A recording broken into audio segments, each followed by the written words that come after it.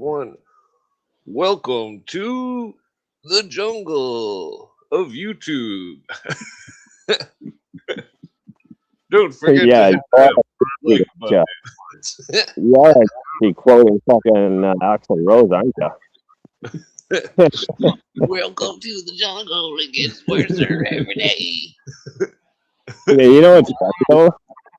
I swear to God, if I know fucking Phil's gonna know what I'm talking about, but fucking tell me Jim Carrey wasn't a better Axl Rose than fucking the Deadpool than fucking Axl Rose was.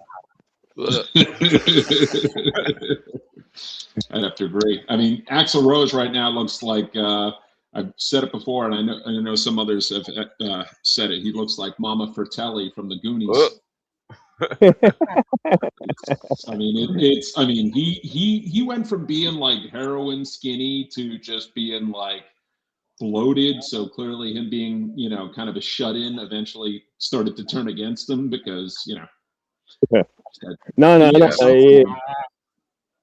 Phil, I always say it comes to like heroin guys like David Bowie, fucking Iggy Pop, and Axl. You know what I call that is?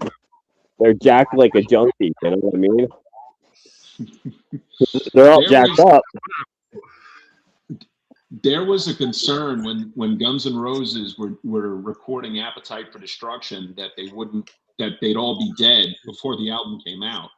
Because they were, whether it be heroin or just being alcoholics or cocaine, whatever the issue was. Because what was it? I think the album came out in like 87, maybe 88. I mean, I remember buying the album. I had the CD, but being a 7-year-old kid, you don't know shit except you like the way Welcome to the Jungle and Paradise City sound. You don't know the actual meanings to the lyrics, but I mean. You think of, they were hardcore junkies and, alcoholics and whatnot. And, eventually, clearly Axl Rose was a control freak. The M-bomb everywhere. The what? What was that? They dropped the bomb every other line. Oh, what was that? That was one of their songs. What was it? What was it? There was a song "1 in a Million" that I heard had a lot of racist lyrics, whatever. But Axl had a whole thing with Manson. He had a big affinity for Manson. That's weird. Yeah, he used to wear a T-shirt with his face on it. Huh. Yeah, but the band later on, I think, had issues with how many times Axl would turn down. And I think people went to Axl in terms of movies or shows and the use of any of their songs, and how many times he either granted or turned down, the rights to use their music. And it was kind of like it wasn't a group effort. He kind of fucked them over. Oh, I said, yeah. I said he's got that sort of Howard Hughes streak in him, like that tortured genius. But Axl Rose just. Is he from the Midwest? I think so. He had some dark shit I think happened to him in his life, but doesn't there is a point when there is an expiration on that. You have to try to be a human being. How many riots he caused at concerts and stuff. Real riots. I'm not talking about Yeah, I was there in Capitol. I was there in '93 in Montreal. With that after Metallica? Was that after Metallica when Hetfield caught fire? Yeah. Yeah, that one. Yeah, there was one in St. Louis where a guy called him was it a Bon Jovi lookalike or something, some sort of quote unquote insult, and he hit the guy, and then he complained about security, and that was after he dove in the audience. That was one riot, but there was definitely Montreal where after James Hetfield walked into the pyrotechnics or whatever, I think while they were playing Fade to Black, actually. Pepsi. You blame Pepsi? I blame Pepsi. You did the Michael Jackson, but and then Guns N' Roses was supposed to go on, and then apparently Axl felt upstaged, and I don't even know if they played that much of any songs, but they walked off, and then he felt upstaged because James Hetfield caught on fire. Oh, I can't beat that. Hard now too, you know. I mean, come on. But yeah, I mean, that was I remember seeing that back when I was a kid, hearing about that. But then later on, it was Behind the Music. Behind the Music was the Netflix of real music industry stories. That's how you learned all the dirt. Whether it was what were the main ones? Metallica, VH1. Yeah, Milli Vanilli, Leif Garrett, Studio 54, like so many of those stories and whatnot. I said, and eventually they ran out of juice, but I said there were so many more ones they could have done. But yeah, the Metallica one was one they played ad nauseum, and but Metallica, what they call them, Alcoholica at one point? Yeah, Alcoholica. But it's funny because they thought Dave Mustaine was too much of an alcoholic. And they kicked him out. Yeah. Well, that's like, I remember I used to be, as a kid, I was a big fan of the comedian Dennis Miller. And he had a whole bit about when Guns N' Roses kicked Izzy Stradlin out. And he's like, what the fuck do you got to do to be kicked out of Guns N' Roses? And he's like, hey, Slash, stop shooting heroin up your cock. We got to vote on Izzy. And, yeah, because they were all, Steven Adler was what was Slash? What were you asking, Jonah? Isn't his mom like a Hollywood actress or something? Yeah, I don't know what his lineage is. It's a mixed lineage. I know that. I think he's like half. I think he's half black and half Jewish, something like that.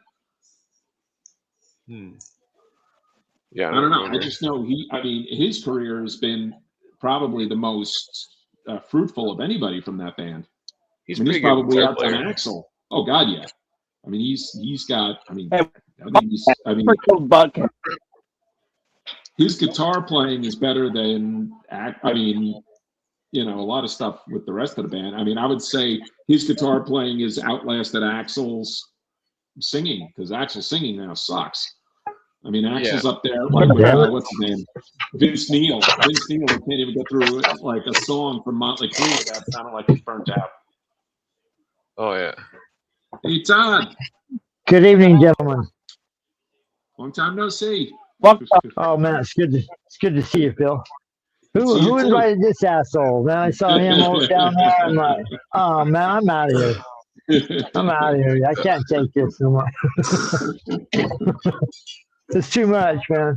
If you're wrong, I gotta go. No, I'm just teasing. Not you, Phil. I love you all the time, Jonah. Damn, that guy. No, I love Jonah. That one Guns N' Roses song, Mr. Brownstone. He said that he wrote it because they were sitting in their apartment, broke as shit, and they kept watching junkies or something go to the store and take back pop beans or something. Yeah, that's what it was. They wrote them shooting heroin. They wrote the song on like a piece of trash or something, and like somehow the song became gold. That fucking song. That was like, ugh. Heavy metal didn't last long, after Guns N' Roses and all these other bands took off and tried to. They were like the afterburn of heavy metal, like the lingering effects from heavy metal, kind of. Well, I consider Guns N' Roses more rock and roll. How you gentlemen doing this evening? Everybody doing good? Not too bad. Long week, but not. Oh man, was a long week. Same. Jonah's probably working tomorrow, right, John? No, I got all rained out today. You what? Got rained out today. You got rained in, so you had the day off. Shooting heroin and drinking beer all day, huh? What the fuck? He's not in Guns N' Roses. Speaking of Guns N' Roses, no. I'm teasing. If you know what's good, if you know what's good, you've been drinking beer all day. Yeah, had the day off in the rain. It's raining Friday night. If you're shooting heroin, isn't every day a rainy day? You don't need much of it. It probably is. Oh, it probably is. Man, when you're shooting heroin, I could say that word. oh, you reach the bottom. That's the bottom. That's what I was taught growing up as a kid. My propaganda, show junkies. Oh, you don't want to be a junkie, and you don't hang out your arm, passed out, died, dead. Yeah, it's a horrible fate. Great high, bad ending. Yeah.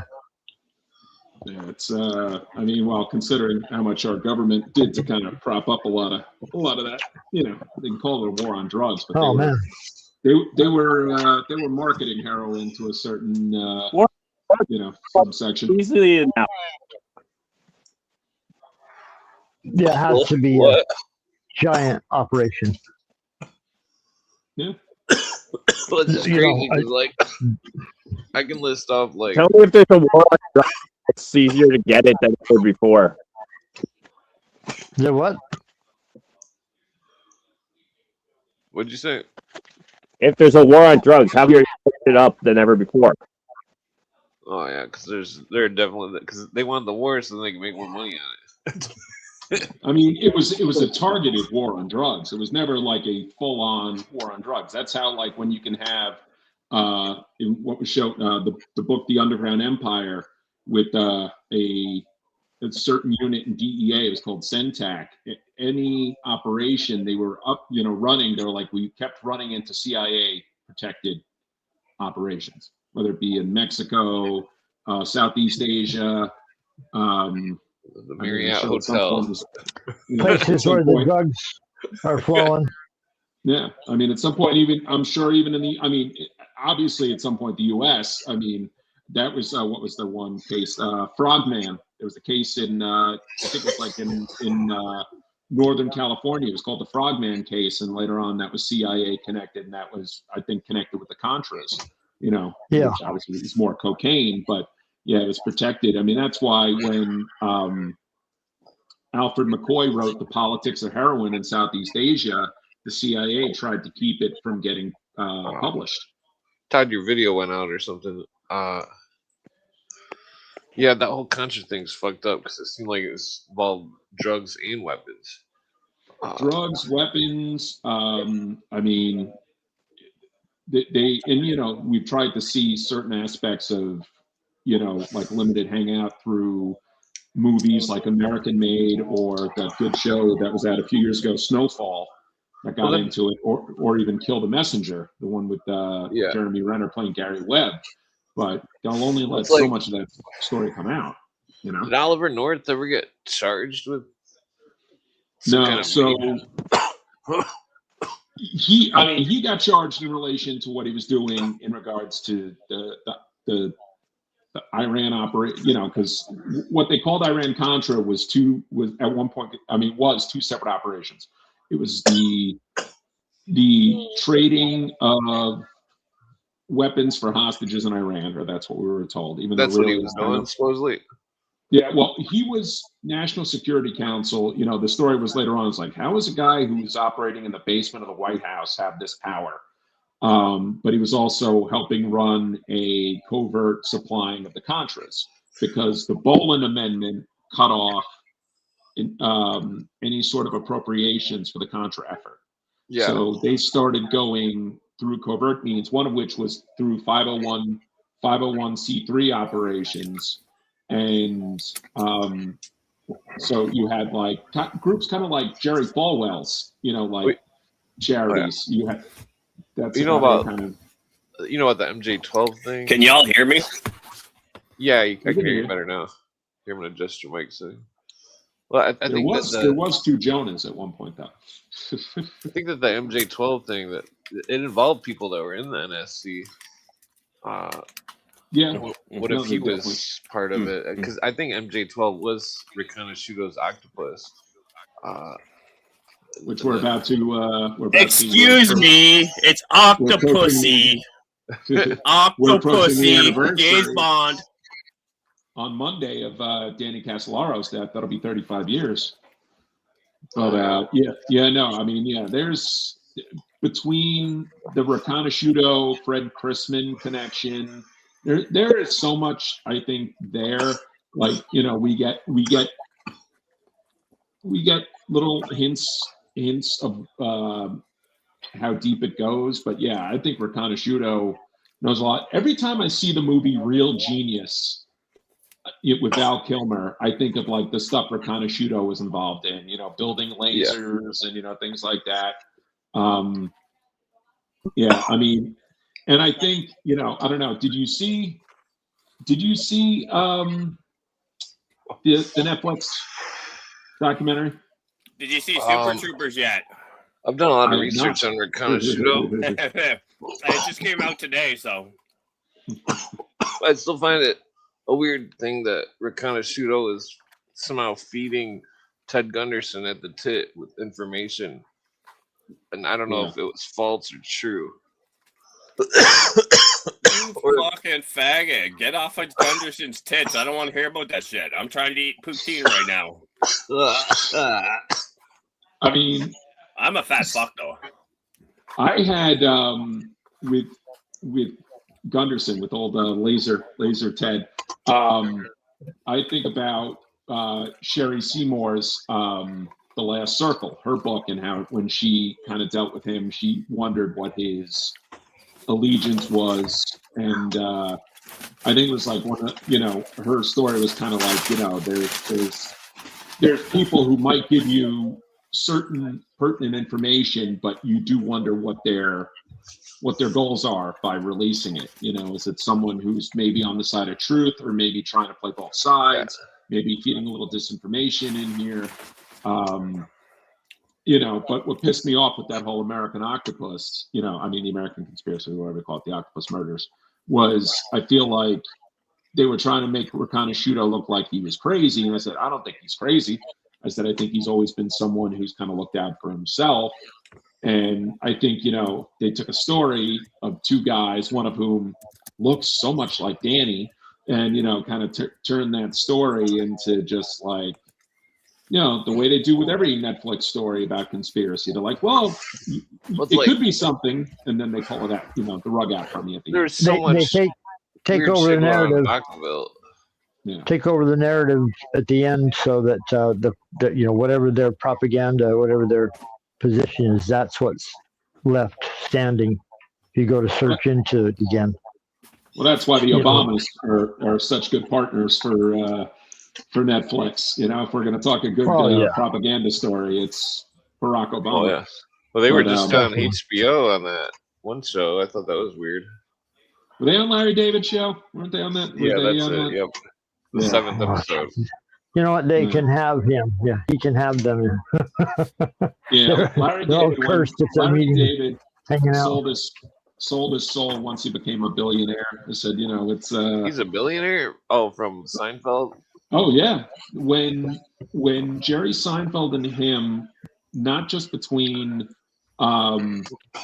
syndication with the reruns, but the DVD deal, became billionaires.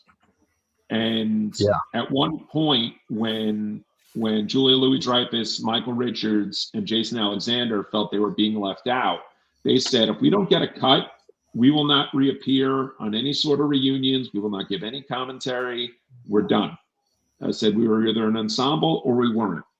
And I said, and to be honest, I said, Jerry Seinfeld, like probably in that realm of actors of those four, probably like tied for third, if not fourth. Jerry Seinfeld could be, I mean, is funny, but as an actor, I mean, they addressed it in the episode, the pilot. Seinfeld can't act. I mean, that's very true. I said, he's not a good actor. Never has so been. They just worked around his inability to act. He brought in some great characters to work around his.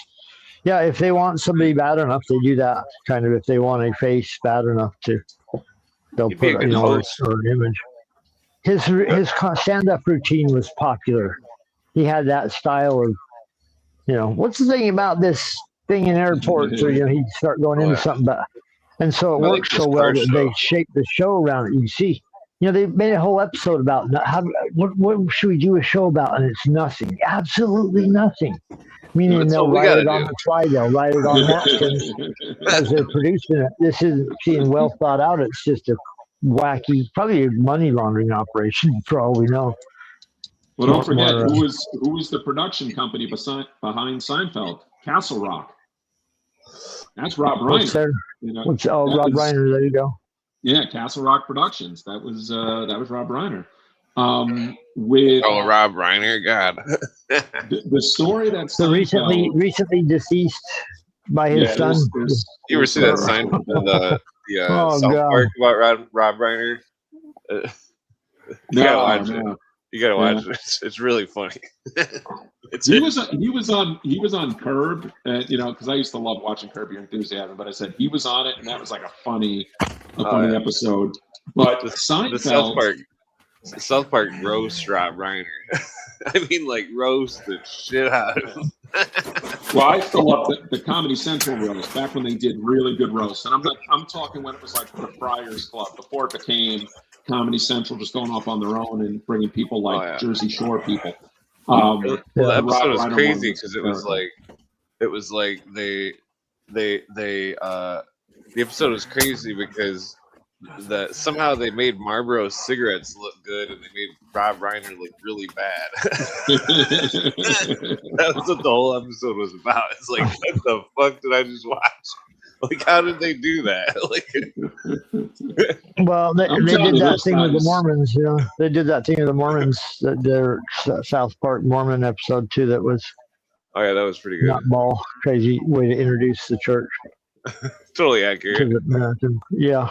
I mean, Trey Parker was a Mormon, so it kind of makes sense. And then you think of where they got the most. Oh yeah, and where you think they got the most criticism was the Scientology, the Trapped in the Closet episode, which the first time it aired, obviously was funny and people liked it. It was, I think, the second time, and there was a whole thing because what's his name, Isaac Hayes, chef, was a Scientologist, and they said, oh, he said something about it, and then Matt Stone's like, he didn't have a problem when he was cashing the checks, and then later on, he said, actually, he's like, I think it wasn't him. I think someone was talking for him.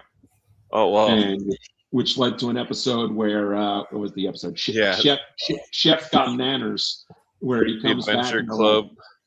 Yeah, he's not the same, and then we're like, yeah, they think someone got to him. And I think his son said later on, he was like, that wasn't him. He was like, he loved those guys. So it's I said, and there's some issues I have with them because of how they handled what was it, the vaccine episode of after COVID, and what was it, the dance, the urinal cakes? They did a 9/11 episode, and then later on it turns out the talk about conspiracy was a government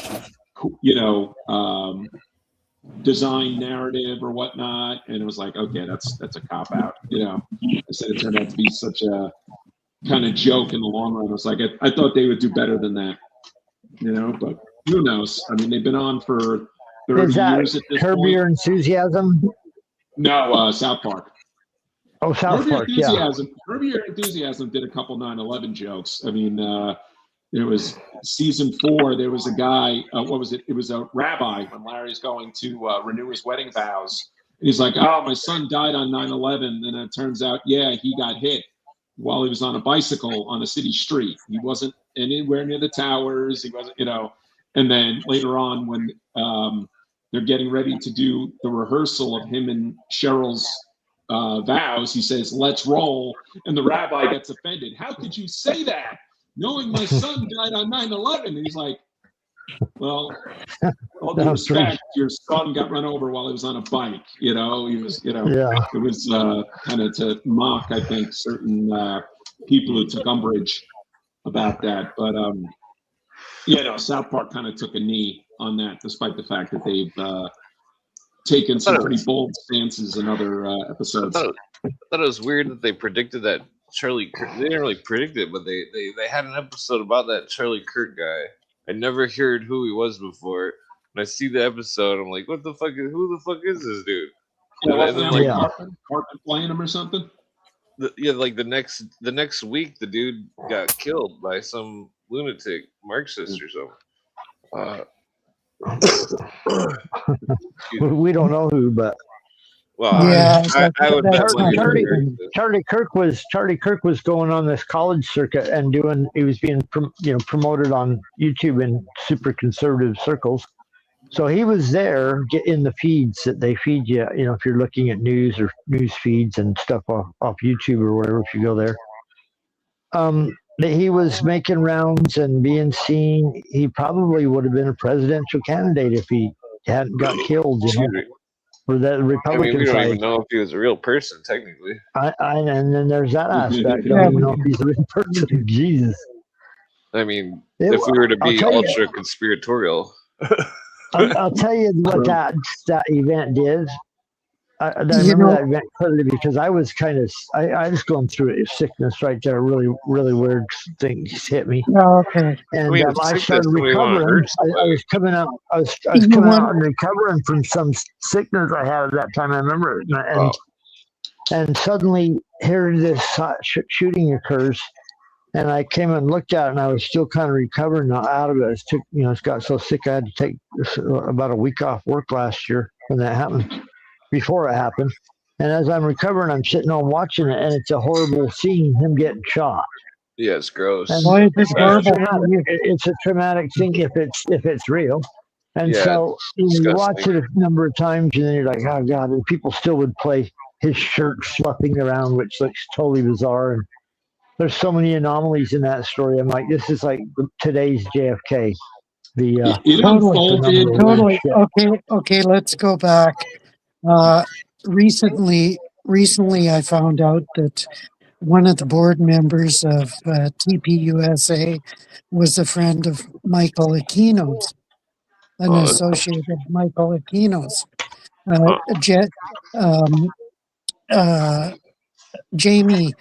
Jamie disclosed that on a recent podcast, and it's covered in this book, Mind War by Michael Aquino.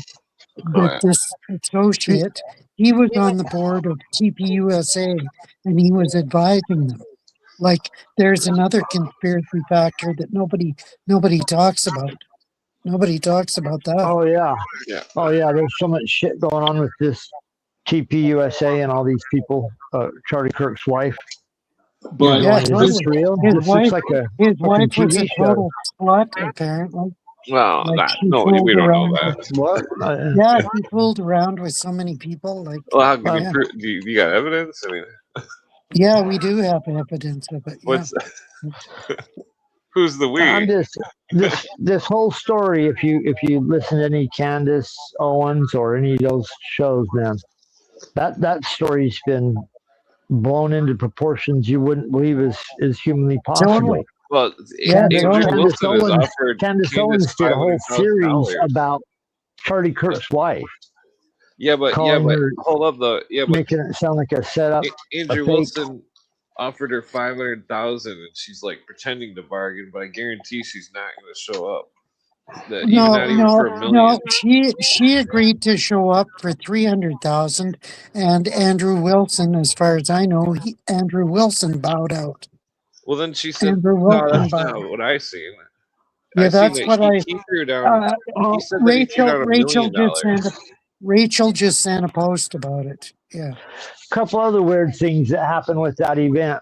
I heard the funeral services, which was a giant stage show with fireworks and everything in Phoenix. That was staged before he died. I heard somebody was claiming that they reserved the fucking about that. center for the that's hearsay. That's hearsay. Unconfirmed rumor. Yeah, hearsay. Yeah. Well, there's other strange things that might not be hearsay. The SUV they threw him in, that was cleaned and sold immediately. And then they replaced the area underneath where he was sitting, all the pavers, within a couple of days. Yeah, that I agree with. That was totally repaved over. Yeah, that's a fact. That's a total fact. Definitely fishy. Yeah. Very strange. What are they hiding? 30-06 to your neck or chest or whatever, hiding a hole. That sounds pretty suspicious. And those cameras were absconded with immediately after it. The first thing his assistant did was pulled all the SD cards that were in the direct thing that had a view of him really close. The most important thing is his guy that was in charge of the audio, video, or whatever. He pulled all the SD cards immediately. Yeah, totally. From the surrounding cameras, and those images I think that what should be done is a forensic analysis on the bullets. Yeah, that weren't good luck spent. with that happening nowadays. Let me finish my Good statement. luck. The forensic analysis on the bullets that the murderer used, and to see the velocity of the bullets, to see if the gunpowder was old or something, and maybe it was like old, and that's why it didn't do as much damage as what people think, you know? Because if they were old rounds, they could have, only been like, 50% of the pack. You can carve on a copper tip of a bullet or whatever, but no one does that. No one does that anywhere ever. Well, no, what I'm saying is the forensic analysis. I'm saying, Clint, stories where they're writing on the sides of bullets. This has got to be made up. Whole manifesto on the side of the bullet. We all did. We all did. Nobody's doing that. Well, serial killers and stuff are fucked up. They're all fucking. It's interesting. Yeah, but he's not a serial killer. He was the one. Yeah, he's not. If it was him, he's the one. Hold on. There was a meme going around talking about the bad guy from Silence of the Lambs, and he's like, "I gave him kidney with farva That was beans." a fiction story. Hold on, that let me finish my statement here. Story. He's like, "I gave him kidney with farva beans and some Chianti." Yeah. It's interesting because somebody pointed out that those three foods are stuff that blocks MAO inhibitors. And so the medicine that they were on for their psycho thing in the movie, the guy, he like triggered the guy's insanity because he gave him food that blocked the MAO inhibitors. But like, don't you think the author of the book knew what he was talking about and did some research? Yes, he did.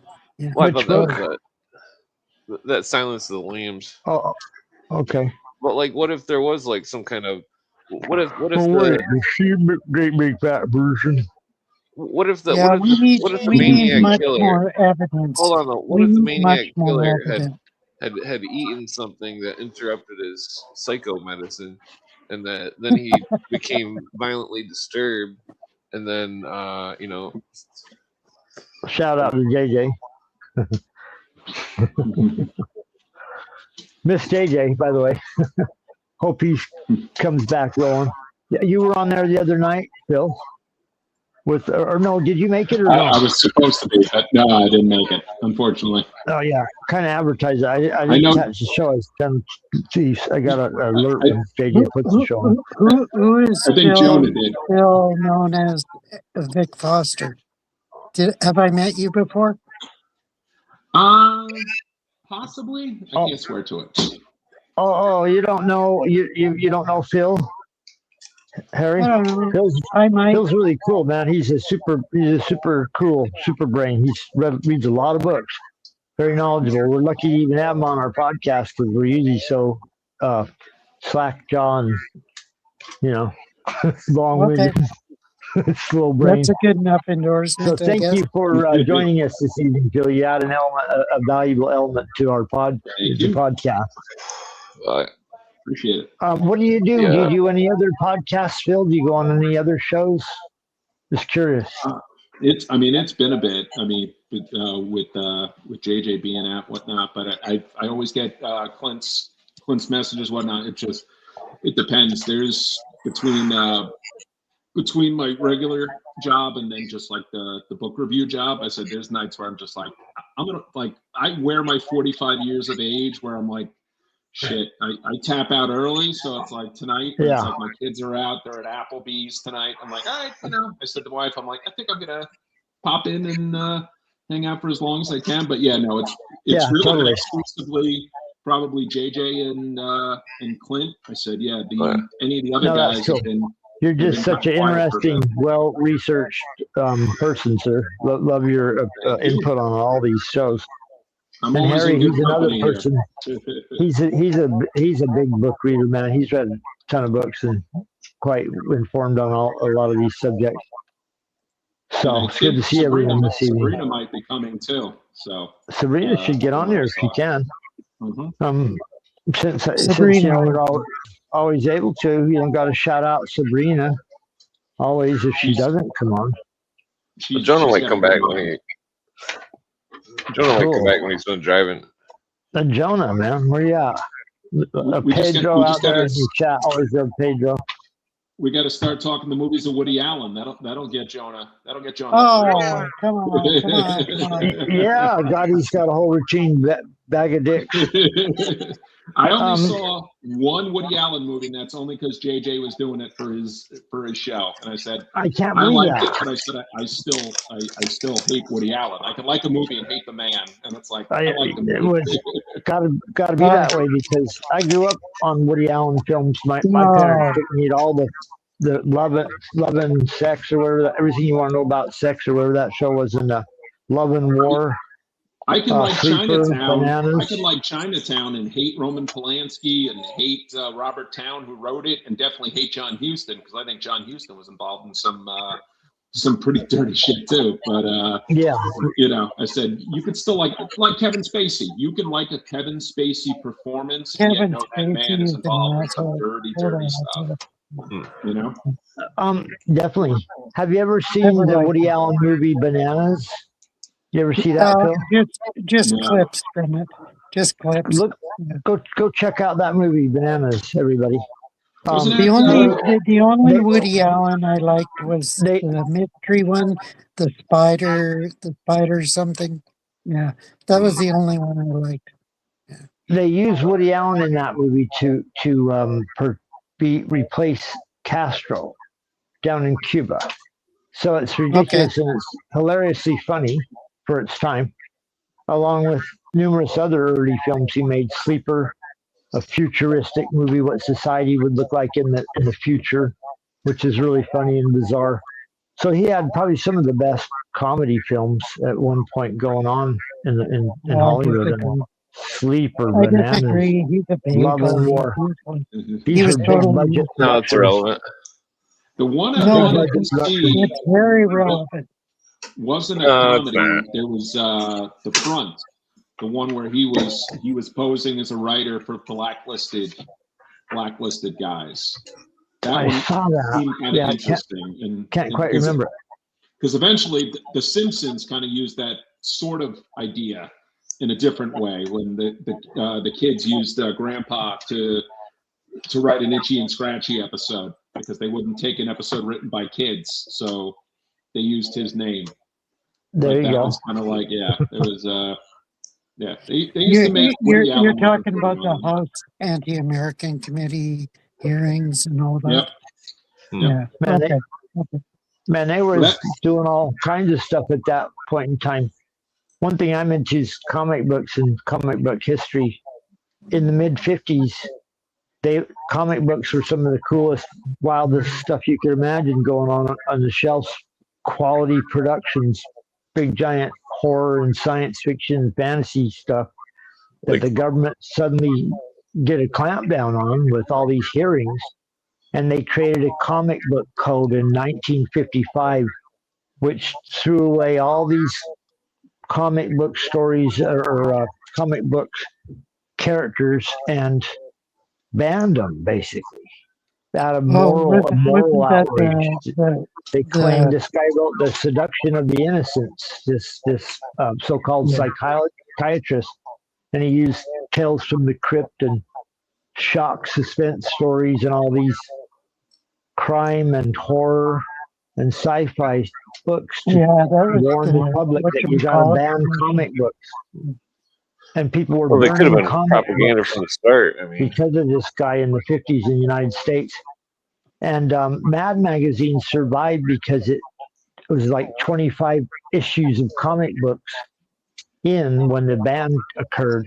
And the way it got around it is the publisher, William M. Gaines, decided to publish it in a magazine format, which allowed it to continue. And Mad Magazine was published magazine ever after. Comic books had higher regulations, but if you were a magazine, you had looser regulations. Yeah, that's totally true. More Same with adult. Conan the Barbarian. The comic books got regulated, so they went to the They magazine. stepped on comic books, and the government had to be involved in it. And then they created like 2 or 3 big ones, DC and Marvel. And then that's where the propaganda is, because anywhere they can slip propaganda in, they do. And drugs were strictly forbidden from about 1955 to 1970 of being shown in comic books. You couldn't show a guy shooting up. You couldn't do references. So, like in the early 70s, the very first time they showed a cover of somebody shooting up, I think that's a good idea. Controversial. Totally. Just to add something. So you think of like how our mass media has kind of evolved, and you think of back like in World War One. I think it was like the what was it? They had an office that was kind of like their war propaganda. OSS. World War One. OSS was definitely around there, was a successor to that. But you had one that was like, I think that was where Edward Bernays came in or whatnot.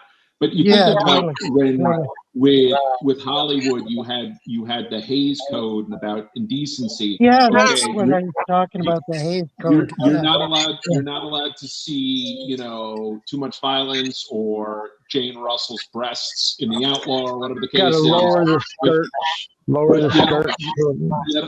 Yet you're allowed to propagandize people, and you have Walt Disney and Frank Capra kind of doing their own wacky sort of movies, and to kind of like militarize the public. That's okay, but God forbid you show a boob or you a side boob, for that matter. Heads can be smashed, and people can be tortured to death for hours, and the most bloody, gruesome stuff can be shown, but no nipple. You can't titillate, but you can definitely shape their hearts and minds, because it's all about the propaganda. It's all about God and country, and I think the comic books have always been propaganda. They're preaching the New Age religion through the comics. I mean, look at that new Fantastic Four movie. It was full New Age religion. Everything, DEI and Hollywood's dying for DEI. Even though Trump's in there, DEI scripts are still being released. Wonder Girl is a DEI script. An angry girl that's on her own, likes to drink and kick people, bad guys' asses. Angry, ugly girl. Just like all the. Can you see the? Well, just like Freeman used to predict that they were doing some kind of warrior goddess programming on the females.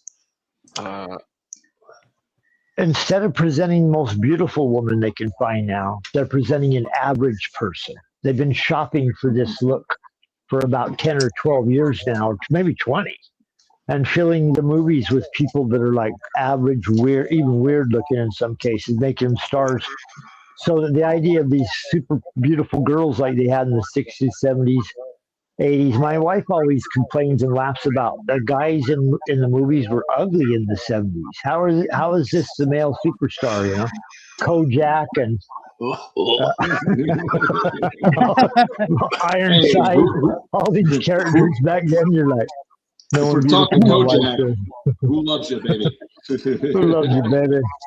I used to say that to my friend that didn't know who the hell it was for a long time. Well, I didn't know for the longest time that Ironside, Raymond Burr, I didn't know he was gay. Like that was a I didn't know that. Holy shit! I don't think I'd heard that either. But funny enough, one of the last movies Raymond Burr was in was actually pretty funny. It was in Delirious with John Candy. He was actually pretty funny in that. It was a box office bomb, but I said it was a funny movie. He was really good in that. I think just because he played himself. I mean, he played his typical Perry Mason. Great actor. Oh God, fantastic. character, Perry Mason. Jesus, it's iconic. Well, during COVID, they did HBO had a couple seasons with the different. They had Matthew Reese from The Americans, and he's in that. What was that? Widow Bay or whatever? Widow's Bay, that new show that just came out. He was Perry Mason. Yeah. Okay. Have to watch that. It is okay. It's kind of dry though. It's pretty good. I mean, the first season was a kidnapping, and you had what's her name, She-Hulk, Tatiana Maslany, who I liked in Orphan Black. I haven't seen that. What series is this again? The Perry Mason. That was HBO. That was, the new Perry Mason. The one with She-Hulk. Where is she? Oh, She-Hulk. That was on Disney. That was on Disney Plus, I think. She-Hulk, where she was a lawyer. It was. Oh, yeah. God. Yeah, I've seen that one. That one was horrible. Decent. Good or bad? It was decent, but kind of PC. I wouldn't watch it. Yeah. Wouldn't watch. Oh, it's all Democrat Party basically wrote the script. Yeah. Because she's a lawyer and she's in Hollywood and she's kicking some ass. Yeah, they're trying to brainwash everybody. I was just seeing something tonight, and it had not She-Hulk or something. I just felt like random scrolling, and it was a guy who I knew did the movie. I think it was Easy A, which was with Emma Stone, and he was doing some movie, and he's like, I took the nudity and sex scenes out of it because no one wants to see a sex scene in a movie theater. And I'm like, that's debatable. For years and years. What are we talking about here? I said, I mean, come on. I'm like, I don't think you know what you think the movie, viewing public wants to see. No, I can't. Like, flashing boobs is okay for the public. Yeah. I mean, people have seen those old 80s movies. I mean, come on. I mean, you watch some 80s movies, all of a sudden there's boobs for no reason. Like, whoa, in the comic book industry, as a code word, because they banned boobs, like you couldn't show boobs like they were for years and years. They called them headlights. Yeah, totally. When they banned doing them, and all these artists that were doing all these cool racy kind of covers now were subjugated to follow the government, because government mandated it, because this character was this holier than thou character basically got enough support writing a crazy fanatic book about the comic books. There was a battle of what you could even put in a comic book, and then they created a code that only allowed certain comic books to be official, and nobody's going to carry another comic book outside of that, because the distributors across the United States at the time, those are the other unions. You know what I mean? Yeah. Where the stores are ran by unions that decide what's going to go in the store, and if they don't like your comic book, you don't get there. So that's how they use propaganda to get their stuff flowing. So anything you're seeing at your store, Marvel, DC, is propaganda. Whatever the story is, it's being given a thumbs up or thumbs down by the government. So go look at the comics as they're being produced at the time. And it's also against the drug war that's going on that we didn't know about. They're telling you no drugs should ever be, someone using drugs should never be seen in comic books, while they're helping get heroin in from Southeast Asia, feeding a giant generation of people's heroin addiction. And you look at these things next to each other, how they play out. A certain segment of society, they were okay with getting heroin, but even with like the movies. So like I've read stuff when what they were trying to have Scarface, the original Scarface, now that was being produced by Howard Hughes, and there was a whole thing of like whether it was based on Capone or not. You're talking about the earlier one. The Paul Muni, George Raft, that original version. They wanted. What year did that come out? Do you know? Pardon me. I thought it was 32. So really early. I think it was after St. Valentine's Day. The original St. Valentine's Day massacre. They wanted the whole thing like the message that crime doesn't pay. Now, meanwhile, that was only right after Capone goes to jail on tax evasion. I mean, it's not like they ever got him for the real shit they could have got him for. But probably because Chicago was so corrupt, and they were okay with it. They wanted the message to be crime doesn't pay. Anything else, we won't give the movie, our stamp of approval.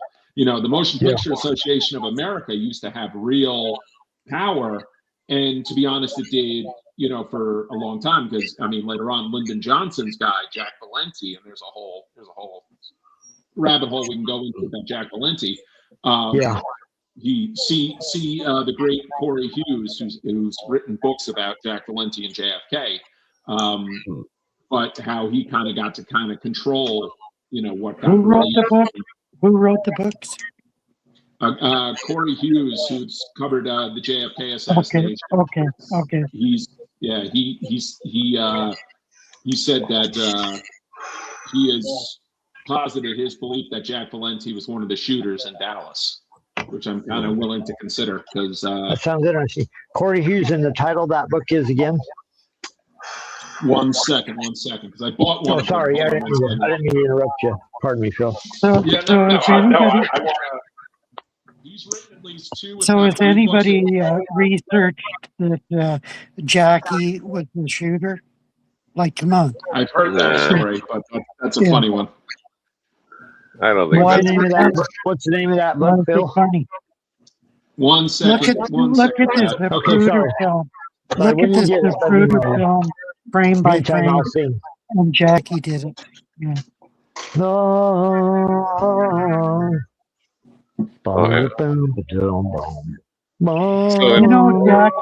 Jackie was on Onassis' boat 6 months before it happened. Mama put my guns in the ground.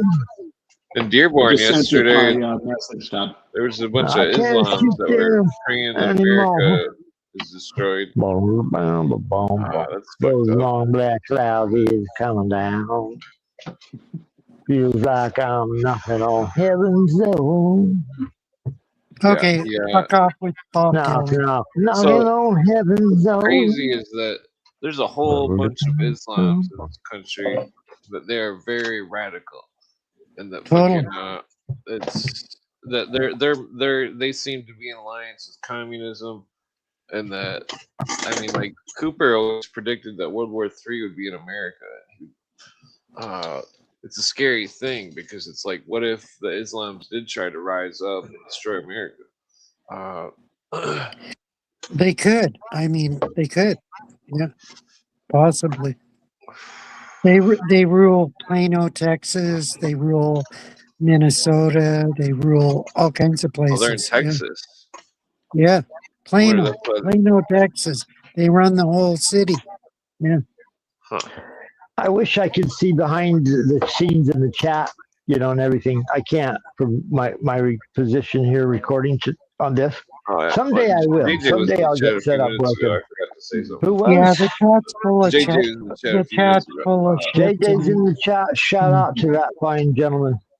Oh, he's come and gone. Well, still, shout out to that guy. Yeah. Todd, did you get a chance to see it? I sent it in private. I did. It's not okay. So he's written at least two, and he's still researching it. A Warning from History is the book, Todd. A Warning from History. Yeah, he's dealing with some. Really, Tara and John. I've heard terrible stories about Plano, Texas. Sorry, I'm just talking. Just Texas in general. Yeah. The movie Texas Chainsaw Massacre. Jeez, there's a franchise based on just family of serial killers. Okay, that was a shit show. I refused to watch it. Which show? You refused to watch it. There's 12 of them. Which one did you not watch? There's 12? How could they push out so many shit shows? Wow. So the first one, the production, first of all, the original makers and the cast made nothing because the distributors were mobbed up and took all the profits. Yeah. Bryanston Pictures. You can tell by the way the picture looked at the end. Jesus. Were the same guys who bootlegged Deep Throat. Yeah, it looks like it. I've heard that. Thank you for Tobey Hooper, who was the writer along and co-writer with Kim Henkel and was the director. Most of those guys didn't clear a profit for over a decade because and what is the point? well, no, just like I mean, they're kind of sleazy characters. The whole industry right there is very sleazy. Afterwards, so it took 12 years before there was a sequel, and at that point, the studios got a hold of it, and then it led to the sequel. Was Dennis Hopper was in the second one, and I hate Dennis Hopper's an asshole. Totally. They, Hollywood runs with it. Once they get their pound of flesh, they'll run with it. Yeah, I agree. Yeah. What's his name? The narrator of the Texas Chainsaw Massacre was John Larroquette, and he said, "How did I get paid? How did I get paid? That tells you everything. That tells you everything." They gave him marijuana. That was his payment. But I read a book that was about the making of that movie, and they started going fucking crazy. Like they went native in doing that movie. Where like at one point there's a scene where I think it's the guy Gunnar Hansen who played Leatherface had like his chainsaw over Marilyn Burns who played the final girl Sally Hardesty, and he's like at one point he's like I almost considered taking her head off. Like they lost their shit like, in that movie. And I think back in 100 plus degree heat in Texas, and shooting in a house where it was about 120, 130 degrees because it's made to look like a slaughterhouse. So, hey, welcome, Danny. Hi, Danny. How you doing, sir? I'm all right. Sorry, I was having a little trouble getting in, so I had to mess around with it a little bit. It kept telling me that I wasn't going to be able to come in with a microphone, or it was like weird. But mine was knocking off, so I was getting knocked off. So you just gotta knock louder, Danny. Knock 3 times. Yeah, knock 3 times on the ceiling if you want me. Whoa, twice on the pipe. Okay, let's hold on now. Tony, we have not proclaimed that we are live. Oh, yes, now we are live finally. All right, we may continue the show. We've been on an hour. We're starting now. No, I'm just teasing. Fantastic stuff. Yeah, there you go. Bill Roll Riley. Jesus. Yes. 15 hours though, they released the 5th batch of declassified UAP files spanning from 15 hours ago to 2026. Yeah. So they're more modern ones. Oh, Stephen Greer's got to have a whoopty. Corey Good. The UAP files are total bullshit. Corey Good is pleased. They're total bullshit. Wait till Satan comes off the spacecraft like Arthur C. Clarke said. Oh yeah. Yeah, wait till the demons come down from childhood then. Well, then you'll be begging the nerds to help you in changing swords. If there's any justice in this world, by the time Corey Good is happy, David Wilcock will rise from the dead and beat him to death. Yeah, exactly. We call that righteous. It's wacky. We are getting release. It's more like a revelation, and the giant propaganda project is more what it looks like. Revelation? Are you serious? Well, I'm saying we're being fed movies and pictures and info from them to give you an image that they're releasing stuff, so that they're not going to tell you what's they're doing. They're not telling you their part. One of the documents claims that one of the UFOs, an orange one, had a dead body in it. A dead spaceman discovered inside mysterious metal sphere. There's a lot of those. Yeah, I just watched a YouTube video where there was a famous movie where on the moon, a moon landing, they discovered this ancient astronaut that was dead for 500,000 years, and he was wearing a spacesuit, and they found him Oh, on I the know. moon. That was crazy. Have you seen that I movie? saw some of that. Yeah, totally I didn't see weird. the movie. They had pictures Yeah. of this. Yeah. Supposedly Apollo 17 or some weird thing off the record went to a ship that crashed on the moon. They had very realistic photos. They were pushing that thing a while back. If you ever saw that, they zoomed in Yeah, on these aliens that were frozen in time because they were crashed on the moon, and they had super realistic photos. That were.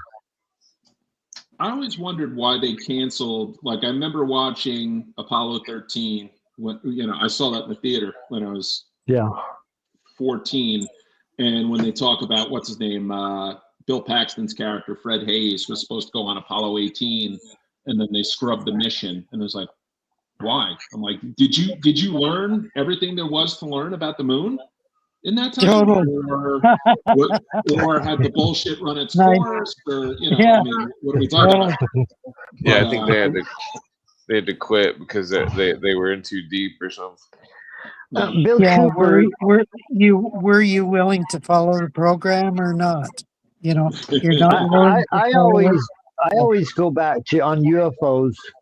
I always go back to Bill Cooper or John Keel. Those are my two probably most John Keel. famous influences. I love John Keel. Bill Cooper said, "We've either been to the moon and we go there all the time in ships that they're not telling you that they have, or something like that," is what he said, "or we can't get there." Totally, and we can't get there. And so Cooper said that a couple times. It blows your mind. And then John Keel about the moon. He did a thing. There are people that believe that there's Mothman on the dark side of the moon. But John Keel, one of my favorite guys. His position on this stuff was that these things could be interdimensional, and they're whatever's going on, they're disappearing in portals, and there's something more ethereal to their substance, so they're able to do something. I saw a video recently. There's a patent that was filed where they're teaching people how to walk through walls. Somebody has a patent on how to warp the energy in front of you, or the environment in front of you, and be able to walk through solid doors. That was a video I was watching that somebody's filed a patent and got it patented the other day. This bizarre concept of bending space and time and walking through walls. People claim they could do this, throughout history. I'm not saying I've seen them. This book here that I'm holding in my hands is worth $1,000. It's worth $1,000. $1,000. What is it? $1,000. What is it? I've got 2 copies of it. What's the name of it? The Dark Gods. The Dark Gods. Okay. That is a mint copy. That is a nice copy. Yeah, it's pristine. I haven't touched it. Tell us about this book. Have you read it?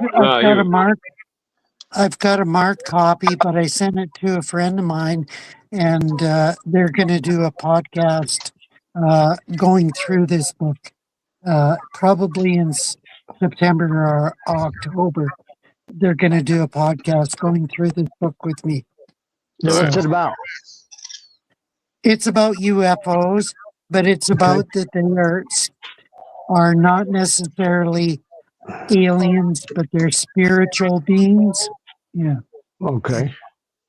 This book was written in 1985.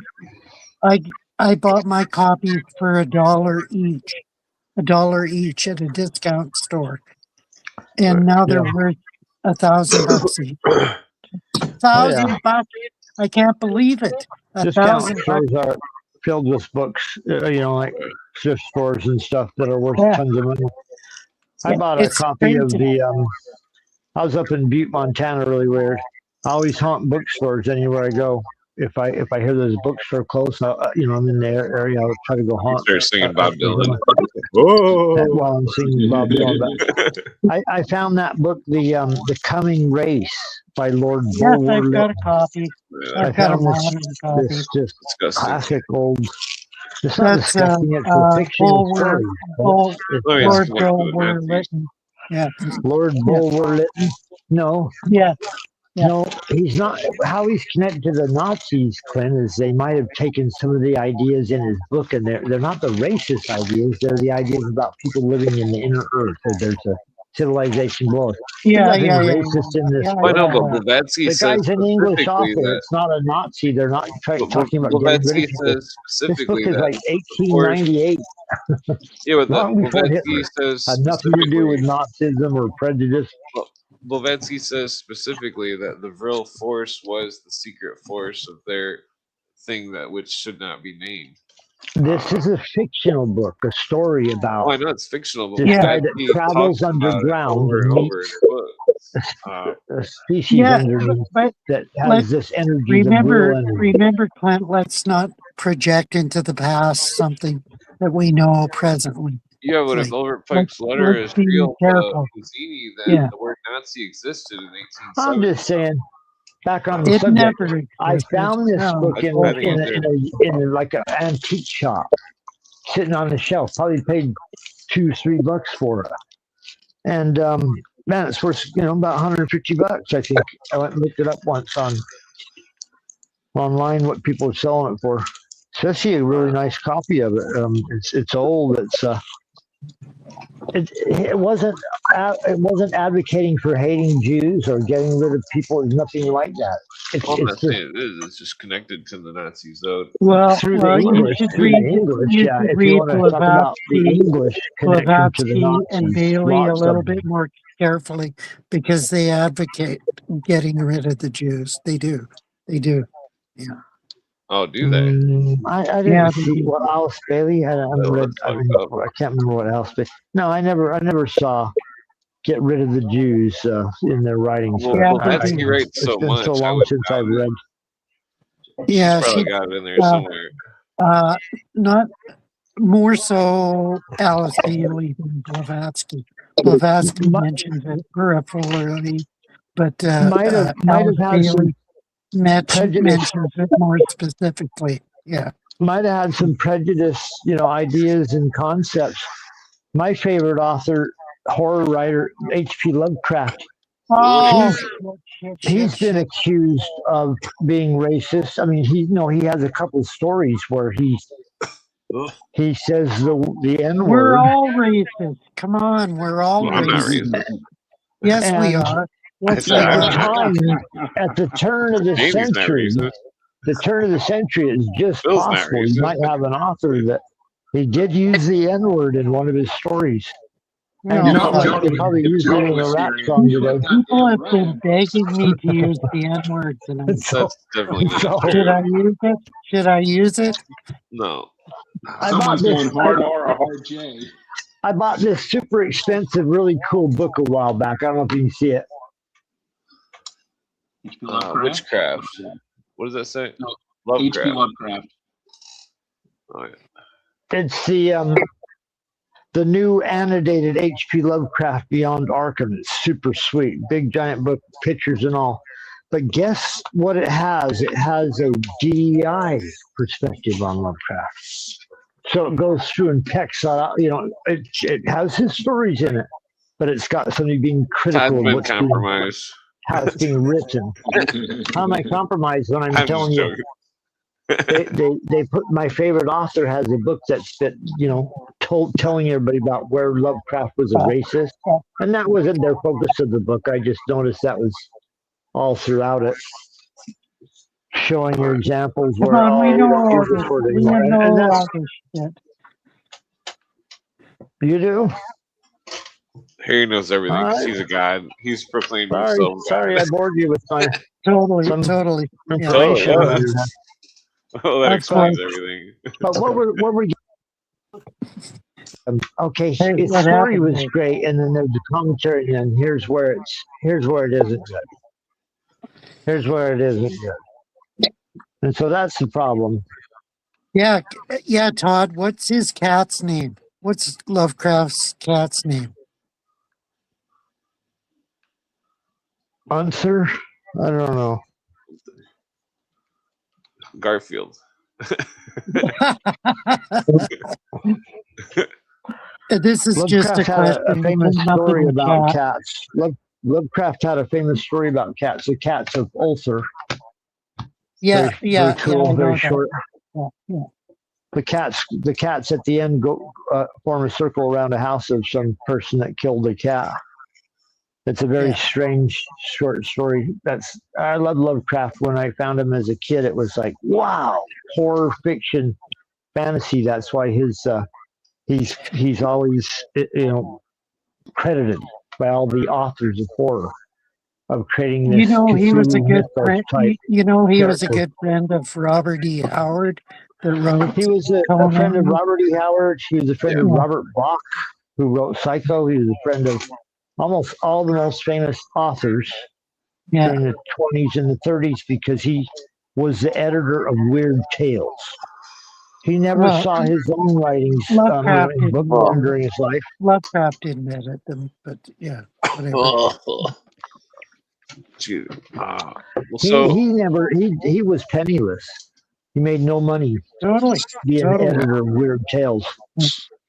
But he met all the people that wrote books, and all your movies and all your television shows are written by the people that Lovecraft was friends with. Lovecraft wrote a very small amount of work. I think it's about 37 stories in total, and most of them short, so a very small body. But he wrote volumes and volumes of letters All right, take a breath. To his friends. Sorry. I'm just joking. So, his friends were writers everywhere at the time, 20s and 30s. They'd become the people that wrote the science fiction stories in the 50s, and Ray Bradbury and all that would be influenced by him. So Lovecraft is a huge influence on everything you're looking at. I agree.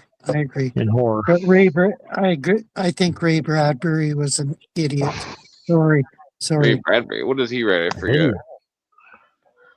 The Martian Chronicles. He wrote the Martian Chronicles. He wrote I Dream the Body Electric. Something Wicked This Way Comes. Something Wicked This Way Comes, yes. The Illustrated Man.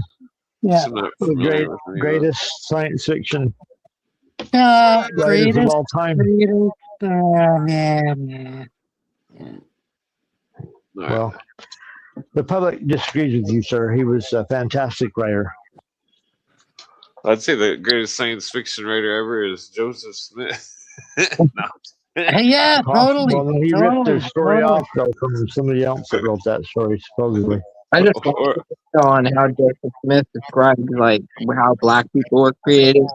Yeah, it's the first thing I thought was Scientology. I'm like, this is some crazy Scientologist kind of shit. We're getting an echo on you. We're getting an echo on you. Let me check my audio. We can't hear you properly.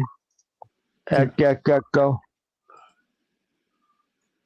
Sometimes the background reduce mic thing turns off. I'm sure my mic is booming and drowning out everyone's voice and hearing every slurp of my beer. Pardon me. Serpent. Did you say serpent? I try to keep it to a very minimum. It's very hard. What's that? Night. What's that? Let's start over, Daddy. Right. Let's do a sound check. Everybody say what's up. Yep, do a sound check. All right, can you hear me? I was just saying, I saw a video on how Joseph Smith and the Mormons believe the black race was created, and it's some crazy. Yeah, they did. Ooh. I agree with Joseph. Sorry. Yeah. What? There's there was demons, and then there were neutrals, and then there were the ones in favor, I guess, or something like that. And black people descend from the demons who came from Lucifer. It's really crazy. Yeah. But it's entertaining. I will say they definitely have an entertaining. That's why their skin's that color. There's writings where they talk about that. Terry Jackson is on. Prejudice. Wow. Hello. Hello, Thank God Bill. our society isn't prejudiced like that anymore.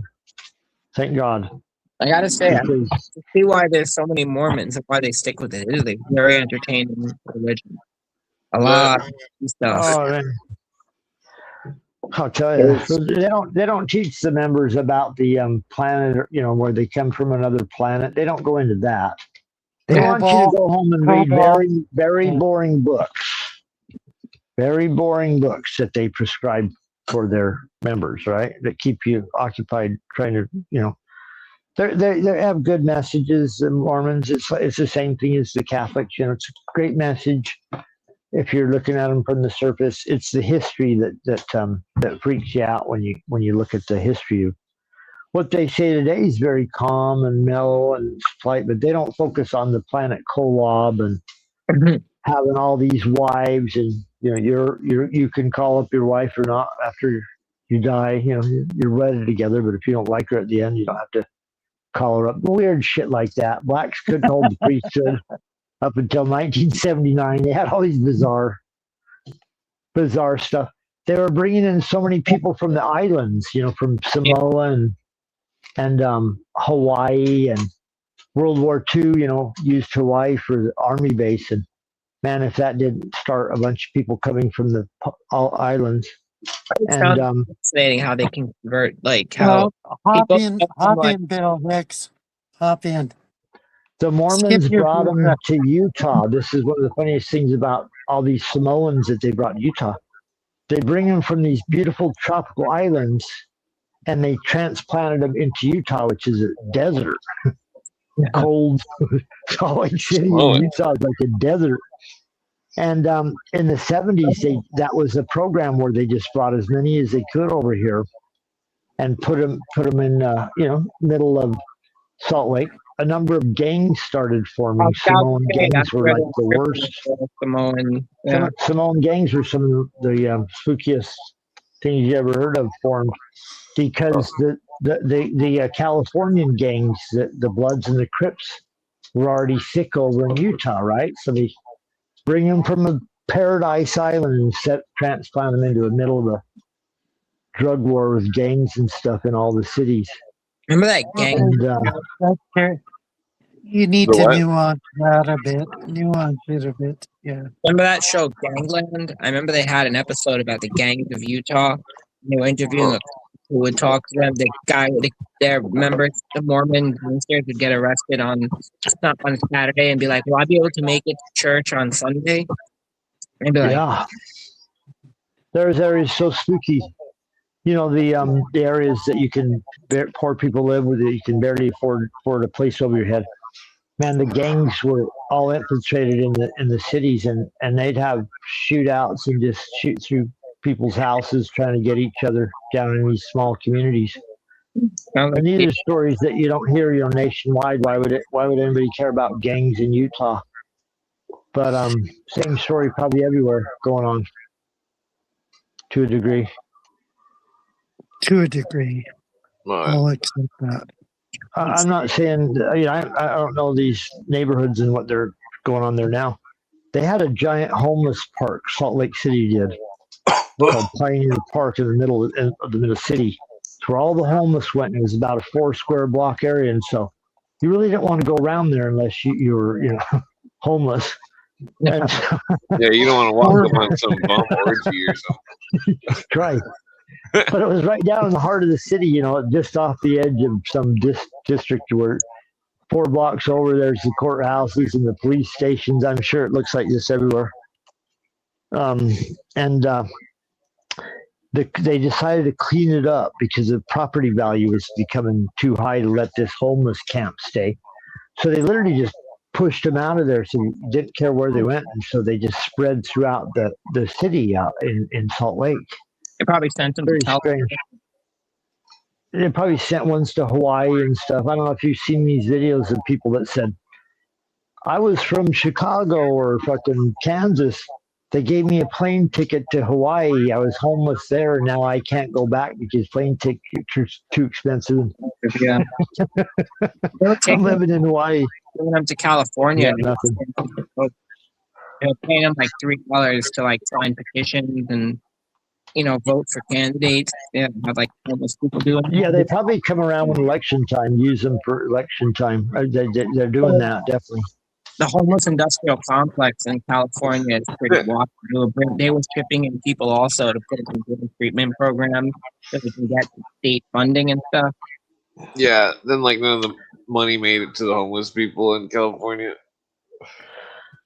The Democrats are super aggressive. They have a campaign where they send people out to get hundreds of votes. Like they go into apartment buildings, homeless camps, sign 100 people who God knows what they're getting paid, but they write down what they voted for.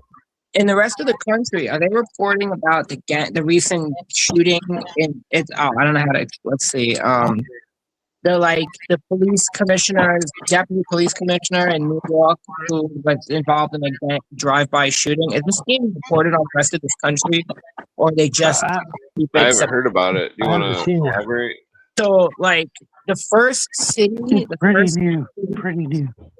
Outside of New York City, out of the Bronx, is Mount Vernon, and Mount Vernon is an absolute shithole. And they hired this DEI woman who had no experience. Her husband was a former heroin trafficker, and apparently she was caught driving a car in a drive-by shooting as her son shot up some people outside of a courthouse in the Bronx. And this guy, they knew like her husband had been involved with nonprofit fraud in Winston-Salem, North Carolina. He had like a drug treatment program, but he was also trafficking in heroin. And they hired her to be the DEI deputy commissioner or something of the Mount Vernon police. She's literally connected to it's called the Slutty Gang. And she helped her son commit a drive-by shooting.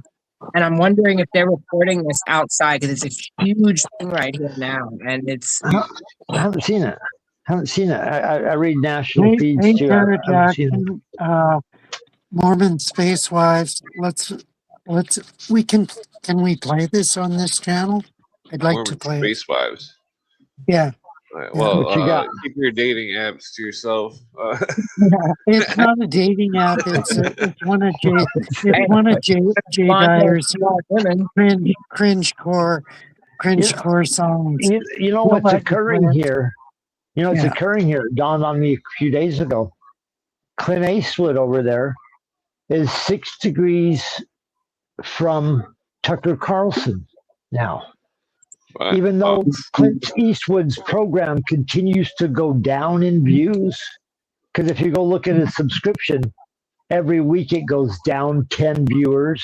They went down 20 viewers this week. Went down 20 viewers this week. Clint said something that was just so horrible. It's probably because I haven't been on for 20 days. That's not true. They fuck with Clint's channel so bad. They fuck with Clint's channel so bad. Words that you say. Goes down in views, it comes up a little bit and then goes down. Anyways, I had to make mention of that. If you look at Clint's subscriptions, it was like 5,790, and then it went to 5,770 like in a week, which is just bullshit because it goes up a little bit and it goes down a little bit. Well, I had Donut on like 2 nights ago. I didn't even get any extra. Usually when Donut comes on, you get 1,000 views. It's like, whoa. 400 He's got 10,000 views. Oh, but anyways, I didn't get to finish. We're 6 degrees on Clint Eastwood's show from Tucker Carlson. Old Jay Dyer was over there with Tucker Carlson the other day. And Jay Dyer is married to who? A dude. Jamie. Harry? Was it Jamie Hanshaw? Jamie Hanshaw. Yeah. And Clint's been on Jamie Hanshaw's show many times, friend of Jamie's. Well, I met the guy. So from we're Slayer officially once. connected to Tucker Carlson over here on fucking Clint Eastwood's show. Sounds like some pretty solid stock. No, I'm just teasing. I'm sure Jay Dyer. We need to get on Larry King. There was a rumor going around about 2 years ago that Clint Eastwood was Jay Dyer. That was your rumor. I don't know if you heard Are you that serious? rumor, but Come on. oh I yeah, think it's Jimmy Dore, but as soon as they're I think never seen in the same room at the same time. I waited for Jimmy Dore for like 3 hours in New York when he came here because I wanted to like get on his show and talk about the COVID thing. And he's Okay. like, I'll have you on your show. I'll have you on. You got to come on and talk about it. Gave me his email. Yada yada yada. Never responded to me. And I think he's a shill personally. So unfortunately, I think he's a shill because I'm like, Jay bro, Dyer? this is the most important story you can tell right now, and you didn't even take it. So I was like, No, he's talking about some other dude. What was his name? Dawson or something. say it again. You're talking. What was the dude's name that you're talking about? Jimmy Dore. Jimmy Ball. Jimmy Dore. Oh, Jimmy Dore. Resonator. Why do I sound horrible? Sorry. All right, you're clear. You sound good. Yeah. I mean, It's always what medical. was the deal with Jimmy Dore? So Paul's God is Harry's God. That's What's the deal with Jimmy Dore? I'm pretty Danny? sure he's a shill. I'm pretty sure he's a shill. Oh, Jimmy Dore. Yeah, is a shit. Jimmy Dore. part of the, He had some good shows, but he's questionable. Yeah, I agree. He's questionable. He was, Yeah. he was There's the also one a who lot of spit stories. Hold on. spit on I Alex want- Jones. I want to hear Phil. wake up a little. Height. He's literally my height, so there's no way he's 5 something, like 5'5". I want to hear Phil on Jimmy Dore for a second. Yeah, Jimmy Dore was with Chunk Uger. He was part of the Young Oh. Turks at one point, and Gosh. they had like a falling Oh, out. the Young Turks. Are you serious? Oh, Wow. Jimmy okay. Dore, like Jimmy Okay, Dore okay. spit on Alex Jones at one yeah, I point. remember And that. then Stupid. Jimmy Dore kind Yeah. of underwent kind of like a conversion. So Yeah. now, So he- like, I mean, Things like closet Islam. He saw the Uh, light. Yeah. well, Jimmy Dore got the stabby jabby and talked about how What? that had You got the the effect on him. stabby? The That's- stabby jabby. Get the vaccine. Yes, he did. And ever since then, his campaign has been against against it. I listen to He's Jimmy called Dore him out. every show. And, Every show. you know, he's undergone a conversion, and to be honest, to a certain degree, so did I don't think so. I mean, Chunk a little bit, probably more. What's her name? Anna Kasparian. I think was the one Yeah. that kind of went more so. But meanwhile, like there was just a thing on Twitter about how Tucker Carlson's having on Hunter Biden. Now watch how that gets turned. So, Yeah. because now, like Hunter Biden, I think was on Nick Fuentes' thing or something like that. Like now, you're starting to see like Yeah, well, we Hunter don't Biden, know. totally reborn. He's Yeah. totally We are- reborn. We are The new in Messiah. the Yeah. political version of the upside down because, okay, you want to make Hunter Biden into he's a tortured artist and this and Yeah. that. No, he is a fucking junkie who, in the end, and again, I'm not shitting on junkies because I've known junkies. Hunter Biden is the Biden who shouldn't be. Yeah. Bo Biden. It's like that Lovecraft story, the thing that shouldn't be. Bo Biden was the chosen one, except he died. Kind of Totally. like how George W. Bush was the Bush who wasn't supposed to be Yeah. Jeb. You know, like Yeah. Yeah. not everything always The works Bush- out the way you hope it would be. You know, The Bush that looks like Alfred E. Newman becomes president. I thought that was really fascinating how stupid this modern new right is the fact that they're all of a sudden forgetting everything that Hunter Biden did. And they're just like, whoa, he's cheating fat, he's based. And I'm like, he got photos of himself missing. He got photos of himself with like underage girls. What the hell is wrong Yeah, with him? but he's pardoned. He's okay. He's pardoned. He was totally Yeah. pardoned. There's another lovely character that was pardoned, Fauci.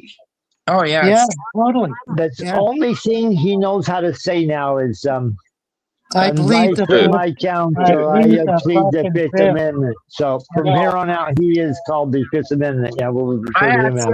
I always thought that everything Hunter Biden was doing, including like leaving his laptop at the deal at the store and everything. I always thought all of that was to take his dad down, was to like basically destroy, leaving cocaine in the White House, leaving his dirty laptop at a computer repair shop.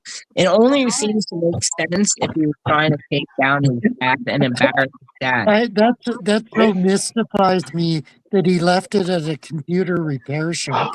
Think of it, he did it on purpose. Didn't he have better connections than that? Like, I- why would he leave it at a... Danny, that is exactly what I thought. I thought he was trying to sabotage his father, that there was just like a hatred towards Joe, because I think Joe is the worst of that. And it's almost kind of like, can anything ever go right? You know, like after a while, because remember, Joe Biden was considered an incompetent boob from Delaware. This was a guy who in 1988 in an election where it was kind of like, okay, we're going to kick the Republicans out. Biden gets nailed for plagiarizing a speech. Gary Hart takes a trip on the monkey business, and meanwhile, I don't think that. I think Gary Hart reopened the Kennedy assassination case. And Bill Clinton's like, hey, I'm going to run. They're like, no, you're not, Bubba. Sit the fuck down. And they're like, we're going with Dukakis. And that was not, I mean, I think it was kind of like that intermingling, the Yankee and cowboy aspect of politics, where they were like, no. Yeah. We're going to let the guy who's going to look like he's riding a tank and he might have, you know, he wasn't involved in the Willie Horton thing, but guilt by association. And go for, and his wife might be a drunk, so we'll go with that.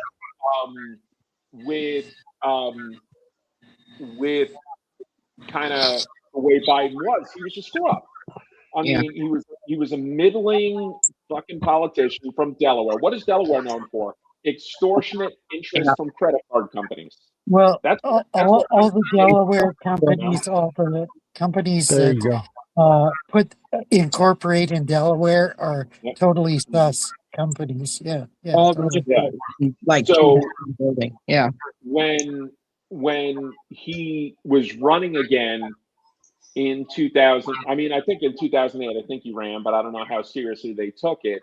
And let's put it this way: if we're going to assess Obama's candidacy, it was everybody thought it was Hillary's race to lose. But I think at that point, and we're going back with the Bill Clinton CIA MENA connection, Iran-Contra. Are you talking about Barry Soetoro, or who are you talking about? Okay. Well, I'm talking about Barry Soetoro and Ann Dunham and that whole connection, but also the fact that the Clintons and the Bushes, they're all CIA, and after a while, totally. You're told, guess what? This isn't. You're going to sit this one out, or since I'm a huge Mafia fan, you're out, Tom. You know, like that sort of thing, like where Tom Hagen is told he's no longer consigliere for the Corleone family. Hillary Clinton's told, hey, would you like to be Secretary of State? You know, like they will give you something. And to be honest, well, hey, I can enrich my family, you know. She loves Secretary of State. She loved killing people. Money is just as good as power. And when you're no longer just a friggin', you know, hack senator from New York, which, by the way, she would have gotten her ass kicked by Rudy Giuliani. You know, they needed Giuliani to all of a sudden develop prostate cancer. And they bring in Rick Lazio, who was kind of like a third-rung candidate. And the best part about Rick Lazio was that it gave Jimmy Fallon like a couple extra moments to not laugh on camera to play a goofy fuck from Nassau County. Yeah, you know, like, one of the preeminent non-funny comedians. Yeah. Jimmy Fallon goofed up on SNL more than anybody I've ever seen in my life. Totally. And after a while, it wasn't funny. Oh yeah, he came out of character. Yeah. Why he's there, you wonder. Yeah, and meanwhile, they gave him shit for having Trump on. But with that 2008 election, it became, we're going to let this guy who's been a senator for like not even a full term. And if we really want to look into how he became senator, and we talk about the guy he ran against, who was married to Jerry Ryan, an actress, and how their divorce proceedings got sealed, but then some point someone got them unsealed, and how he wanted to swing with his wife. Well, we're not going to talk about that. We're not going to talk about Chicago politics. Suddenly there's a complication. Yeah. Yeah, no. Barack Obama is kind of like the way they described Clay Shaw in JFK. He walks between the raindrops. Between the raindrops. I love that saying. Walk between the raindrops. Nice. Yep. I love that saying. That movie was powerful. The same people who will never hold Trump accountable are the same people who think Obama's God. That's that same mentality, and those are the same people who will walk their way into a meat grinder 10 times out of 10. You can't cure that, but with that election, I think Hillary thought she was going to get it, and then they were like, no. Hey, Rick reinstated. I wish I could go. I wish I could visit Laurel Canyon. I've read so much about it. I want to. Laurel Canyon. Laurel Canyon. Yeah, I'd love to go up there too. Check it out. So much good reading about that. Yeah. But I read McGowan's book, and I read what was it? Potash, John Potash's book at the same time. And they were kind of both touching on those same aspects. But yeah, with Laurel Canyon had so many good. I love reading about Hollywood, LA and Hollywood and all that stuff. But I am yet to read that, and I've heard people that talk about it all the time. My books that I haven't read are higher than the books that I've read. I mean, that's how bad my reading list is. So, but that one's always being recommended. Program to Kill. Read it, Todd. It's great. It's a great book. You need to. I would love to. Yeah. The ones that really branched me off in the 90s because I didn't follow conspiracy after a certain point in time. I followed it real hard up to a certain point, and then I realized I gotta get out. I gotta do something. I gotta do something else. Be interested in something else. And I'll tell you a book that blew open a bunch of conspiracy doors a long time ago, and that was that Crimes, Conspiracy, and Cover-Ups by Jonathan Bacon. Yes, John Bacon. Jonathan Bacon? Are you sure? For the, he was involved. I think he might have been involved in comics. I think at one point, he might have been involved in that. He worked for the San Jose Express, or newspaper that was relatively big, big enough to be. Well, San Jose, you think Gary Webb, San Jose Mercury News? Yeah, that's probably who published Gary Webb's articles. Gary Webb. I've got it's Gary a newspaper Webb. that publishes articles. Well, a weird sort of thing, not a Gary Webb thing, but an interesting aspect. So I was on X's Twitter's evil twin, Blue Sky, and one of the writers I liked had mentioned Adam Parfrey from Feral House, and that was kind of an interesting thing. I'm talking about Adam Parfrey, and it was talking about neo-Nazis, and I'm like, I never thought of him in that. I knew him from like certain aspects of the publishing of Feral House. But then I looked in the article and it mentioned Nicholas Schreck, and I'm like, oh shit, now we're getting into certain other areas of things. I said Nicholas Schreck, we're talking about the guy who was a Manson apologist. I saw a story with him in it today. He had pictures of him with Manson and pictures of him with a bunch of famous wackos. Kenneth Anger. Oh, Anger, Hollywood Babylon, right? Oh, he made the news, Babylon? Love Hollywood his Babylon, book on Hollywood. The two parts, Babylon. 1 and 2. Crazy how big and deep they are. Hollywood Babylon was referenced in the movie The Wonder Boys, the Michael Douglas movie with Tobey Maguire. I did not know that. Wow, I did not know that. Wow. Tobey Maguire's character is an aspiring writer who at one point, he's kind of like a troubled student of Michael Douglas. And at one point in the story, he's talking about like certain actors' deaths. And later on, they were like, yeah, no, he got it from how he's like reciting all these things is from Hollywood Babylon. Like he talks about Gig Young, and I think he mentions George Sanders and Lupe Velez and like all these people. And they said it was Hollywood Babylon. And the connection with kind of interesting aspects is Robert Downey Jr. is in Wonder Boys, and Robert Downey Jr. is also in Zodiac. So there's kind of like a little bit of cross connection there. You know what's weird about Kenneth Anger? Kenneth Anger was making these devil movies, and he got somehow linked up with Rolling Stones or he wanted Mick Jagger to make a movie. They were going to make a devil movie, but it never worked out. And Mick Jagger agreed to it, but backed out at the end, and supposedly some kind of curse was placed on him. Some wild story like that. He's a weird sucker. If you ever seen his house down in San Francisco, it's set up completely around his, satanic, built around his satanic views on the world or whatever. Wasn't Anger? Didn't he do something with Bobby Beausoleil? It was the yes, he did. The now that you mention Rolling it, Stones and all kinds of crazy shit. He was making a movie and going to do a soundtrack, and he got like a deal where, I'll do the thing, and then suddenly the artist realized, I better not do the thing. I can't remember. I better not join this because I forget the story. But what a wacky character! Here's a random thought I had. So I think I mentioned earlier with Chinatown, the Polanski, the John Huston, so many weird aspects of things. It's sad because I love a lot of John Hughes movies. Jack Nicklaus. I love Chinatown, but with John Huston being connected with George Hodel, and George Hodel's alleged involvement in the Black Dahlia. Black Dahlia! I wish I could see that. I've never seen it. The movie? Either. Yeah, I've read about it. I've read reviews about it, but I've never seen it. The movie was done by Brian De Palma, but it was initially supposed to be David Fincher. David Fincher wanted to make it a mini series, and then he left to do Zodiac.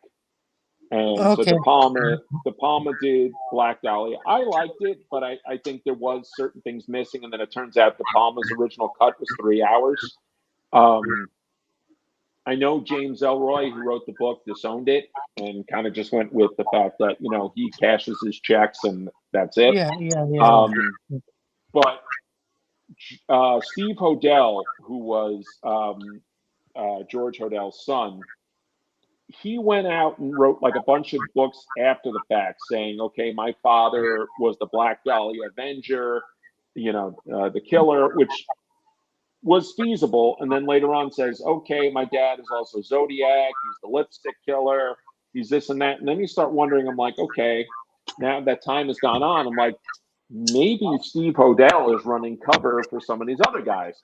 Who's to say, considering the fact that the LAPD had LAPD had CIA connections, and then what is it? Operation Snow White with Scientology. I mean, really spooky. I recently read a connection that the Zodiac killers was totally a performed thing. It was a psyop. Totally. Yeah, total psyop. Yeah, totally. Well, then I read about and you had the media to solve the cipher. That sounds nuts. Asking the public to help solve the cipher. That sounds like a government fucking experiment. But you had the NSA, the CIA, and then I think so. You've had multiple people, kind of like the Black Dahlia, come out and say my father was Zodiac. And then within the past couple of years, there was a History Channel documentary where I was like, no, they were singular events, that it was it was separate. I think that the cab driver shooting might have been separate, but then again, who's to say killers always have to go with like one pattern? That whole thing about like it's interesting. There was a book I read a few years back, The Man on the Train, and it was written by Bill James, the guy who invented sabermetrics. that the Oakland A's and Billy Bean and those guys relied on. It was him and his daughter. And they were talking about a killer who traveled by the rails and was killing people in the early 20th century. And yeah, it may seem outlandish for some, but what is outlandish then may not seem so much now. There's so much that we're disregarding now because, okay, how are we viewing this? Are we viewing this through a lens of, first of all, you have to discount all the FBI behavioral science bullshit because, to be honest, they were always playing catch up. And despite the fact that you had guys like John Douglas and Robert Ressler and all these other guys, a lot of their so-called profiles were kind of well after the fact. They were Johnny-come-lately in these things. And to be honest, John Douglas, I know some people have issues. Have you ever read any Stephen James books? No, I have not.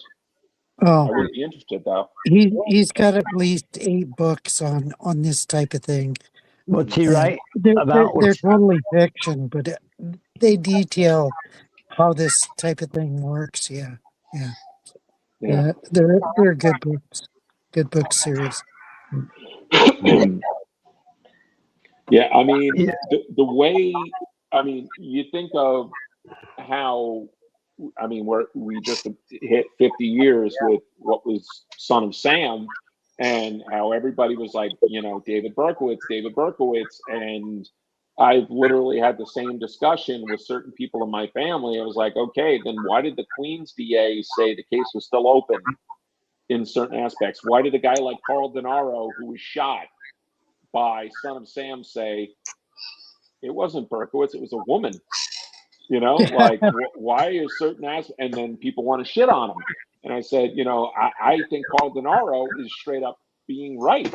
And him and Maury Terry were good friends, even though he had certain aspects where it was like, he had his moments. But I was like, I trust Denaro's interpretation as opposed to Zeman, who did Sons of Sam, which totally, to be honest, made Maury Terry look like he was a friggin' talk show, freak show host. Freak show guest back in the 80s. This is the weird thing is that there's a lot of fiction books that detail stuff like this, and they show that there's partners involved, and nobody in real life.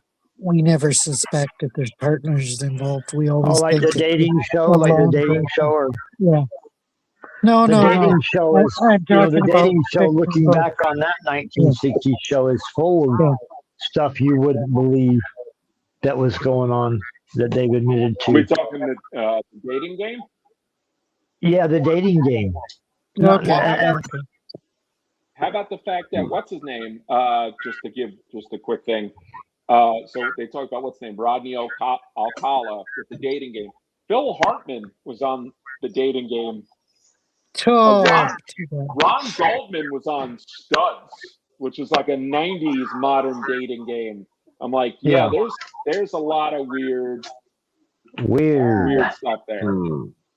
The one guy, the host of the Gong Show, if I'm not mistaken, he wrote Chuck Barris wrote the dating game. He wrote all these ideas and concepts, supposedly Confessions of a Dangerous Mind. Yeah, that he was a hitman. Claimed that he was a contract killer for the CIA, and he would go with these people that won the show over to Russia and Poland and who's take to out say people.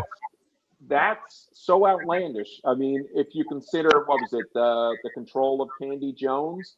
I mean, when you think of the possibility of a game show host who is was the self-professed inventor of reality TV, being a hitman, wrote hit songs in the 1960s. He wrote Palisades Park, one of the biggest songs in 1968. When we consider the fact that what we thought we knew about music, you had Laurel Canyon, but how about the fact that you had the Wrecking Crew? When you had the Wall of Sound. Totally, the Wrecking Crew, yes. Fucking Bill Spector, who was a total maniac. But again, Yeah, brilliant. crazy.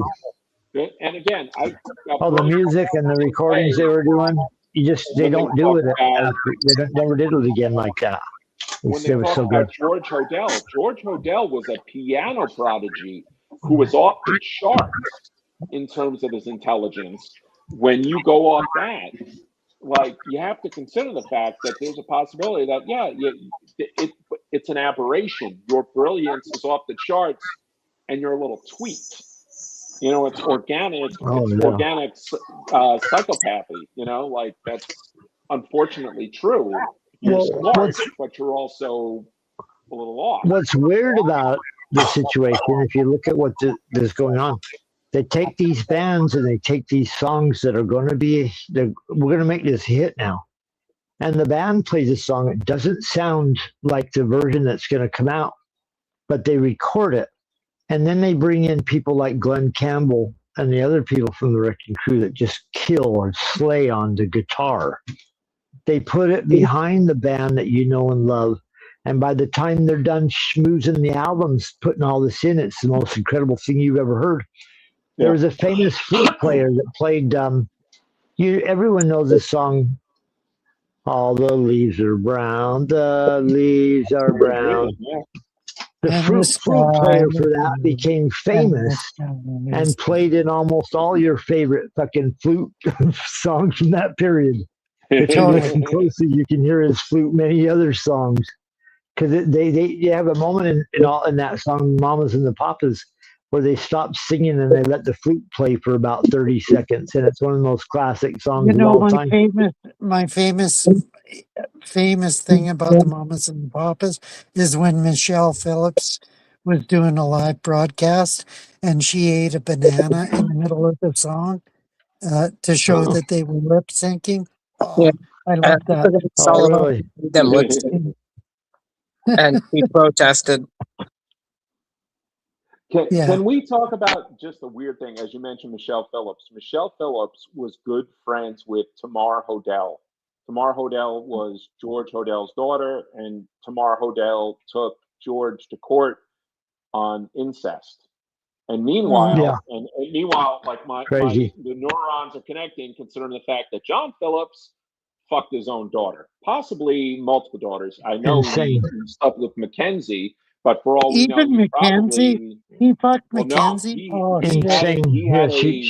He had a long-running relationship with Mackenzie. Mackenzie was not with Michelle. Mackenzie was with his other wife. And to be honest, well, remember, so he had China Phillips with Michelle, and I think Bijou, who was married to Danny Masterson. Danny Masterson? Are you serious? Wow. I didn't know Kevin Bacon connects these. I mean, sometimes that sort of those layers of being holy schmoly doesn't end. But Michelle Phillips said Tamar Hodel was her hero. And the first place I had heard that, Phil, Cosmic Peach did an episode where she played. I love her. She's Mackenzie Phillips, I think, talking about having sex with their dad, and they didn't know the difference, that it was anything even wrong with it, because they were living in some kind of bohemian society with another guy, Frank Zappa, was in there doing Zappa's just I have higher hopes shit up in Laurel Canyon. Here's a weird thing. I've been on, so shout out to Cosmic Peach. And one of the people I follow is Sherilyn Fenn from Twin Peaks. He used to be with Johnny. He used to be with Johnny Depp back in the day. I know she's had a break with the cast of Twin Peaks, and she was talking about something with River Phoenix and saying something like he died because he said no. And all I could think of in the back of my mind, I'm like, where did he die? The Viper Room. The Viper. Which Johnny Depp owned. You know, like I think Sherilyn Fenn is a very smart woman, and there's certain things she knows. I think David Lynch knew about the way Hollywood was. In the one I yeah, David Lynch did a movie that don't make no sense, showing you how Hollywood, Mulholland Drive. Mulholland Drive, I think. Mulholland Drive with Robert Stack, or not Robert Stack. Mulholland Drive was what's her name? Was hold on one second. Was Naomi Watts? Justin Theroux was in that. That was I've heard. I mean, and I've the never guy seen that it. played Mind Beretta. The guy that played Beretta. Oh wait, you're thinking Lost Highway. Robert Blake. Robert Blake. Yeah, Robert Blake. Maybe Robert Blake. that's what yeah. maybe I'm thinking of Lost Highways, but Well, Lost Highway. The people who were in that: Robert Blake, Lou Reed sang on the soundtrack. Richard Pryor was in it. Robert Loggia. it had 9 Inch Nails did a song on the soundtrack for that. That was crazy process.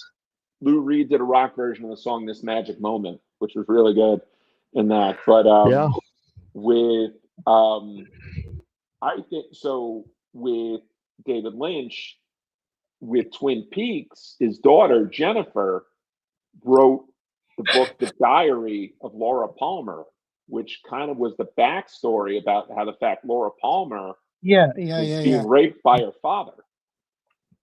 Was being raped by her father, Leland. And not saying Lynch did that, because no, I don't think Lynch was like that. I think Lynch was a guy who kind of like had relationships, and then the art always took him. One of the books, Room to Dream, which was part autobiography and part biography, because it was part written by him and then told by someone who's kind of like, chronicling his life. He always went for the art. I think there was, and especially it was him and Mark Frost. I think Mark Frost was a brilliant guy. Yeah, Mark Frost is key. Like, he wrote all the books about it. Yeah. I mean, he just wrote a book about FDR, The Yankee Stinks, that came out this year. I got to review that. That was really good, really interesting. Followed David Lynch through his whole career. He has a daughter that became a director also, and has written a bunch of stuff. David Lynch's stuff back in the 80s, 90s, or whatever, it was like an event. You had to see the movie if he put it out. When the first time that I saw like Blue Velvet, and everybody in the audience, that blew your fucking mind, with Dennis Hopper and I hate Kyle MacLachlan. It was but the movie was, if you remember, it's everything looks nice at the very first 5 minutes of the movie. It's this ideal community, but the camera goes down and it shows milkman kids playing on a beautiful neighborhood. Camera goes down, finally into the grass, and into the grass it starts showing the bugs crawling underneath the grass, and that's how the movie starts. Because it's and Blue Velvet was about, here's this town that you think is awesome, but it's not. There's some super bad guys running the place. And Kyle MacLachlan, an innocent kid, is going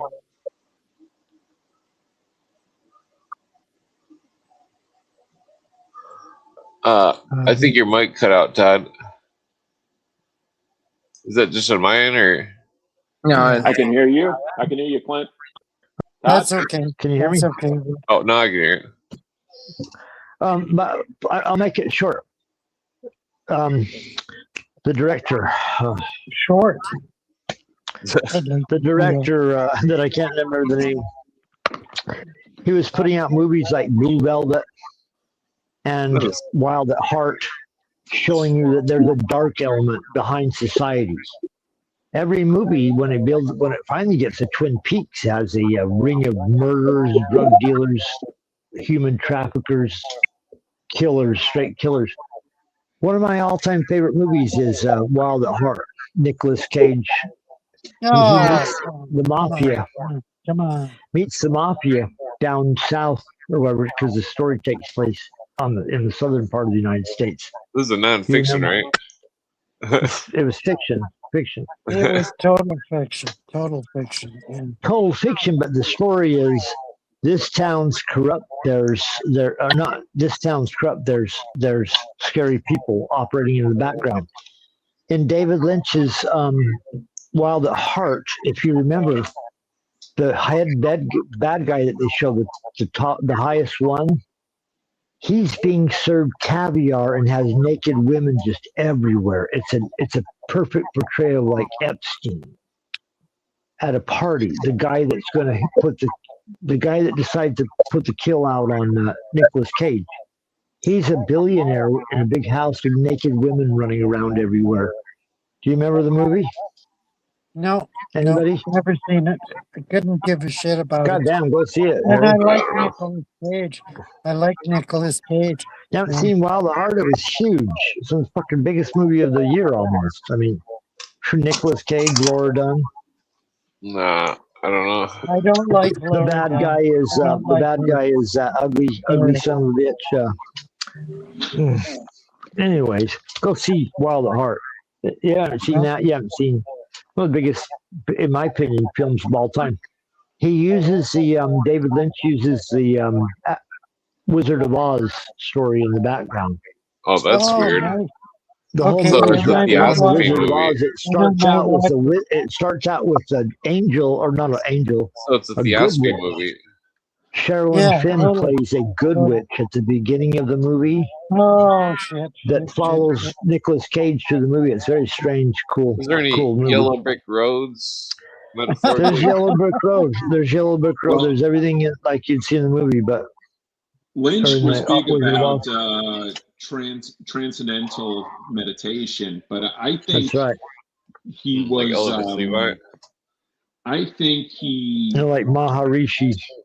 You know what? Mayhem. I think he was a guy who always was grasping to find out what his dreams meant. You know, like even so. What? I agree. Lost Yeah. Highway. That started from someone hitting the buzzer outside his apartment and saying Dick Laurent is dead. And David Lynch is like, I don't know who the fuck Dick Laurent is. Like some random guy hitting his buzzer to tell him some guy is dead. That's where the story starts from. Twin Peaks, which by the way was like the third project, because him and Mark Frost wanted to do work together. Mark Frost was the TV writer. Hill Street Blues. In between, They had done Hill Street Blues. One of their original projects was going to adapt Anthony Summers' Goddess about Marilyn Monroe. They were going to do a Marilyn Monroe critical of the Kennedys TV miniseries. ABC passed. How Their risky. next idea was some sort of Siamese twin comedy, I think, that had Steve Martin, possibly Martin Short in it. I don't know, some sort of weirdness to it. And then the other one eventually was about a dead body, a murder victim found in the 1920s that Mark Frost's family knew about the story. And I think the victim's name is Hazel, something like that, because I have the book about it. And eventually it became Twin Peaks. I think the original name was Northwest Passage. That was the original name of Twin Peaks. And Lynch had already had a connection with Kyle MacLachlan between Blue Velvet and obviously Dune before then, and kind of went from there and became this sort of beautiful, weird, strange, transcendental murder mystery. And to be honest, even dealt with stuff about UFOs, because there's the whole Project Blue Book with Major Garland Briggs, that whole side story to it. It's like Lynch tried to put everything in that Twin Peaks that he couldn't do in movies. It was every angle of every. I never watched Twin Peaks until about 3 years ago. Oh, and yeah, I was totally shocked. I was too young. Harry. When I think I was like 8 or 9 when the show came out, but Netflix was a big part of that. And then when they did The Return, but there is another show that got into a little bit of that sort of aspect, and that was Fargo. Fargo. The TV show. I've only seen the Coen brothers. Yeah, that's a good show. The original movie. The first 2 seasons are really good. Season 2 gets into UFOs, but season 1 got into some weird stuff too. But I think Noah Hawley, who later on was Alien and did the X-Men, did an Legion, which was like an X-Men backstory or whatnot. He's big into that sort of. Legion seemed like it was one of the Illuminati out there TV shows. It had that actress that was in a whole bunch of other shit at the time. What's her name? Aubrey Plaza was in that one. Aubrey Plaza was in Legion, and interestingly enough, one of the female leads in Legion was in the second season of Fargo, but in Legion, her character's name was Sid Barrett. As in Sid Barrett. Nice. She was the Sid demon. Barrett. Nice. She was the Nice. demon, wasn't she? I think so. Well, I think Aubrey Plaza's character's name was Lenny and was like a mental patient who kills herself or something. But like, I think Sid Barrett was some sort of like femme fatale or something like she might have been kind of like a siren for the guy who was kind of like supposed to be, I don't know if he's supposed to be Wolverine. I don't know. I never saw it. I just read enough about it. Well, I forget that demon. In the show, there was a demon that was controlling the chick. Some kind of demon from ancient Egypt or something. Yeah. I gotta rewatch it. There's so many shows that when you dig in the deep, it was funny. Like, again, so I got into Twin Peaks about like 2014 and then caught up by the time The Return came out. And then one of the guys. So you seen the new one? Yeah. The new ones, those are weird. It was very Firewalk with me, or later than that. Well, they said you had to watch Firewalk with Me before you watch The Return. That was the whole backstory to that. Because Firewalk with Me, Mark Frost and Lynch kind of had a little bit of a falling out. It was Lynch and a guy named Robert Engels, but people see Firewalk with Me kind of as a horror movie. And it was a movie that got panned, and then as time went on, it became reevaluated. People see it as like a standout classic. And actually, one of the people who I read his interpretation of it was Jay Dyer. When Jay Dyer wrote Esoteric Hollywood, Esoteric Hollywood got into that. And he said his David Lynch chapters were like the most well-regarded. And then he was into it. What's his name? Isaac Weishaupt was another one. Isaac Weishaupt. I know Isaac too. Yeah. Isaac went out and met the woman who owns the Palmer House, who actually owns the Leland and Sarah and Laura Palmer's house in real life, which is kind of crazy. He's really kind of the real house that the Palmers like was you saw the exterior and whatnot in Twin Peaks, and she. The woman who owns it was in the finale of The Return. Yeah, wasn't that located in Oregon? Yeah, I mean it is a tourist. Yeah. It is a tourist. It is a tourist spot. The woman who owns it, her name is Mary Rebert. Very nice woman. She accommodates as much. I think she's got a book coming out because she's like, my house has become this tourist trap. Yeah. Meanwhile, like you think about like what happened. I mean, in the Palmer house, it was where Laura was being raped. I mean, that's really what came out today. And her father had some kind of split personality or demonic possession going on, which is a very strange concept that they couldn't quite portray in the movie. The series almost was like there was a demon that was jumping body to body. So very strange concept. Especially Lynch's concept of the Grey Lodge. If you look at history, you know what was weird was Lynch was showing this in-between world in the Twin Peaks, where when they would go into the sequence, some kind of weird dream astral plane, there was always a checkered floor, and then you had a midget that would speak in reverse whatever he was saying. And that was, I think they called that the Grey Lodge. Totally acceptable and understandable. Totally. And so Lynch is telling you something in the movies, even though at the end, when it's all said and done, what can you say? Who has checkered floors? Who speaks in reverse?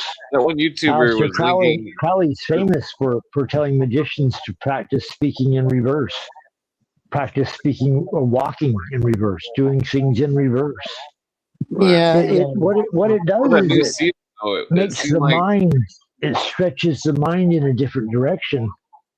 And there's proof that if you do certain things, if you focus on certain things, you can stretch the mind. I'm not saying Only, everybody only will if do this. you've I'm got a just telling you. stupidly open mind that's too Well, elastic.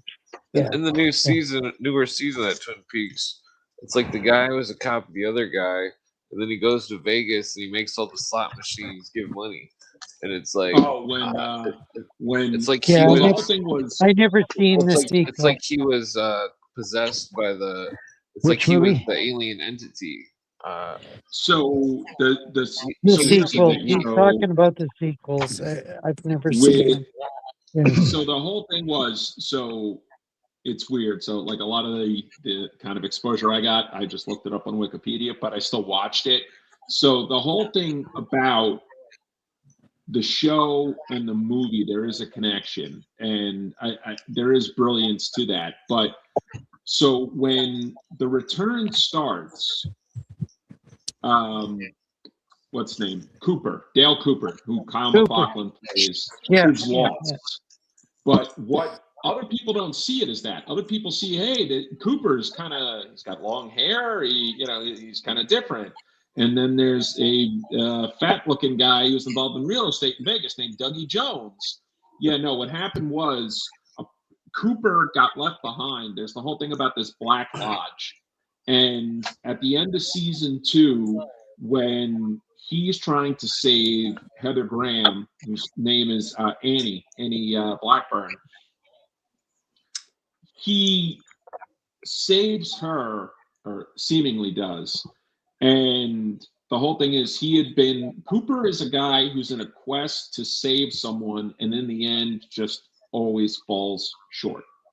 He is a hero, but he always just, it's kind of like he's trying to atone for when he talk about Cooper's girlfriend or wife or whatever that he keeps talking to on the phone. Oh, there's Diane. He brings her all that money or whatever. Well, Diane he talks to on a recorder. He kind of always leaves like notes about. And then when she's finally given corporeal form in the return, it's Laura Dern. And meanwhile, Laura Dern and MacLachlan go back to Blue Velvet. But Diane is always kind of in the ether. We don't know who Diane is. Okay, we know Diane. You're giving me spoilers. Sorry, because I haven't seen that. Harry, these movies are 30 years old. But there's an aspect 50 years old now. It's not even Diane. There is Cooper's mentor, a guy named Wyndham Earl. And Wyndham Earl was married, and Cooper fell in love with Earl's wife. And it ends badly, and Cooper couldn't save her. And Earl was in an institution, and then eventually goes after Cooper, which is a part of season 2. First of all, just a quick thing. David Lynch and Mark Frost's intention was we weren't going to reveal the killer of Laura Palmer. I think the aliens got her. Well, no. So ABC basically said you got to say who the killer is. David Lynch, midway through season 1 was like 7 or 8 episodes. He was doing Wild at Heart. Mark Frost took over, and you had other writers, good writers too. It wasn't bad writers. Oh, yeah. But what happened was ABC's like, stop cock blocking, give us the killer. And then they're like, okay, we're doing this. And then we're like, well, the episodes are still good, but we gotta give something. Meanwhile, they had already created a cousin doppelganger of Laura Palmer. Yeah, that blew me away. That blew me Coming away. back at the end of the series. Coming in the end of the series. Soap opera star. Well, first of all, Cheryl Reed, she went through, they said that she went through some shit between the shows and Fire Walk with Me. She went through some shit, Is that the lead actress? Yeah. Same with Linda Blair. Same with Linda Blair and Exorcist. Linda Blair, they just did a raid on her house for the rescue dogs. Well, that Twin Peaks, that one guy on YouTube, he linked it to some kind of Alien Area 51 shit and some kind of what was that movie with Fire in the Sky. Nicholas, The Shining. Say that He again, linked it to Clint? The Shining. Shining, and Oh, then Kubrick? also Kubrick to was? What? the Twin Peaks thing. He linked it to Alien shit, The Shining, and something else. Well, Like, he's it was- full of So no, it was in- well, it was interesting because like the thing about where it's like the owls. The guy's like the owls are Okay, not what owls, they seem, owls are a and that like connection. Yeah. yeah, the owls yeah, thing the owls, reminded me the owls. of well, it reminded me of that new movie with the aliens. The what was it? Disclosure Day. Disclosure Day. Yeah, the owls were the aliens. Yeah. Well, the owl part also brings to mind Bohemian Grove with the giant owl statue that they Yeah, worship. totally, of course. Well, Yeah. yeah, but some of the occultists call themselves Greys. With when they went into season 2, so the first, I mean, the show was only like about 30 episodes, give or take, between season 1 and season 2. Yeah. And then Mark Frost I wrote only seen the first 2 seasons. That's all I he seen. wrote The Secret History of Twin Peaks. So besides Jennifer Lynch's The Secret Diary of Laura Palmer, you had Mark Frost writing The Secret History of Twin Peaks. Yeah, I was gonna buy the book, but it's expensive. It's expensive. A lot of legend. Oh, he had re-released it because it was getting kind of crazy in terms of the price. But they get into Major Garland Briggs. So you had Bobby Briggs, who was the one-time boyfriend of Laura Palmer. And Garland Briggs was involved with Project Blue Book. And they get into a lot of that aspect of it. And yeah, they get into the paranormal aspect. And I always love the fact that David Duchovny is in Twin Peaks as DEA agent Denise Bryant, because he's trans back in the 90s. And he makes a reappearance in The Return. And he is now, I think, the FBI director. And actually, David Lynch's superior, which, by the way, I always like the fact that David Lynch's character's name is Gordon Cole, and Gordon Cole is the character in Sunset Boulevard, which is like I didn't get crazy. That is crazy. And he says something about with David Duchovny's character, with someone who is a transgender becoming FBI director. I told those clowns fix their hearts or die, which just become like a mantra for certain people with the trans movement. And I'm like, I'm pretty sure David Lynch maybe wasn't saying that in terms of like, hey, you know, how it's been kind of blown out. But I said, in terms of the way, how well I totally missed it. Wow. Denise Bryant is a very loyal, reliable friend. Twin Peaks, I mean, in the end, it's like there's people who are flawed and not great. But I said, no one is as evil as someone like I'm trying to think, hold on, Ben Horn and his brother. You had guys who were like involved in organized crime. Yeah, Leland Palmer, Wyndham Earl. I said, you had people who were like intrinsically evil, and you had other people who were kind of like a worse flawed, you know. The third season, it was like there was that room and there was like a glass box or something, and it was like and it was like a portal. How much did you see of season 3? I'm gonna ask. No judgment. Well, I've seen the whole thing. I just can't remember it very good. I've only crazy. Seen season 1 and 2. I love that show so much that when it came out on DVD, all the episodes I paid $100 for the complete thing back in I paid $20 for it. I paid $20. It's sitting right here. Wow. I'm saying when it very first came out, they came out with a VHS cassette that was $100, and I had to have it every season, the whole thing. When they did the return, I think they were negotiating it back in like 2014, 2015. Because here's the thing, and I still think here's I've said it to a couple people. I believe, despite how season 3 ended, I think there's an ending that they're waiting to drop because a lot of people died between the filming of that and 2017 when it aired. Like a lot of people died. I think David Lynch got lucky with the people he was able to film it with. People like you're talking about The Owls Are Not What They Seem, The Log Lady, Catherine Colston, Mark Frost's father, Warren, who also played Susan Ross's dad on Seinfeld, along with Sarah Palmer, by the way, a little Twin Peaks Seinfeld connection. Miguel Ferrer, Julie Cruz, who was the singer on Twin Peaks. I said a lot of people died between the Return's filming and when it aired.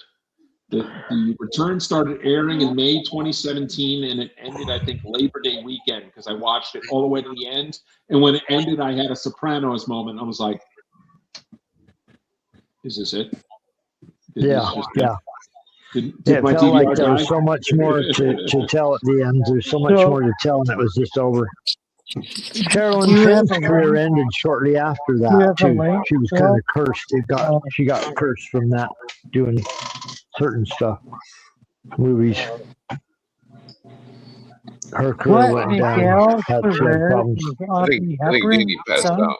I love Miguel Ferrer because he was on Jordan, the Jordan show, Crossing Jordan. I love that Yeah, show. he was in NCIS Los Angeles too. Yeah, totally. And he Anyways, was in RoboCop. I've got to go soon, but I appreciated talking Right on. Thanks for coming your on, Harry. input, Phil. Oh, Phil's and super smart. do you have a connection? Do you have a connection or anything? Yeah, he's asking, do you have a channel, a place to find you? Harry's asking for the plug. I'm just, I I'm mean, just joking. I wish I JJ had Vance's something. show, No, Operation GTD. That's what young people call drugs. Everybody go to JJ Vance's Operation GTD, please. We've all been on there having lots of fun on every movie. JJ's an ass. And he puts Harry in his place. He backs him off when No, he his things are doesn't. very sharp. I He's put getting him too in close. his place. I totally put him in. When Harry's getting too close, JJ comes in and backs him off. Yeah, and he's getting ready to bite. All right. Come on, But, Todd. JJ is totally scared of me. We're bringing WWE wrestling. Especially at nighttime when you get superpowers. Oh, Commando comes through That's the right. sky. That's right. Like he's totally scared of my vampiric powers. Totally. Definitely. I'm scared. Please don't show me your chest. Yeah, full-bodied chest naked. Scares me. So, Put my eyeball out. Harry do you has have a tendency channel? to Do you show have a his, channel, Phil? No. I appear when I am asked or receive an invitation. Okay. But yeah, on Twitter I'm at Vic Foster. It's still a vampire too. Okay. I'll invite you sometime. Take care. Take care, everybody. Have a good night. I've got to go. Right on, Harry. Nice Take to care. I'll sing a song in your honor, sir.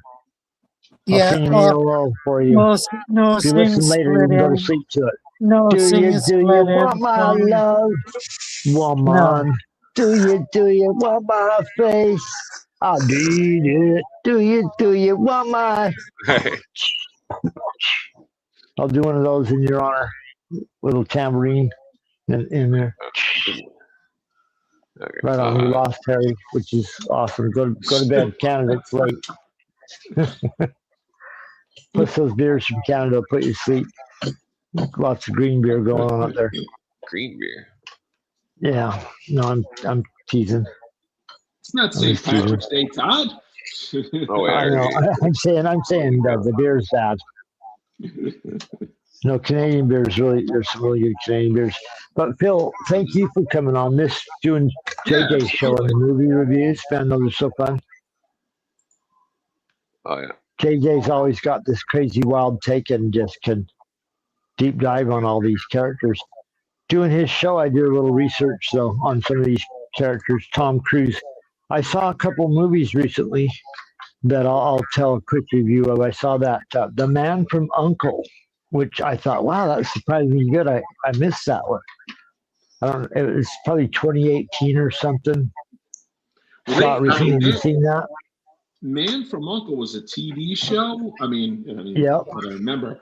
But then Yeah, I've seen the movie. It was a movie, right? Yeah. So yeah. Did you see the movie? It's okay. There was some weird Golden Circle movie or something that came out. Some kind of British like Pretty well 007 done. type movie that was. It seemed like it had a bunch of theosophy. Which one? There was two of them. Some kind of like British like MI6 type movie. It was called like the Golden Circle or something, or something like that. It was all. It was all. I mean, it was about technology and stuff, but it was also seemed like it had a surrealism to it. It was. Well, the King's something, I think it was called. I saw two decent movies this week. I saw The Man from U.N.C.L.E., or I think that's what it was. You see the new and I saw that one was pretty. And I saw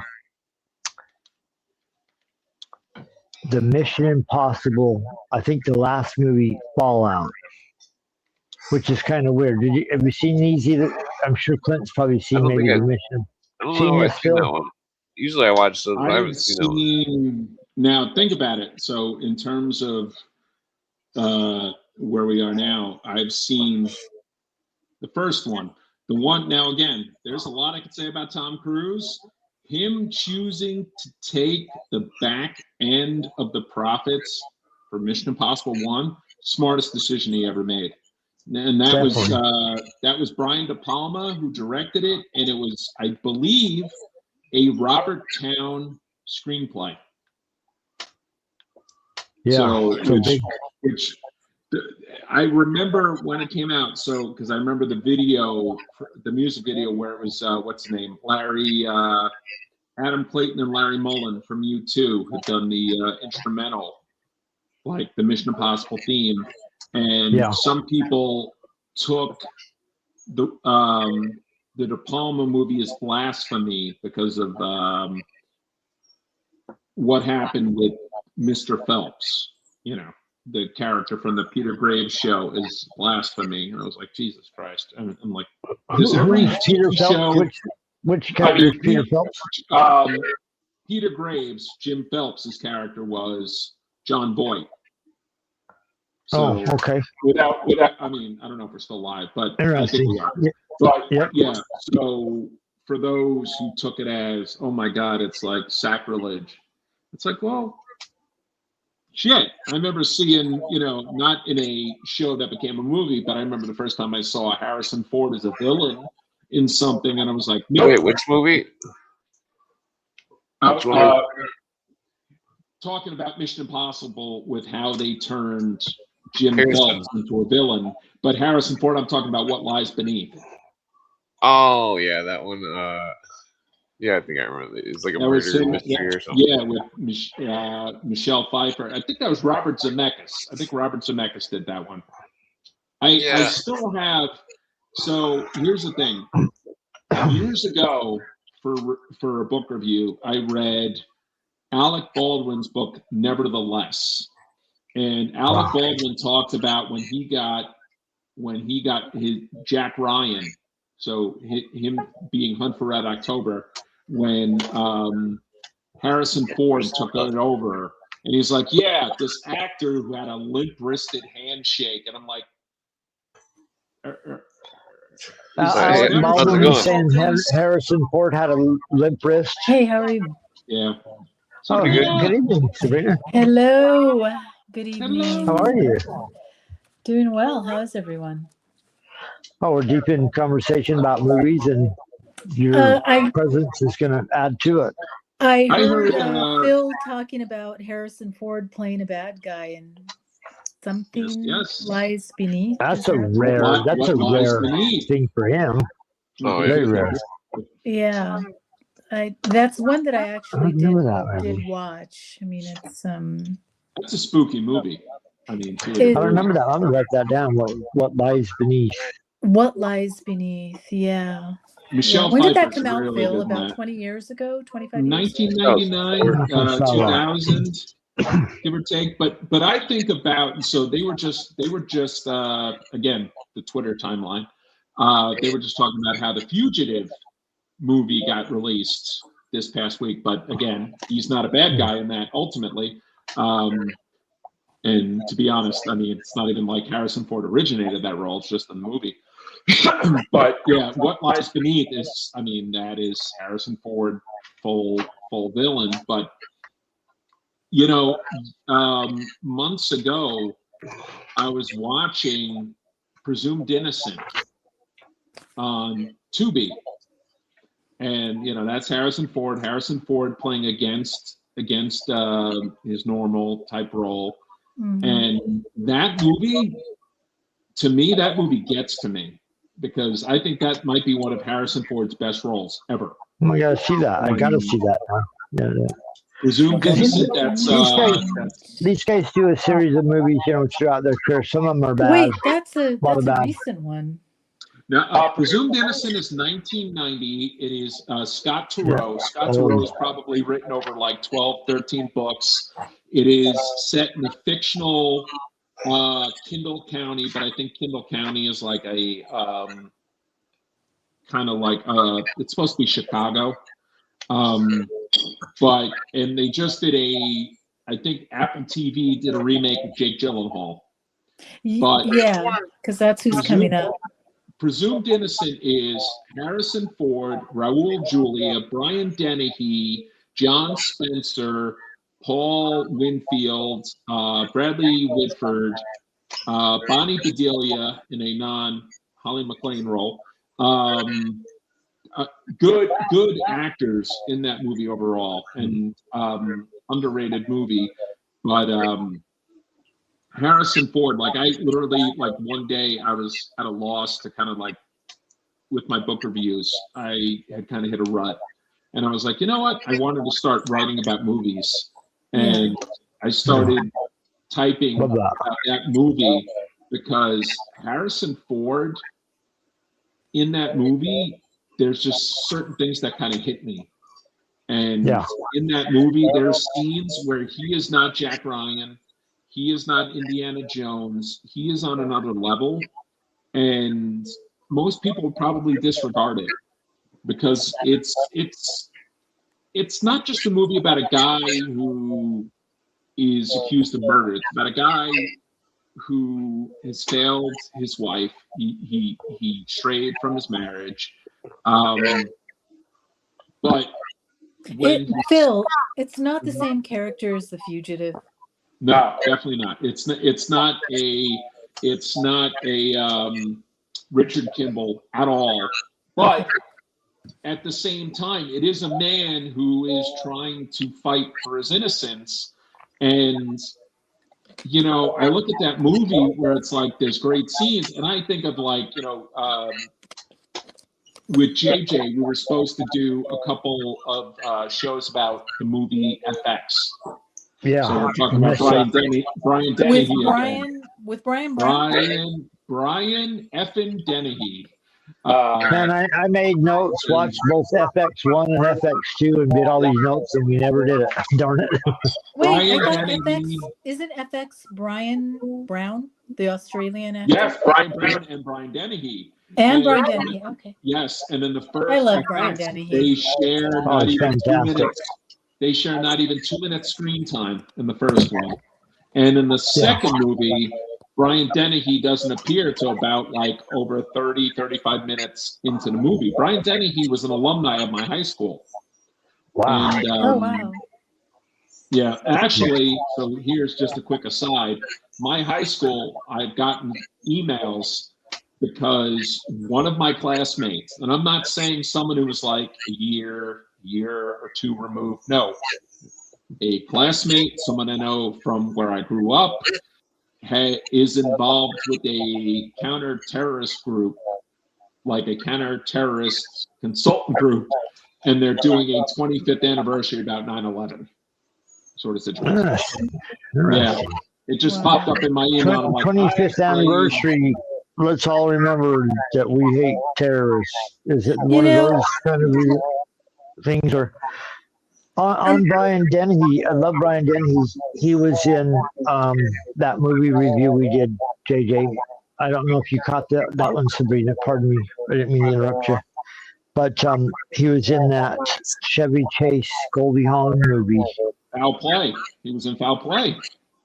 I wasn't there for that review, but I Big know role. that movie. I know we missed Foul you on Play. that one. well, There's another movie. Just to interject, Legal Eagles with Robert Redford and Deborah Winger. We Oh, need to yeah, do I that. remember We that need to do that one because that one is worth it. But yeah, Yeah. Brian Dennehy's been in some good movies. well, and here's one. I remember. Okay, so I'm going Rambo. to. You don't want now that. I'm the one You that's don't going want to Brian derail the Dennehy chasing you. conversation Rambo. and Sorry. make it about Brian Dennehy and more of some of his little known movies. And there are two of them, and they both have James Woods. Cheers. Cheers. Oh, Okay. uh, So Bestseller was one of them. Bestseller was one of them, and it was a little Bestseller. bit on the campy side, but I love James Woods and I love Brian Dennehy. Oh my But God, James Woods is Yeah. great. he James Woods. was Yeah. epic. But there's another one, and I'm wondering if you've seen it. It's called Split Image. Sounds familiar. If you haven't watched it, you've got to watch it. It's an early 80s, and it's with a young actor who was in the movie, the Chevy Chase movie, I'm All Right song. So Caddyshack. I'm all right. Yeah, which movie was that? His name is Caddyshack. His name is Michael O'Keefe. Michael O'Keefe.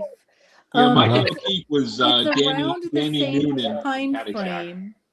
Well, it's about him. He's a high school athlete, but he gets caught up in a cult. Ooh. So it's Michael O'Keefe. Brian Image? Dennehy is his dad. Karen Allen is a Almost girl remember. who kind of gets him involved in the cult. Peter Fonda is the cult leader. Oh, there you go.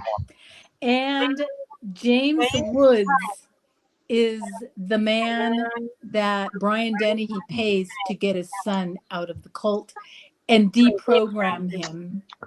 You gotta watch it. Brian Dennehy. It's a good one.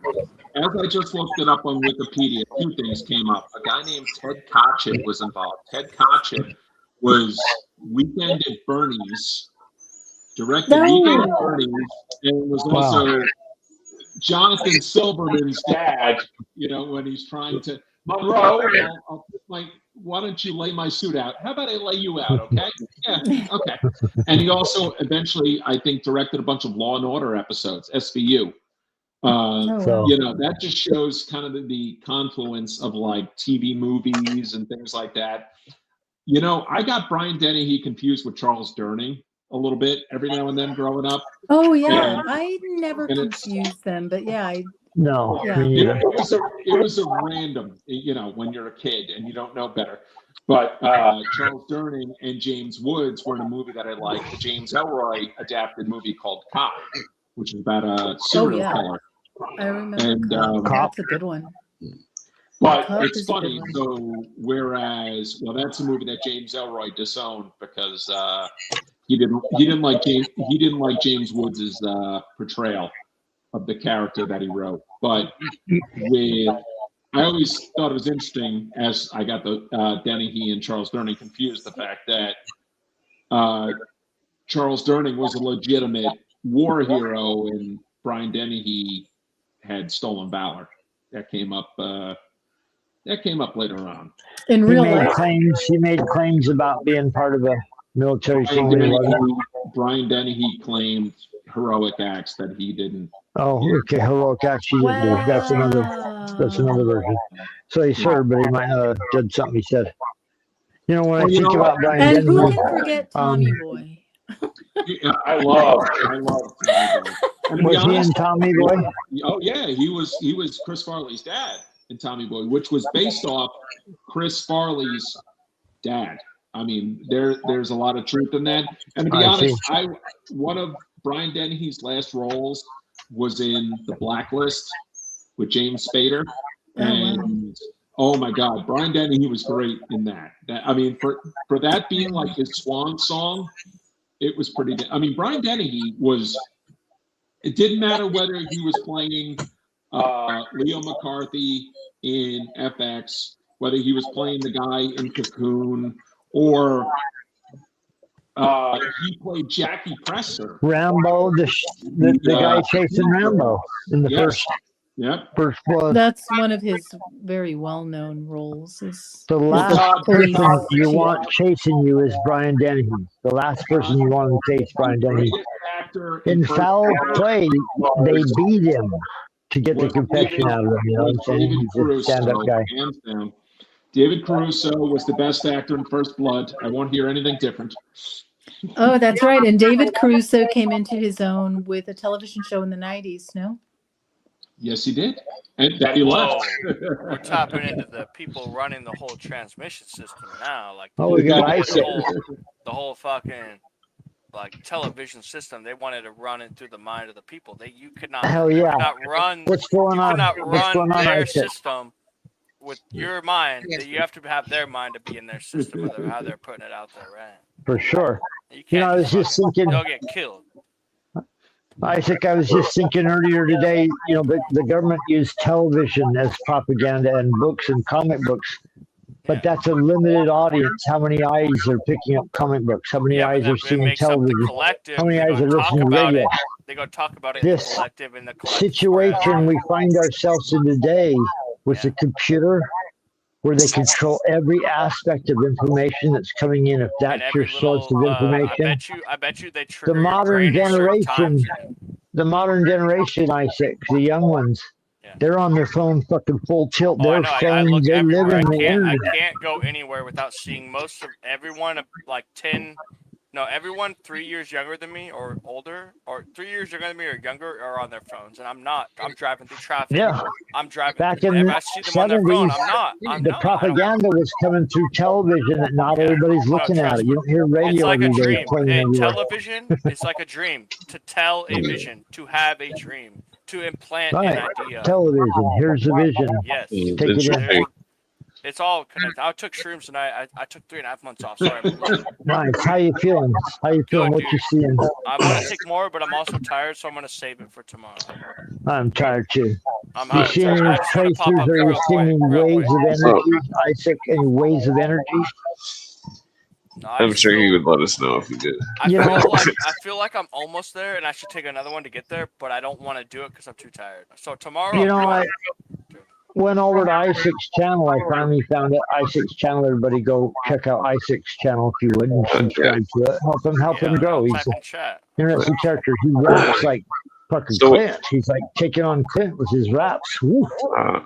Tough stuff. Cool. See anything in the news today or anything, Sabrina? Pardon? See anything in the news today or anything? Oh, he's asked. Well, I guess I haven't asked everybody that. I wrote news stories.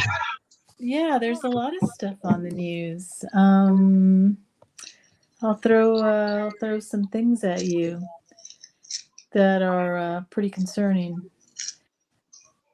I was writing some things down because I thought, oh, don't forget about that. Don't forget about that. Yeah, that's what I gotta do. No, I did forget about it. I'm a little disoriented. I just got back from Portland. Yeah.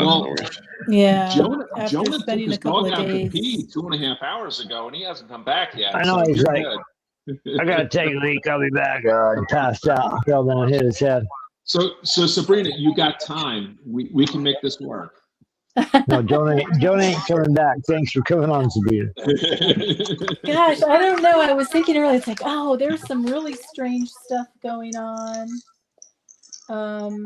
Of course, now I can't think of a darn thing. Well, yeah, I've seen a bunch of crazy stuff. I just always forget it. I wrote down some stuff. The big thing they're hyping, the big one they're hyping this weekend is the pivot to Ukraine, because the United States kind of got disengaged from Ukraine. That's one of the big things they're doing. In the news, the stupid news. There's this story about how some appellate judge has shut down Trump's construction of the ballroom, the giant ballroom. I shit you not, this is like the #1 stories on Drudge Report, which is, you guys know Drudge Report? Yes. It's a news I mean, aggregate. Drudge Report is Matt, I forget his last name. Matt Drudge. Drudge, Matt Drudge. the owner of the paper. Who He hasn't built been his career seen on in the when was the internet. last time anybody saw Matt Drudge? Yeah, he's probably sold it, moved on. I haven't seen him in 20 years. That's weird. I think he took the payout, and you know, I just remember. So I mean, he rose to prominence over his scoops on the Lewinsky story, and again, that was, I think it was off of other people's work. And I just remember when he had a show on MSNBC, and I can remember watching it, and all of a sudden my mom comes in and is like, "Who's the asshole in the Sam Spade hat?" And you know, just like he looked like a Humphrey Bogart and whatnot, and he's got the stupid inflection, and you know that. No, he was an image. I mean, and I think he's kind of like he's kind of like the Guccifer, the Kim.com, and you know, like these guys who are, you know, keyboard warriors, and then when the time comes, they'll dime out anybody they get the chance to. He's not a press hero. I would almost give more. What he made famous though. What he made famous though was he was news on the computer, news on the internet. First time that gets aggregated from all the newspapers and put out in that way. Because nobody goes on in the 90s and looks at news from any. There wasn't aggregates like this. It's an aggregate that becomes the trusted news site on the internet for a number of years because he broke these I think we all stories. Know Drudge. I think we all know Drudge. So I go there knowing that they hate Trump. I go there knowing that they hate Trump today, though. You know, that's their official position. Because Drudge is Drudge provides you all the news sources if you want to go to the back of the thing. Or they give you 4 columns of newspapers they choose to highlight. And they highlight mostly leftist. the liberal the liberal papers headlines. now. Yeah. They throw in 1 or 2 conservative newspapers, but it's all liberal. So great place to go find information the government wants to spread, propaganda. You know what? So where Drudge is kind of like, he's kind of flipped. He's done a 180. I think of back when Clinton was in office and they commissioned that report, like the streams of like conspiracy commerce. There was a guy named, I think his name is like Chris Lehane, and I always kind of like think of that because I think of Dennis Lehane, who's a great author, and this hack who's connected with the Clintons. And they were one of the people. So back like with Russiagate, they went on Consortium News, and Consortium News was not a right-wing site. Consortium News was kind of like, both sides suck, sort of situation. Down the middle. Yeah, they're down the middle. Kind of. In the 90s, you had something like Progressive Review. You had Progressive Review, which is written by a progressive Democrat named Sam Smith, who was out of New Hampshire, but he gave you both sides. And you got to a point when both sides meant, you're pardon my language, you're a fucking card-carrying commie. You're not going to be invited around here. Yeah, no, I'm going to point out that Bill Clinton had, weird CIA connections back in the 60s and, this and that. Well, we don't want to talk about that. We're not going to talk about that. We're not going to talk about the fact that during Hillary his Georgetown days. Yeah, or how Hillary Clinton had. Well, he was Rhodes Scholar. And when he went to Epstein's Island, he didn't see one thing that looked like there was illegal activity taking place anywhere. No, I looked around. There's all these young girls. They did look they're about 13, 14, maybe. I don't know. Misogyny from behind. I couldn't see. All right, God. I'm swimming in a swimming pool with these girls. What am I supposed to do? My wife. Have you seen my wife? So president real bad. I've been so out of touch with. I've tried to stay away from news over the last several days because I get news fatigue. And I mean, this constant crisis. They keep us in fight or flight mentally. It's That's kind exhausting. of like the Alex Jones model, yeah. It's Every day the it's world's very on something, exhausting. yeah. However, there is something that has kind of died down a little bit. I do pay attention to whatever is coming through mainstream channels, because that's what they're trying to get into the public ether. Yeah. For whatever reason. Well, Quetta, Spain, in North Africa. Yeah. I saw those images. And they don't show you pictures and what unless they really happened want you to see between it. Morocco and Spain and opening the floodgates. And it's interesting because I told my husband, I said, maybe we should visit Melilla on our way to Europe. And so there's Quetta, they're in North Africa, but there are little tips of Morocco that Spain makes claims to. And they've got the high fences, but obviously the Spanish and the Moroccan sides open the gates, and they open them on purpose. But I think there's something else going on there. We know that there is, like sub-Saharan African migration is moving into Europe. We know that they're doing it on purpose. They want to destroy nation states. Well, isn't the reason that we're told they're doing this is occurring is because they made all immigrants? Right. I was still in the middle of a thought, Todd. Oh, sorry. No, before I put it out to everybody. Sorry. But I am wondering what the purpose is of running this on front pages. Oh my God, it's an invasion. Why now? See if any of you, Clinton, Phil, if you have any thoughts on that. So it happened and now it's kind of died back down. I'm just curious what your thoughts are. A lot of the people have returned. They've gone back, but some of them want to stay, and their goal is to get to Europe, not just Spain, not just Barcelona, but Holland. On Twitter, they're saying they're claiming all sorts of anti-Semitic stuff about the Spain thing. They're just using everything they can to, somehow it's Israel's fault.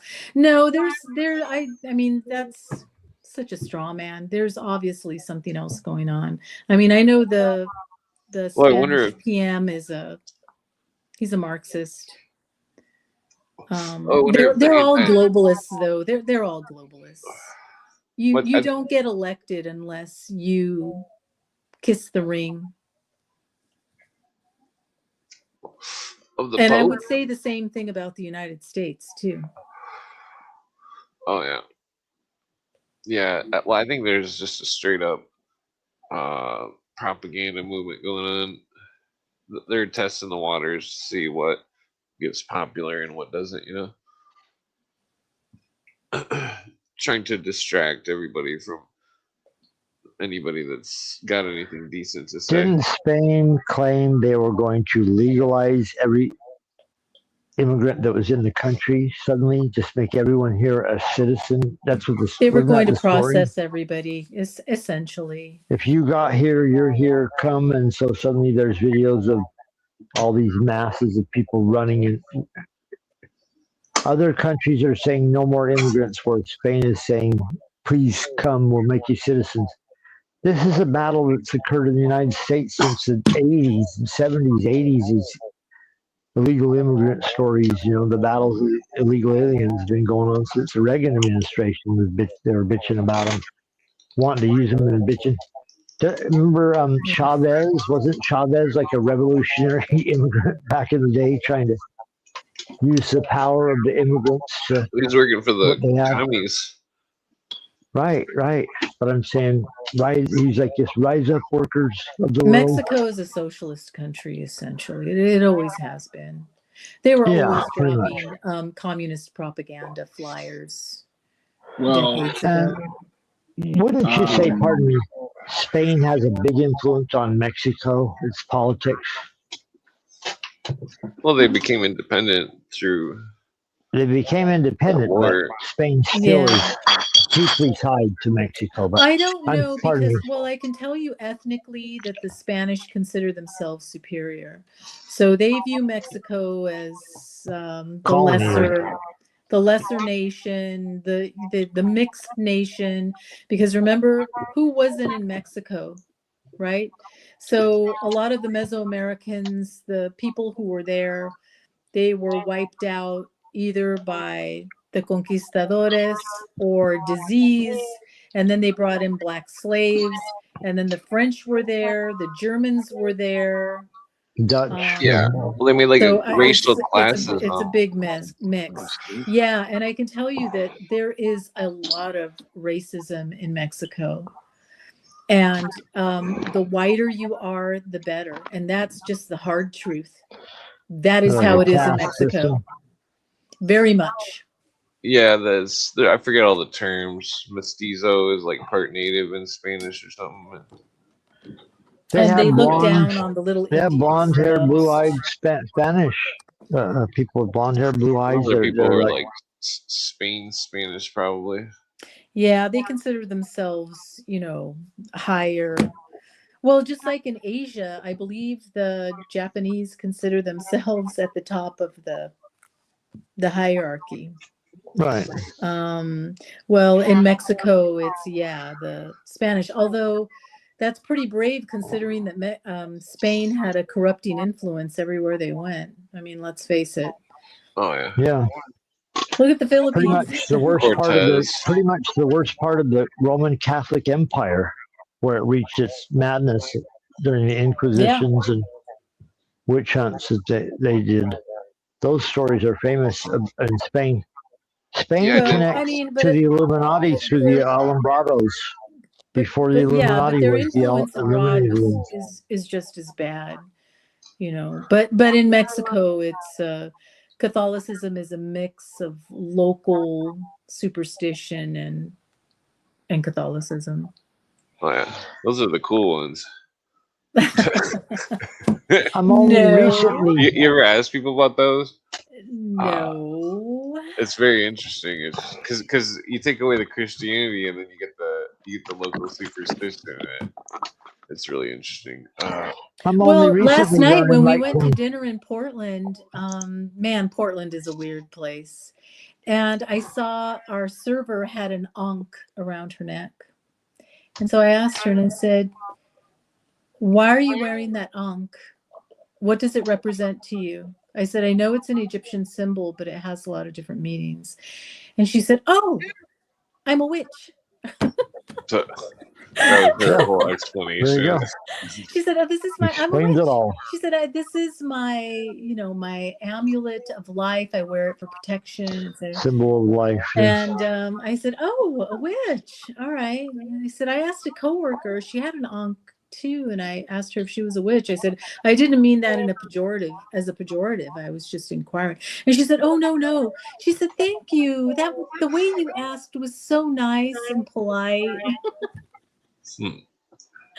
But yeah, I mean, there's because an ankh will get you where an upside down or right side up pentagram might not work at work. Do you know what I'm saying?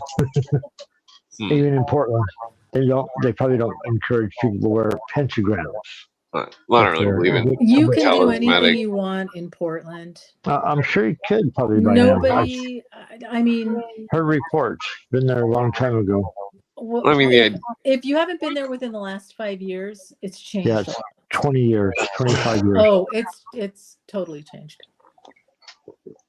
Totally changed. I don't believe in talismanic magic. Went up and down the West Coast, Portland, Seattle. Drove through there, stayed for brief periods, and kind of seen that area. It was so beautiful back around 2000 or maybe the late 90s. So beautiful. You could tell they were progressive, but not to the degree that they are now, where it's just complete. There's so much. I have family that lives up in Washington, and parents and stuff went through there, and they said there's areas that it's just incredible how the derelict has become, how the homeless thing is taking over parts of Portland. Or Oregon. So there's Yeah, some cheap it- housing there. Is that what you're saying?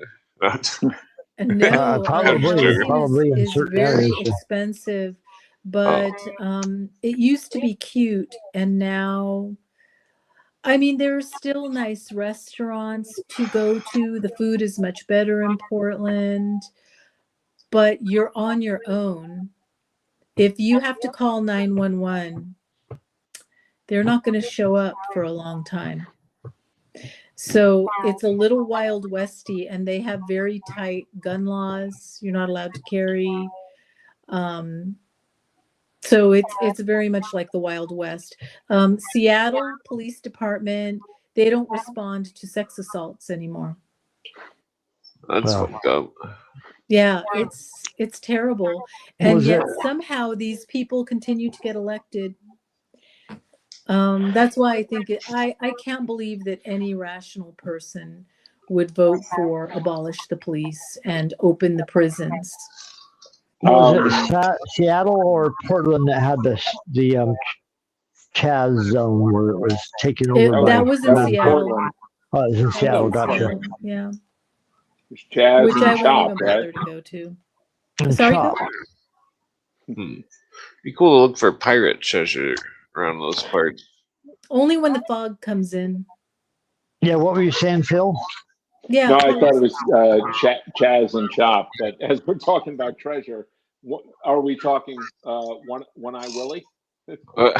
Definitely. Well, I mean, she was just talking about the West The Coast, Goonies. Northwest Coast. There's a lot of pirate archaeology there. I think we might have done a Goonies esoteric movie review with JJ in another dimension. Well, You know, I mean, Cooper predicted that those 4 states would become seceded from the Union of the United States, which I think is bizarre, but it seems like that it may be the future.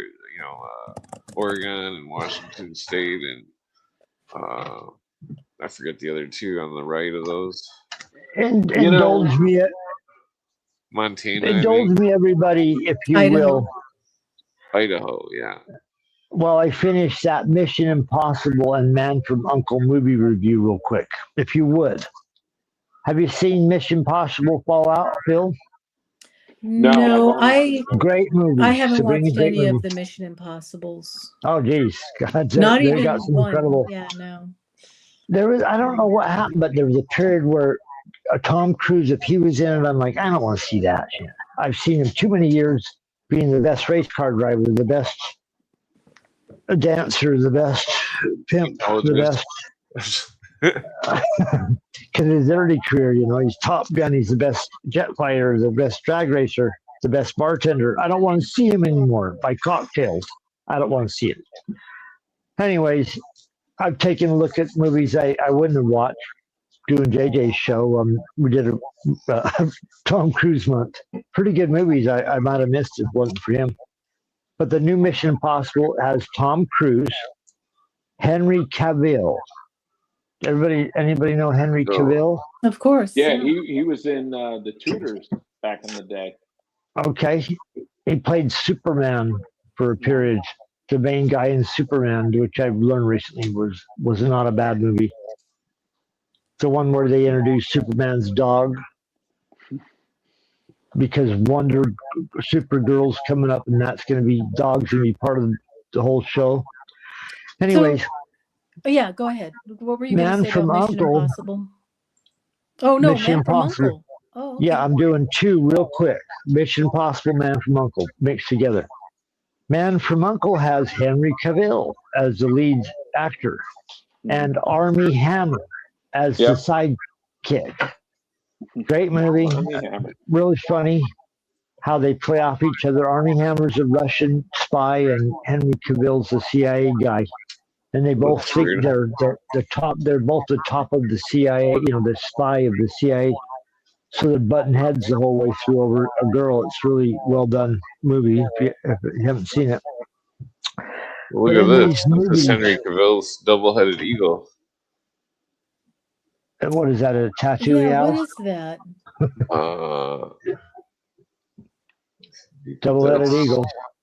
Yeah, but is that from a movie? It's a film or something. Just to riff off of the new mission or that Fallout Mission Impossible. Henry Cavill plays at the very start of the movie.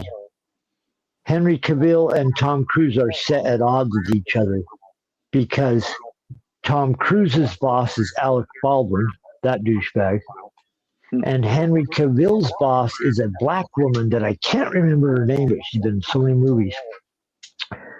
But Alec Baldwin wants to send Tom Cruise on this mission to get this terrorist. And Henry Cavill's boss says, you can do your mission, but only if you take this guy, Henry Cavill, along with you.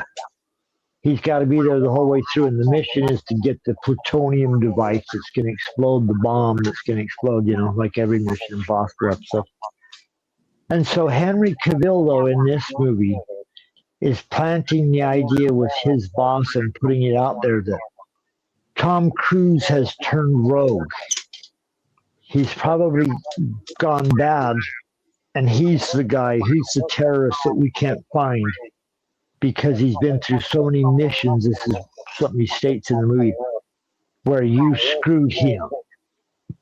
So it's only a amount of time before somebody's going to realize you're an asshole and they're going to turn on you and all your skills are going to be used against you. So Henry Cavill puts it in his upper agent's mind that Tom Cruise is a double agent.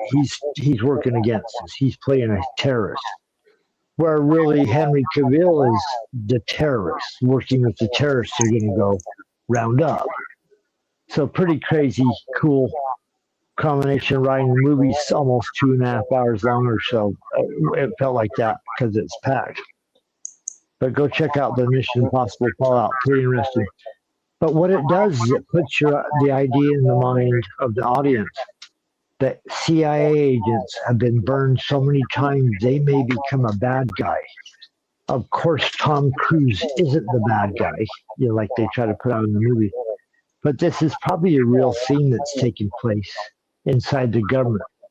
Can you imagine how many operations the government's done where they leave somebody hanging out in the wind? At the end of it, more times than we could count, I think, at this point. Do you imagine how many enemies that creates, how many villains in real life that creates the people that just don't trust you and don't like you anymore? So they make movies like this, Mission Impossible, showing you how this could happen. And Well, in the end of it, All right. So Todd's using a secret technique to put us in a trance. let's not forget that the agency and Hollywood, there is a liaison to the big studios is what I'm referring to. There is an agency liaison to the big studios. And I mean, obviously that's not a secret. Even before the agency existed, I think it was the Pentagon in the early 50s. And I think one of the first movies that was kind of like a test run was The Day the Earth Stood Still. I mean, of course, military intelligence has always been involved, right? You've got World War II propaganda. You've got all the World War II movies. But I guess more specific back to the agency and their involvement after the Pentagon, because even Ben Affleck, there are actors that are open about it. I think when Ben Affleck made the film, and we've talked about this recently, the one about the hostages, he said, he admitted it. He's like, oh yeah, the CIA in Hollywood, I mean, if you want agency, if you want to use anything related to the government, to the agency, you have to get approval. And if you want approval, they have these agreements that the studio has to sign. Then that means that that agency, whether it's NASA, whether it's a CIA, whether it's a State Department, whether it's the U.S. Navy or any other department, they get final word on scripts. Oh yeah. So right, so we're seeing what they want us to see, what they will allow us to see.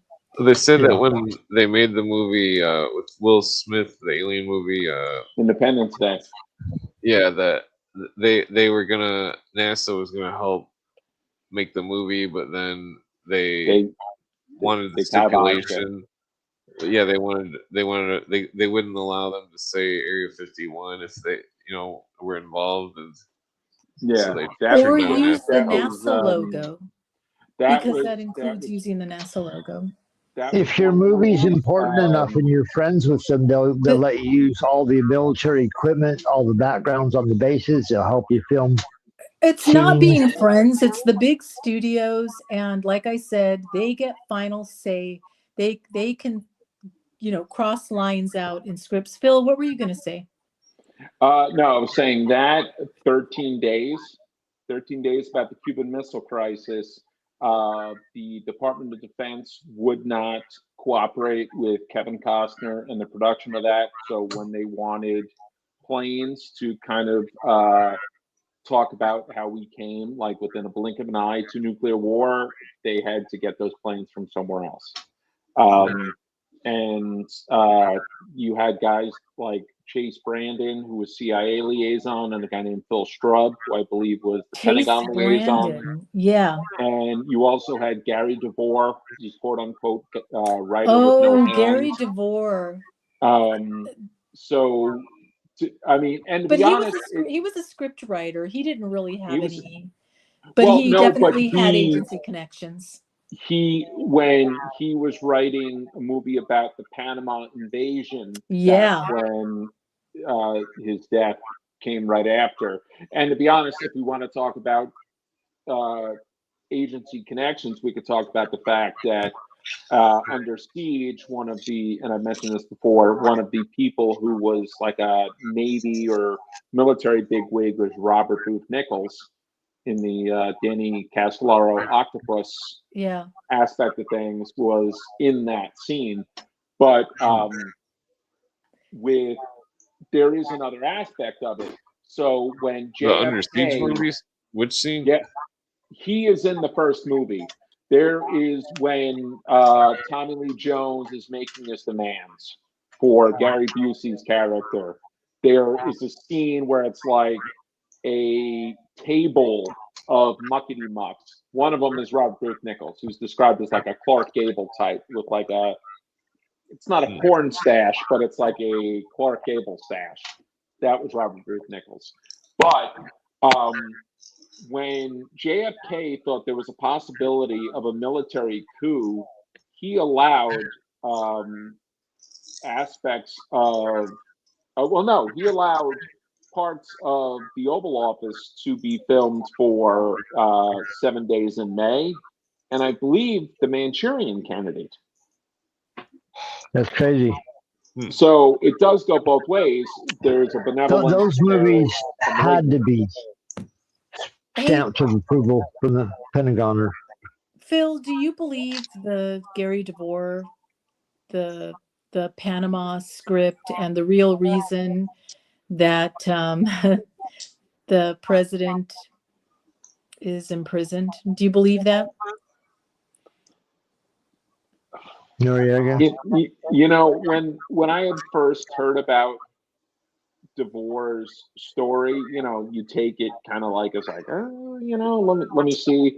And then I read Matthew Alford's book, and it's interesting because he talks about his belief in the fact that DeVore possibly came to a negative end, but at the same time says, I also believe that Lee Harvey Oswald acted alone. And I'm like, well, shit, I think you're half a dumbass. It's like, okay.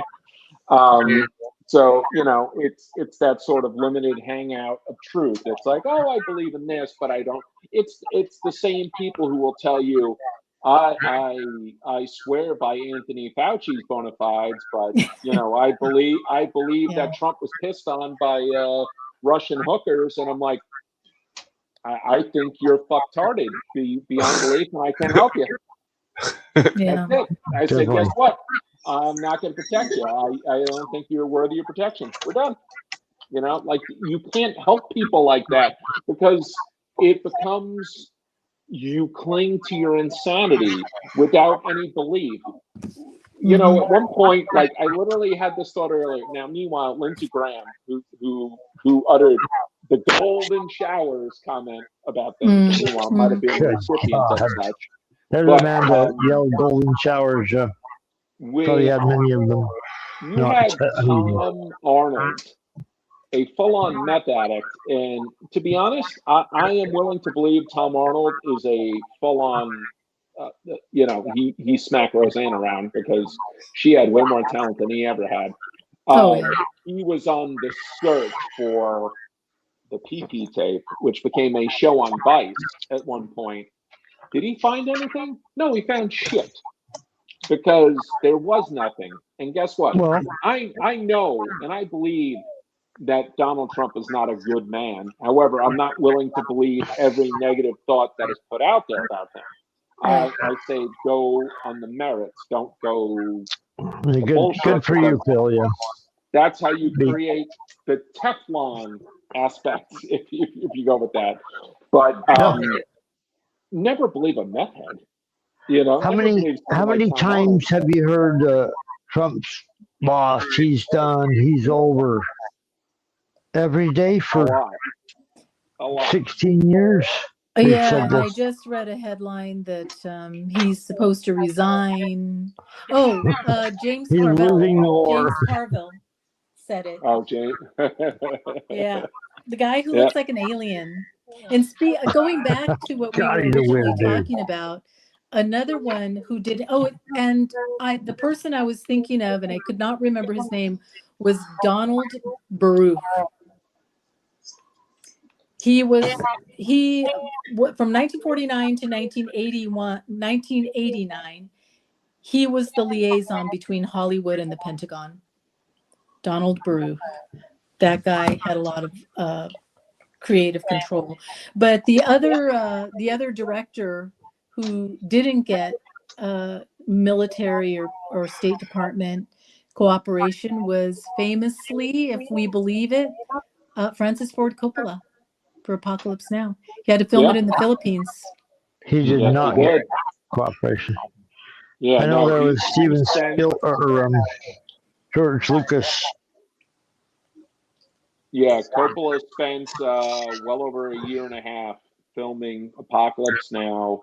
That drove him. I mean, how old pretty much was Martin Sheen when he had a heart attack? 38. Was he 40?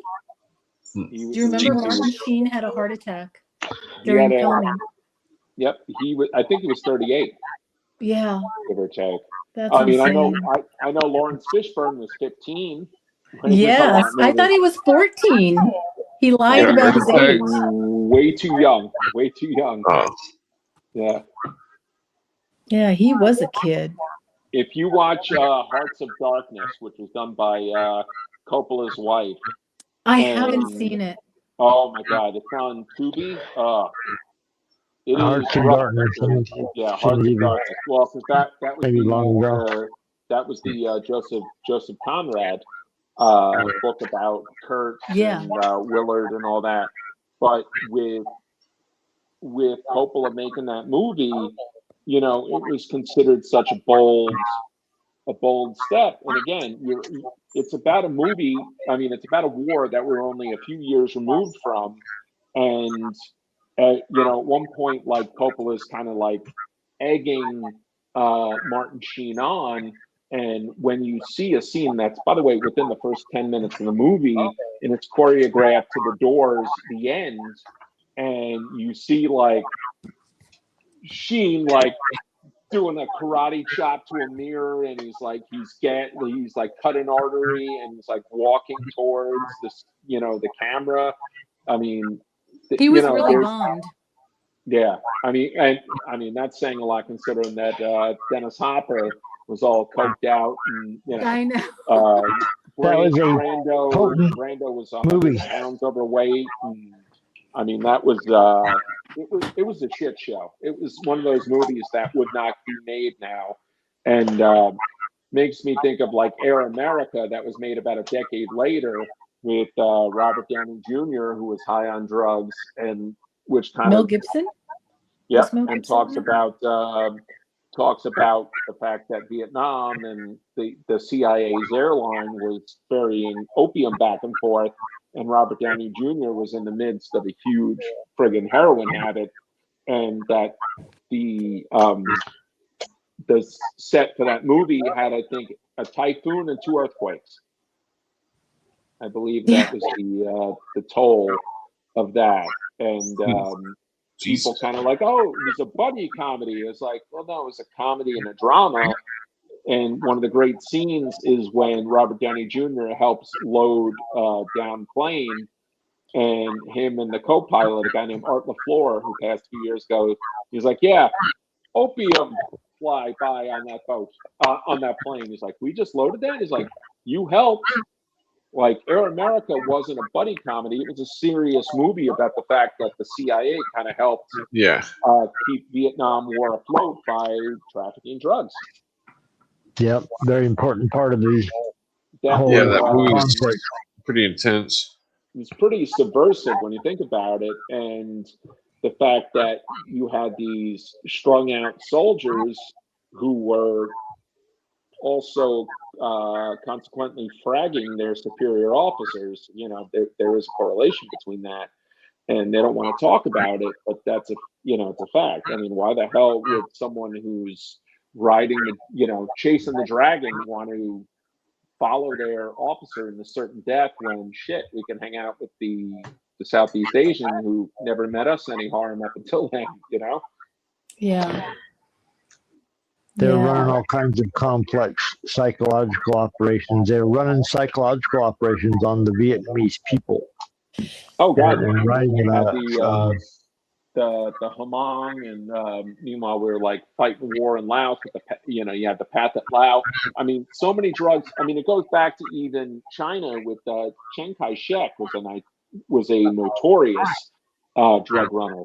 But it's something. Well, shit. When it comes to rewriting history, he's an anti-communist. We won't talk about that fact. Just kind of like we won't talk about Roy Cohn's, predilections with things as long as he was an anti-communist.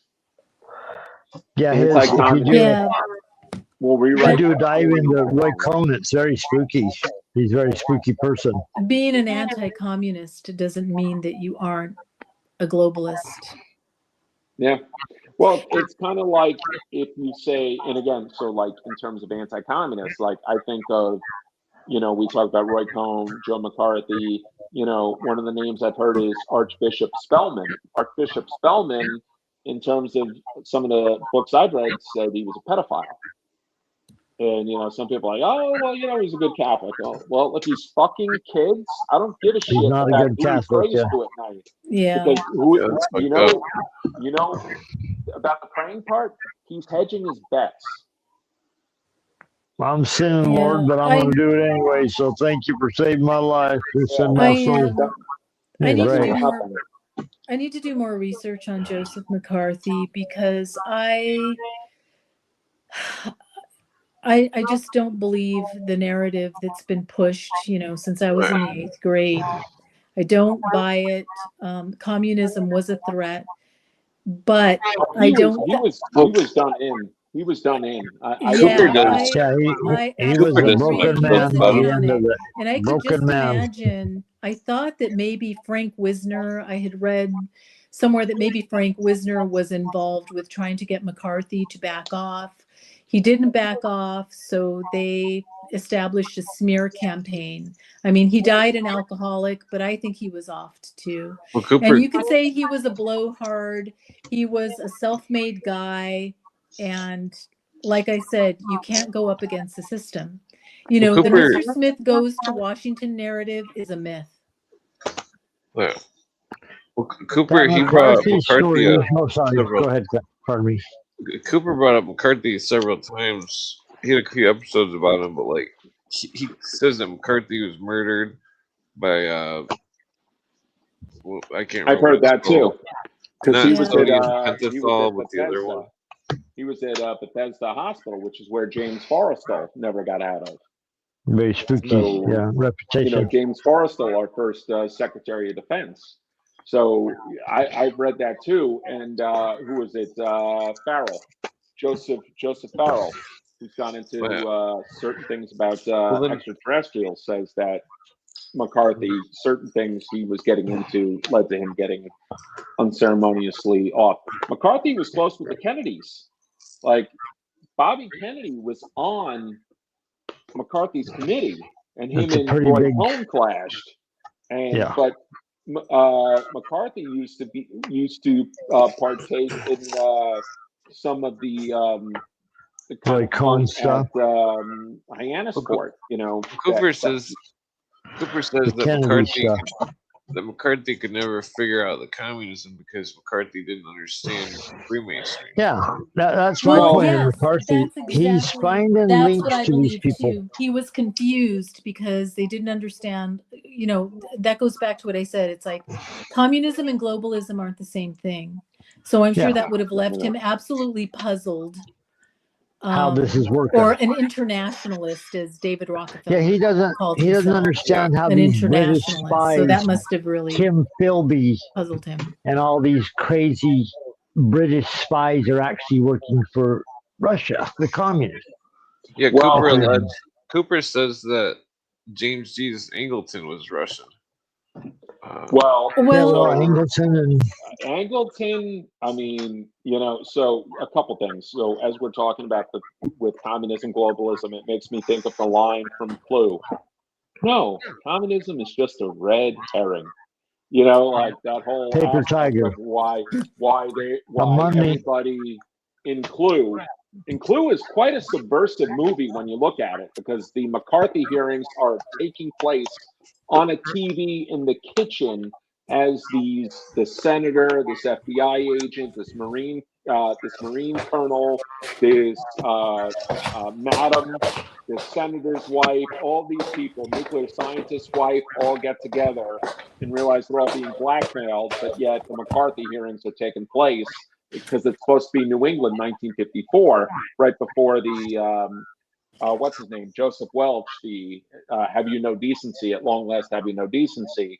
And that discounts the fact that Joseph Welch was very much a homophobe because he made certain jokes about Roy Cohn and also about McCarthy. He made jokes about twinks and fairies and things like that. But you know what? Kind of like Sam Ervin with Watergate. We'll just discount it if he's going to get the bad guy out of the way. We're not going to look at his attitudes towards gays, or in Sam Ervin's cases in terms of the nigras, sort of thing. Like, yeah, we'll discount that. Phil, am I mistaken, or did Roy Cohn die of AIDS? Roy Cohn, homosexual in the end, a guy that was hunting down homosexual using. He denied that he was a homosexual, Roy Cohn. Okay. When it's come to certain history, they talk about David Shine, one of the people who worked on the McCarthy hearings, and the fact that he had been drafted by the Army, and whether Cohn was trying to save Shine, but then Shine got married. But Cohn never admitted that he was gay. I've heard. But there's major allegations. There's major stories and points of the plot that point to he possibly was. But he was a raging anti-homosexual. Literally, I think he equated homosexual with communist. And he think was a Roy Cohn blackmailer, so he was a used. blackmailer. I go with Whitney Webb with One Nation of Blackmail. There you I think go. Roy Cohn was a collector of information, just the way J. Edgar Hoover was. J. Edgar Yeah. Hoover, on the other hand, I think was gay. I think J. Edgar Hoover was hiding his relationship with Clyde Tolson, his assistant director. J. Edgar Hoover was a man who managed to advance by always managing to dodge scrutiny. And when people pressed him on certain things, he could be like, well, I'm just go look in the files, like where he entertained FDR with his files, which included blackmail information on Eleanor. There was other people he controlled. And as time went on, Hoover's information also managed to manipulate and also managed to say, hey, this guy over here? He's a bigger problem, sort of situation. I think Well, go ahead. a lot of these people, they're all Masons, and that there's a That's the thing you don't see, or hear about. That they couldn't, because the Masons and the communists both say fellow traveler, and that the ruse of the communism in Russia was the Illuminists, that the Illuminists worked through the Grand Orient and Scottish Rite, and that the Truman was Scottish Rite, and that the New Deal and all this stuff, all these people were They're Masons. all Masons. It was all about Truman socialism. Khrushchev. Fabians. They're all Fabians. Yeah. Roosevelt. Yeah. Well, it's funny as you talk about travelers, because I think of an underrated episode of The X-Files was Travelers, and it was kind of like the McCarthyists, but also like aliens. Yeah. But that's actually that episode's interesting because was that the one where the guy had like the thing in his throat or something? I think it was season 5. Maybe he's like 6 of the eating X-Files. people or something. It was about, it connected with what's his name, Darren McGavin, who played Love Darren McGavin. Mulder's father was in it. No, it was connected with Mulder's Kolchak. father, but it was with, hold on one second. Yeah, at the end they released him. Arthur Dales was a character that Darren McGavin played, because later on they had his brother, who was played by M. Emmett Walsh, which they had a baseball, like a Jackie Robinson type connection, or it wasn't Jack Robinson, it was supposed to be Josh Gibson in a later episode, but the Travelers episode was Arthur Dales, which was a Darren McGavin Kolchak type, but with the communist witch hunts, but also aliens. And to be honest, when you think about it, Roswell, the House Un-American Activities Committee, I mean, there is overlap. I mean, and I think that's witch hunts, Salem witch I trials. think that's where Joseph Farrell got into a lot of that, and possibly Corso too, Philip Corso, day after Roswell. I mean, it wouldn't be a surprise. I think of even a little bit Guy Bannister. Guy Bannister worked Maury Island. I mean, he worked one of the UFO cases, and Maury Island is up here in Washington. Wait, Bannister, the IRS agent? No, Bannister, Guy Bannister, the New Orleans station guy when Lee Harvey Oswald was getting ready to who Ed Asner not kill played. Kennedy. Yeah. Ed Asner played JFK, the one who pistol whipped Jack Martin, his investigator. Camp Street, Lafayette Street, the intersecting addresses. Guy Bannister was Office of Naval Intelligence, which leads to the great line. What do they say about Office of Naval Intelligence? Once O&I, always O&I. Yeah. But you know what, Phil, doesn't that go for any intelligence agency? I say it agree does. with you. I agree with you, unless some more than others. Ones that kill people, that one's a little more serious. I think unless, now again, so we can talk about a guy like Guy Bannister, or we can talk about a guy like E. Howard Hunt with CIA. I think you are And again, Howard Hunt supposedly retired multiple times to be a novelist, Yeah. but yet every one of his Sure. books was cleared by CIA. They only bailed Yeah. on him when his information proved embarrassing. Interestingly enough, one of his good friends was William F. Buckley. William F. Buckley was like the lead. William F. Buckley was Charlie Kirk 50, 60 years before Charlie Kirk. Yeah. And he's Skull and Bones. Firing line. Yes. And I mean, that was a great show. I love I watching love Firing episodes on Line. YouTube now. So cool. I Crossfire. read the book about William F. Buckley last year by a guy who also wrote a biography about Whittaker Chambers. So there's that kind of cross connection. And then I watched the documentary Best of Enemies about William F. Buckley and Gore Vidal. And they were having their debates during the 68 convention. And at one point, Gore Vidal got very snarky with William F. Buckley. And was like, if you call me a fascist one more time, I'm going to punch you in your face, and like he said the word you shouldn't say. And because basically, I think Vidal was kind of accusing Buckley of being gay. And Buckley was married, and there's nothing worse than if you are someone who is closeted, hiding it. And I'm not saying that Buckley was. I don't really give a shit. Just to be a good person and don't be dishonest. But I don't know. I think Gore Vidal, I think is a brilliant mind, but I also think he was kind of like, like how people portray Harvey Milk as being this like great fucking guy. Hero. I read a book of Harvey Milk that said he was very quick to out people and might have also been someone who might have been a pedo. And he also, I think he was disgusting. Yeah. He also was a big proponent of Jim Jones. So I'm kind of like, not really.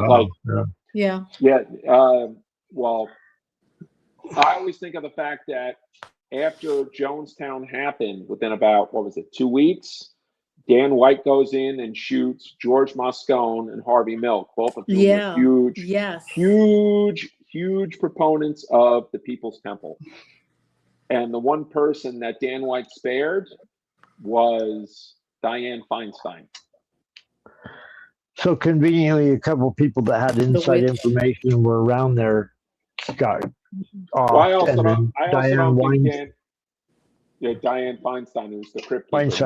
I mean, I would agree with you. Robert Byrd, Mitch McConnell, all of them are reasons for term limits. Term limits. But I think Dan White, that whole thing with the Twinkie defense, I think it was a shield. I think someone pushed him into making that move.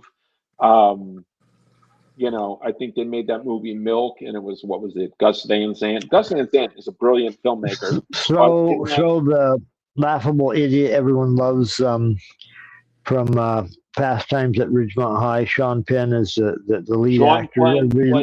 You love him, he's stupid, but you love him. Harvey Milk, kind and of Josh Brolin as a closeted type Dan White. I said, I don't think Dan White was closeted. I think Dan White was kind of the loaded gun. I think they just kind of pushed him in and just like, you do what we need you to do. It's funny and strange. They use gay if you're gay against people. The government would not allow gay people to be involved in high-level positions, but at the same time, they're spying on politicians, probably using their, gay affiliation to blackmail them. Well, Kim Philby was gay. I mean, Philby, Burgess, was he? McLean, I didn't hear that. I didn't know that. At least half of the Cambridge Five were gay. Yeah, I mean, but they were married at a point. So when they talk about, but that's what you did back then, Phil. If you were a gay guy, you got married. If you're a CIA MI6, and then you had your side gig going on. You had your double with triple agent. I honestly think from everything I've read, I think Jim Angleton, I think he loved Kim Philby. I think when Philby got exposed as a spy, I think it broke him. Yeah. And, they don't talk about that. Now, meanwhile, you had the great Tinker Tailor Soldier Spy, John Le Carre, which I think is a brilliant movie, which does hint kind of at the there's a little bit of the homosexual undertone with what's his name? Oh shit! I could see his name. I could see his face. Which movie? Tinker Tailor Soldier Spy. Are you thinking of the actor? I'm thinking of the actor, the one who is the spy, not Gary Oldman. Not Tom Hardy. Nope, not Tom Hardy. Not what's his name? Not Benedict Cumberbatch. I haven't seen that. I can't remember. Colin Firth. Colin Firth. Oh. His character is involved. He stole George Smiley's wife, Gary Oldman's wife, but he's also involved with Mark Strong. So he's bi. And I think there's always that aspect that they could play up. To be honest, there's hints of that in the Imitation Game. The one with Benedict Cumberbatch is Alan Turing. Oh, I didn't see that. Oh my God, you have to. Imitation Game? Okay. Imitation Game, you have to see that because that's about Enigma, the Enigma project.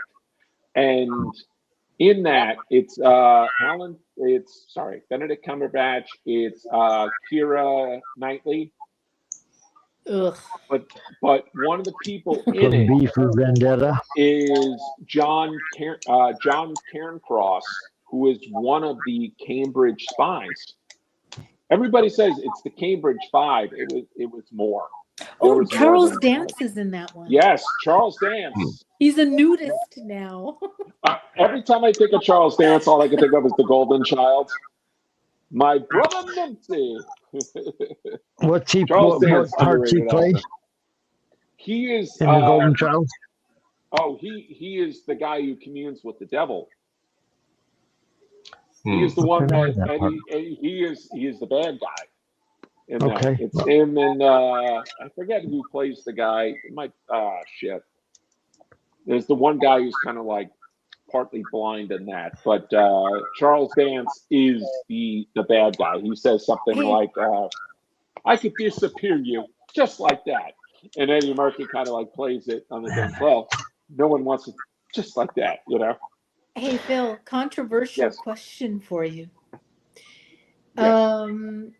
And I know we're just speculating. Do you think it is possible that there was something between Kim Philby and Miles Copeland? Miles Copeland, also known as Stewart, and the other Miles Copeland's dad? Yes. You know what? I've never read where they've intersected, but it would not surprise me. You never read Game of Nations? No, I have not. But I know of Miles Copeland, and obviously I know of Kim Philby. I didn't know how much you knew about. They were very good friends. Now, Copeland as music producer, music. Well, there's that's Miles Copeland, the son, is the music producer who ran IRS Records, and there's Stewart, who was the drummer of the Police. But yes, there's that intersection. So yes, Todd, you were there. Yeah, I was. But it wouldn't surprise me, and to be honest, it wouldn't surprise me either. So Jim Angleton was not only the counterintelligence director of the CIA for about 20 years, he was also head of the Israel desk. I think they built a shrine for him. Loved Israel. In Israel. And for who, Phil? For Israel. Jim Angleton, James Jesus Angleton was head of the Israel desk in the CIA. And when his crimes got exposed, basically it was CIA, the Chaos operation, which was exposed by a great intrepid journalist by the name of Seymour Hersh. There we go. Thank you, Todd. Yeah. They fired him. And the man who gave him his walking papers was a man named William Egan Colby. Yeah, Bill Colby. He that would take over. Yes.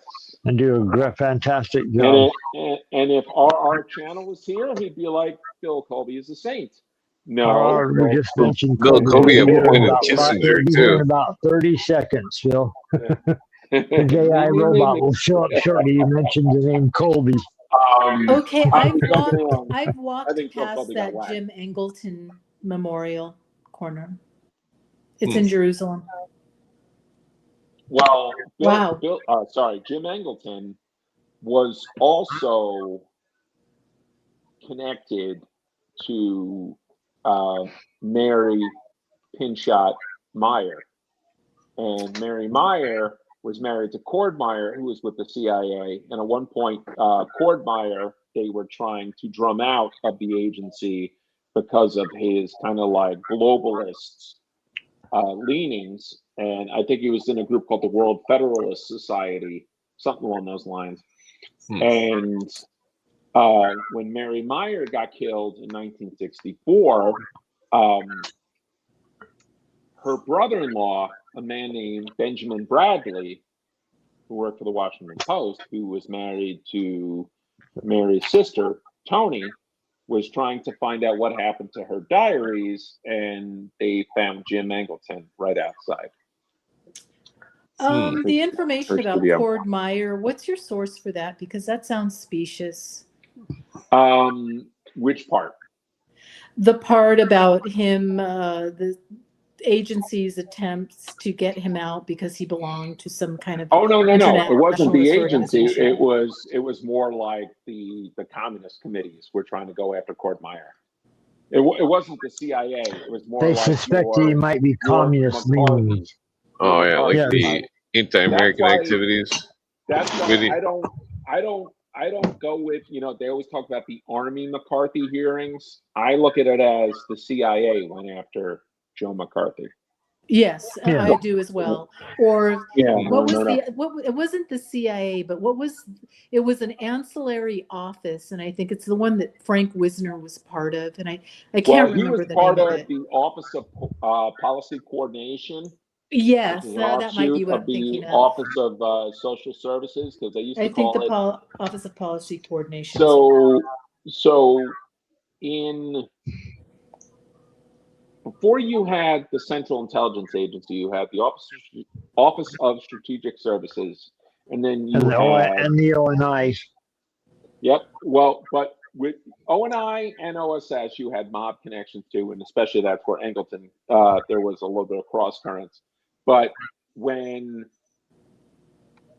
Truman took over, OSS was disbanded, and what's his name? Bill Donovan. Bill Donovan.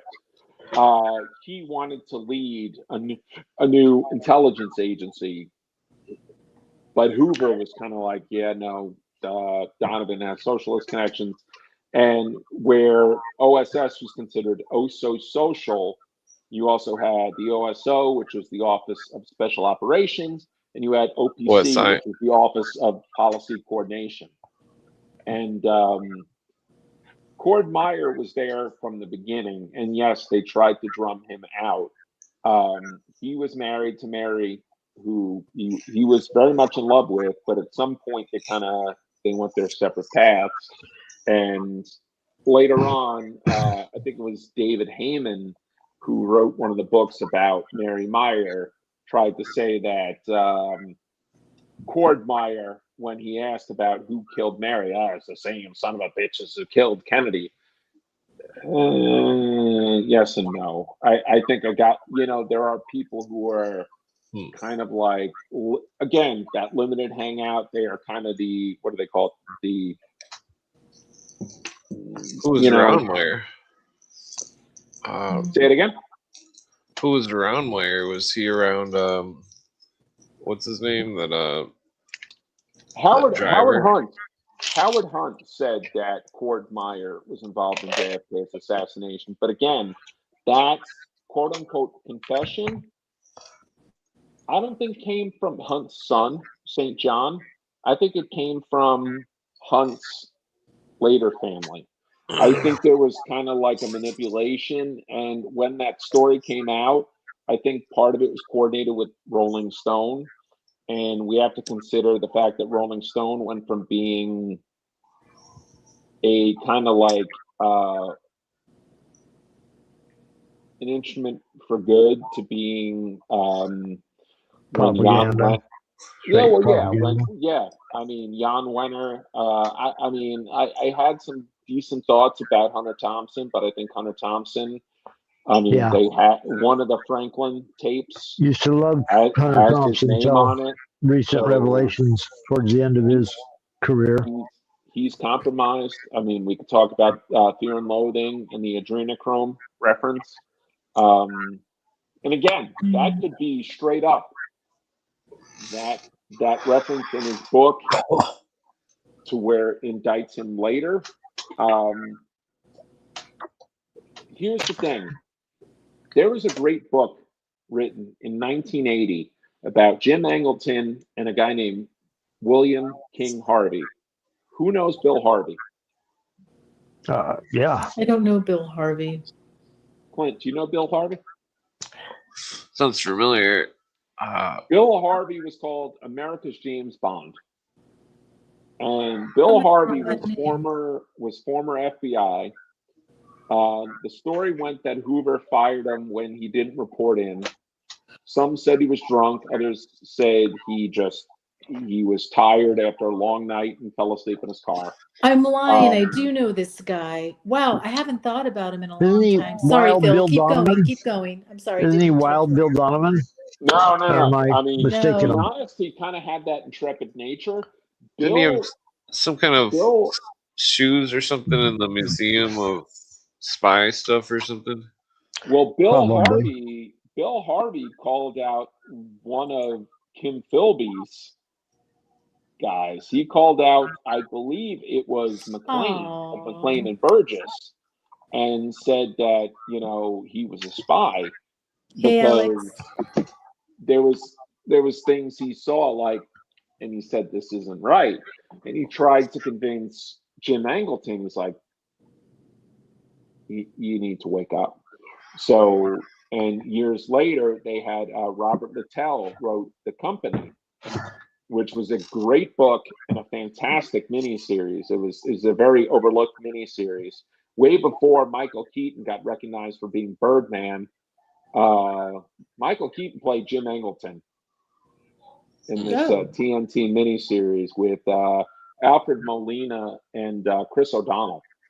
And Michael Keaton played Jim Angleton.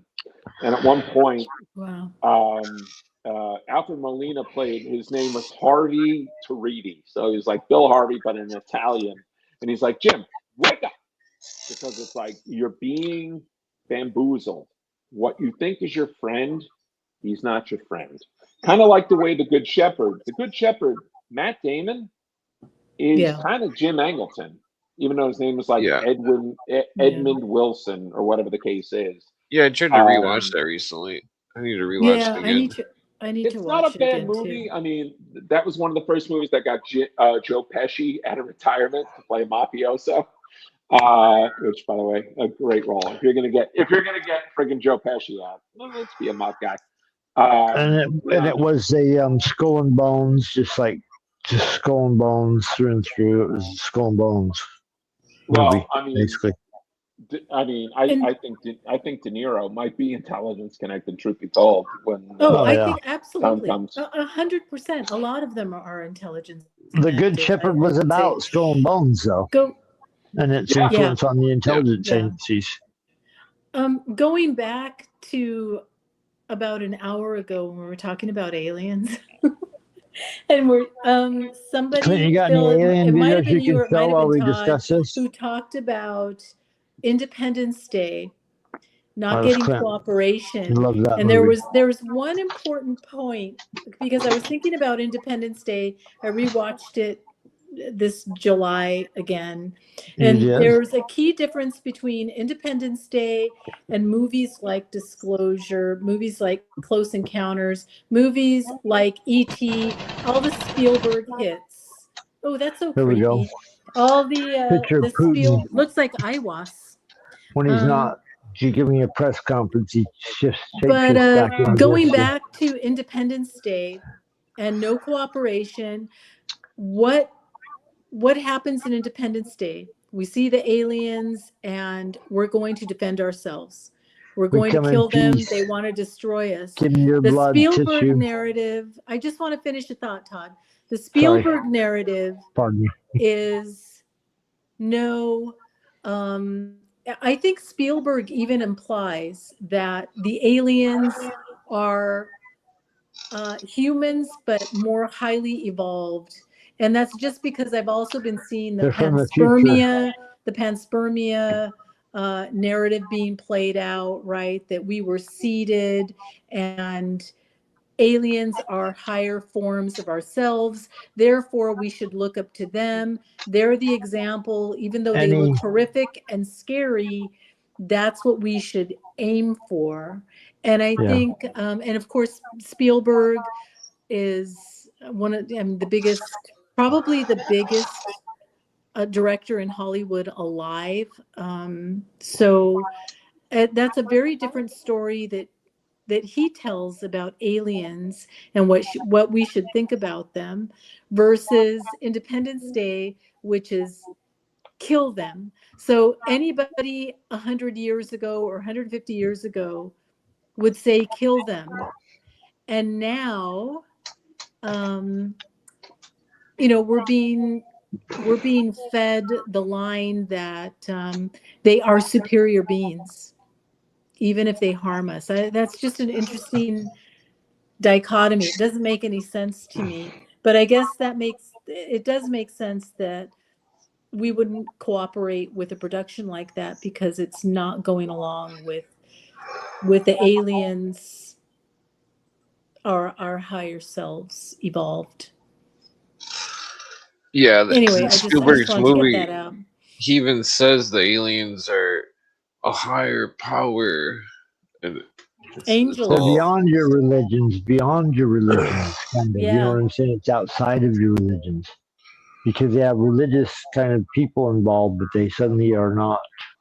They're working for a higher force now, Well, it was speculated that if there was some kind of beings that they would have the ability to shapeshift or change their appearance.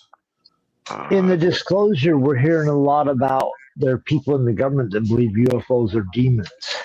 We've been hearing this for a while. That's why they don't want to. They would have been called 100 years ago. Yeah, and if you're a super religious person, you get a little information, don't see one, but you hear stories, you might seek them as demons, right? So, we're gonna need some enchanted swords. You know what? What kind of bothers me about suddenly disclosure? Like, there's a whole bunch of UFO activity. We've kind of heard the story that setting off nuclear bombs might have sent a signal across outer space. The impact itself goes through dimensions and time, maybe even. It's not just coming from other planets, it's coming from an inner dimension. Some people claim that Jack Parsons an atomic blast is so powerful it interrupts other dimensions.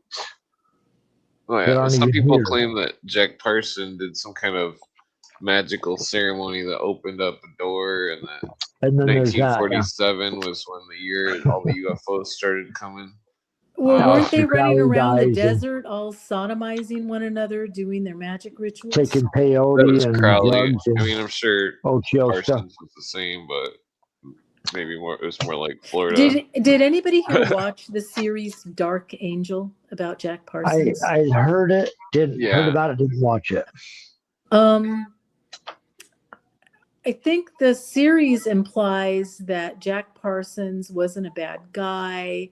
He used magic to will it into existence, and he did.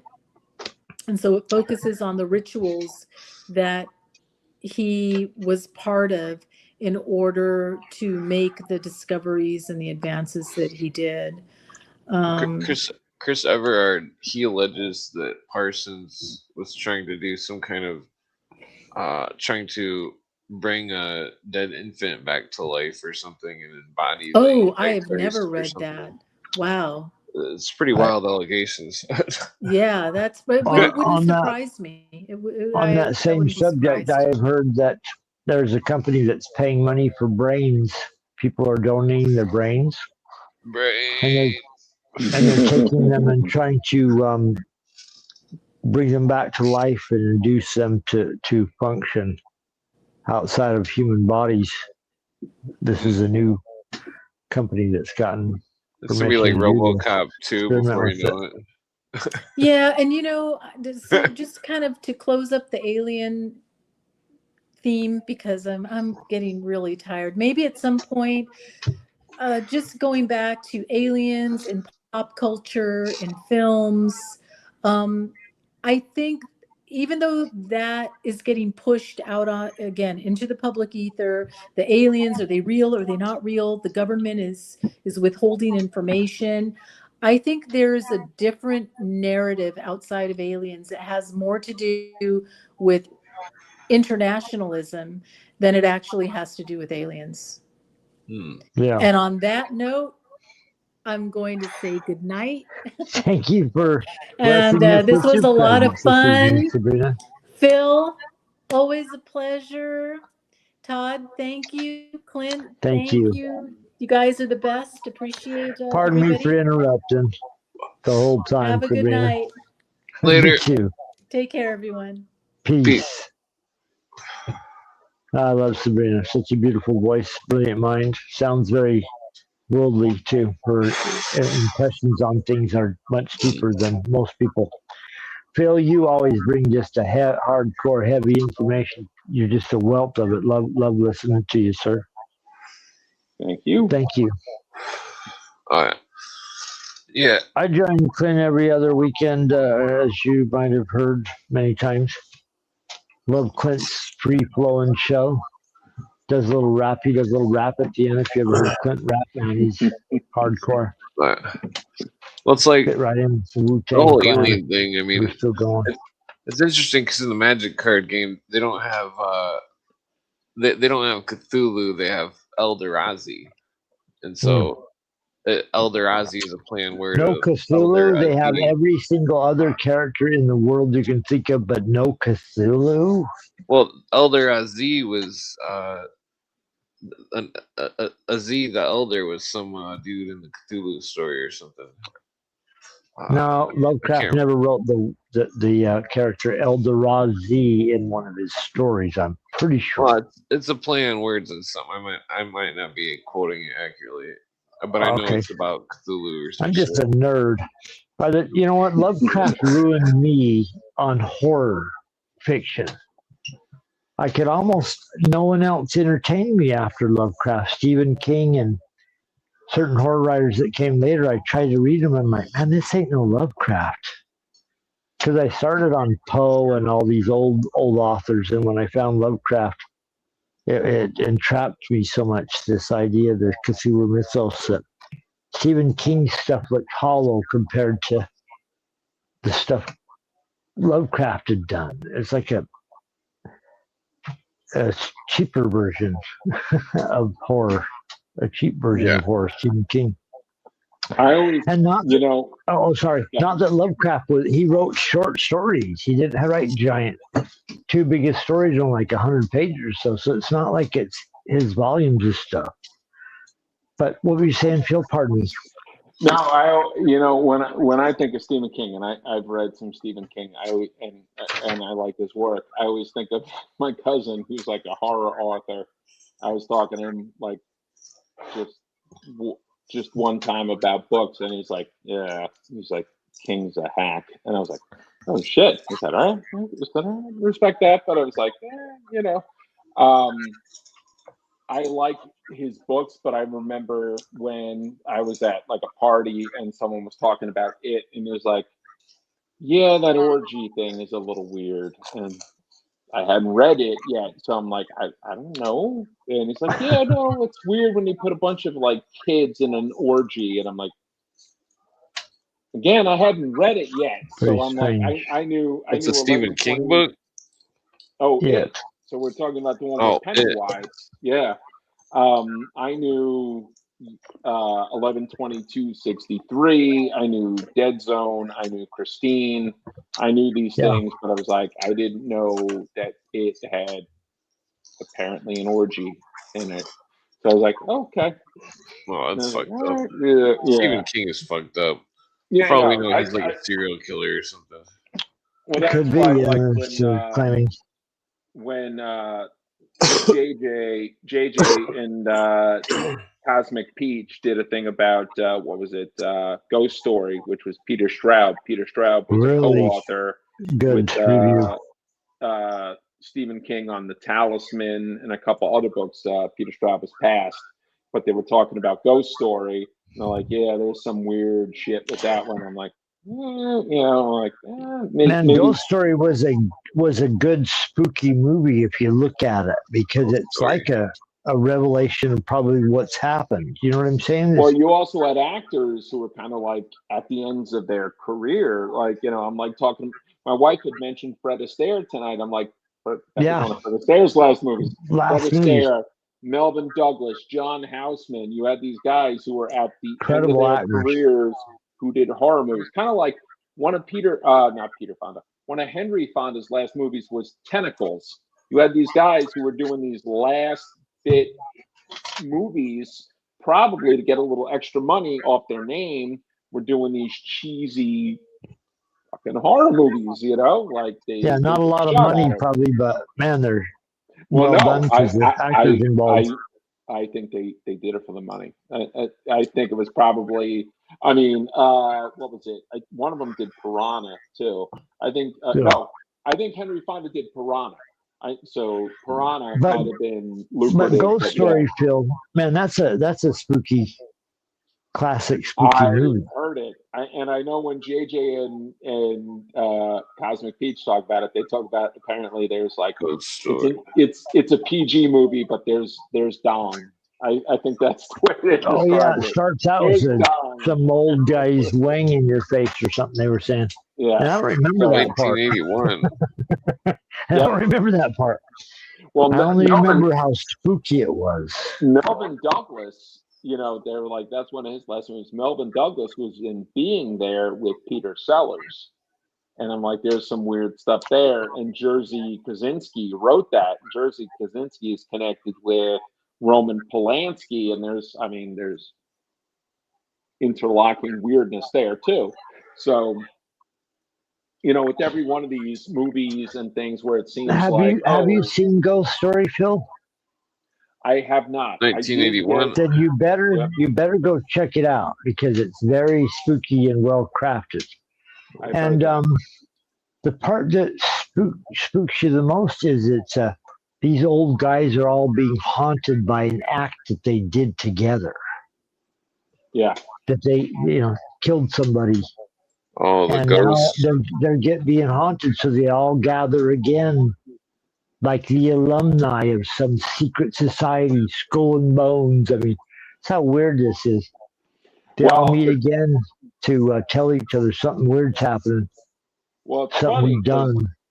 When we talk about, when I said that Melvin Douglas was in it, Melvin Douglas was married to Helen Gahagan Douglas, who ran against Richard Nixon.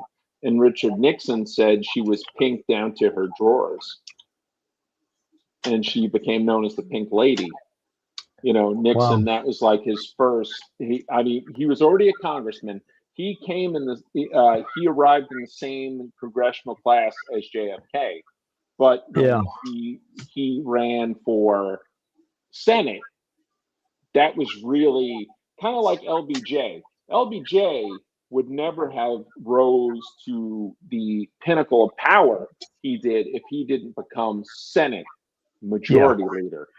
Obama. And, the way LBJ became Senate majority leader was through election fraud, like true fraud. With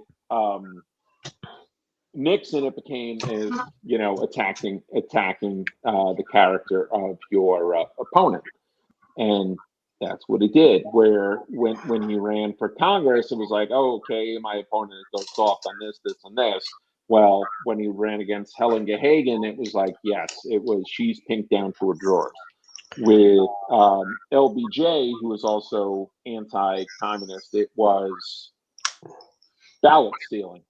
And Nixon in his not Nixon, LBJ in his primary had lost. The Democratic primary, LBJ had lost. And he was short about 100 plus votes. And all of a sudden, I mean, he was suicidal in his defeat. And what happened was they found 100 votes in the post office. Yes, and it was the PARs of Duval County, and they found Where I heard that story he won before, by yeah. 148 votes. He became landslide Lyndon. Yeah, exactly. No one wants this guy. No one trusts this guy. He's going to be right next to the guy that they're going to get rid of. You know, Nixon and Kennedy was like the first televised political debate. It's hyped up as. On TV, Nixon lost. On the radio, they felt Nixon won. But the thing was, and they had it very well portrayed in Mad Men, where you had the Madison Avenue, the advertising agencies, kind of showing your candidate, and they were in what was it, Sterling Cooper in Mad Men. They're like, oh, would you like to represent this candidate or this candidate? Well, I don't know who represented Kennedy, but I knew guys like Bob Haldeman and some of his other guys, because Bob Haldeman was at a advertising agency backed Nixon. But yeah, when Nixon appeared on TV, he kind of had the 5 o'clock shadow, and He didn't look as good as Kennedy. Yeah, I think Kennedy he had was the a little flu. smoother. Yes, the thing with Kennedy was he had vigor. Not vigor, but vigor, VIGAH, and they said Kennedy won. But what's funny is that pretty much starts or sets off the career of both those gentlemen, because they would both be president eventually. Doing that first. And with Nixon, there was the whole thing where Kennedy was told part of what was going on with Cuba. Kennedy was given a briefing by the CIA, and Nixon felt that the CIA fucked him over. The Eastern establishment. These are also two weird characters, because they're some of the first presidents that would be outside of the WASP tradition that's so popular in the United States. Kennedy was a Catholic, which was never allowed until until he came in there, and Nixon was like this weird Baptist. Quaker. Quaker. With Kennedy, it was the old trope, the Al Smith, the Rome. What was it? The Romanism and rebellion sort of aspect. Yeah, it's not going to be JFK. It's going to be the Pope. The Pope is going to be running the country, and that sort of the prejudice kind of ruled the land. And that was part of the reason why, when it came to JFK picking a running mate, Joe Kennedy told him, you got to pick Lyndon. And where Bobby Kennedy hated Lyndon Johnson, Joe and eventually John F. Kennedy said, yeah, no, we can only win if we have Lyndon. And that's kind of where it went from there. That Lyndon Johnson, despite there was other viable running mates, they felt Lyndon Johnson was the guy who was going to get JFK across the finish line. He looked all-American, a little more an older version of American. He was the guy. He was a guy who could bend people to his will. He was the Senate Majority Leader. I heard he held meetings while he was sitting on the toilet. He did that too. There was that too. Taking a dump and telling everybody, "Here's what you're gonna do, gentlemen. Now listen to me. I gotta take a dump, but I'm so important. I'm gonna shit and tell you what you're gonna do. Now take note." Oh God. That's like he was a Mason too, Lyndon B. Johnson. Oh yeah, I'm sure he's high level 33rd degree. Well, claims that he never went past the first, but he was probably a member of some other type of lodge. Yeah, the secret societies love to cover those angles. That's what Clint's very well versed in. Phil, you probably know the Masons, the history of that aspect of secret societies. I like to study like the secret. I like to study secret societies in all their various forms throughout history, and their techniques and their mythologies. Myself, Bill Cooper turned you on the great book. Have you ever seen a book, Archon Darul, Secret Societies, History of Secret Societies? You ever seen this? No, I haven't. If you ever get a chance, read it. Quick read. It's pretty good. You'd probably burn it up in like 2 hours or something. But man, it's just a short view of all these secret societies going back in time. Doesn't have a spins, not telling you anything. That's why Bill Cooper put it in his reference. It's just at the end he explains, is there any common denominator behind these secret societies? Yes, they all use the same techniques, certain techniques to control their members. There's a factor that continues over and over. Same thing that the intelligence agencies kind of use and governments use to brainwash people and then rebuild them or whatever. But drugs are always involved in repetition of certain sentences and all that. Phil, before you go, I got to finish that thing about the two movies. We had Tom Cruise, Mission Impossible Fallout, and then The Man from U.N.C.L.E., which starred Henry Cavill in both of them. In the Tom Cruise movies, he is the bad guy that's set up against Tom Cruise, but he doesn't know it. So he's a secret agent that's at the end, he says, just do whatever it takes to get the plutonium, kill Tom Cruise if you have to. And they're both Americans, right?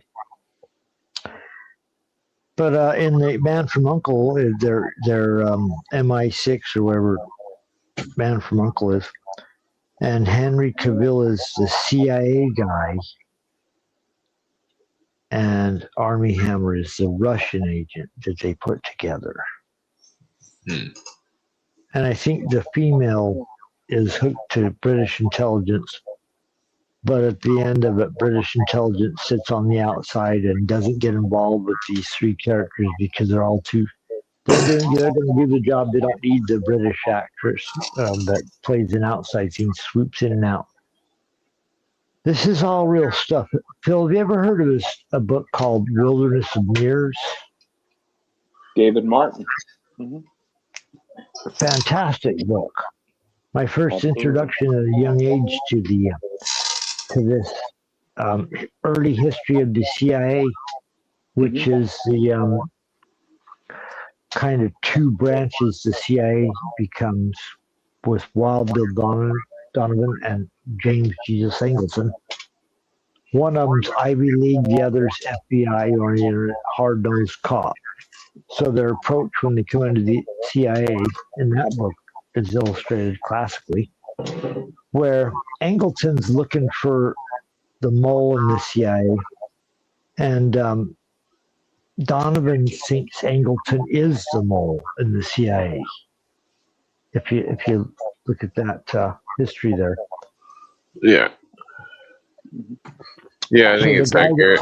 For the communists, he's the guy that's helping the communists, and when it's all over, he's just supposed to be a feeble guy that just got taken advantage of. Even though Well, he's the bookworm, he's the smart one. He got taken advantage of by Kim Philby and well, then Whitaker at the same Chambers time, and Elgar Hiss is being put on Alger Hiss. trial for communist spying. How does Alger Hiss become Secretary or General of the United Nations? No, If there he isn't doesn't some become high. that. He just is involved in the writing of the charter and the selecting of the first 500. Oh, there you go. Yeah, he communists. writes the charter for the United Nations.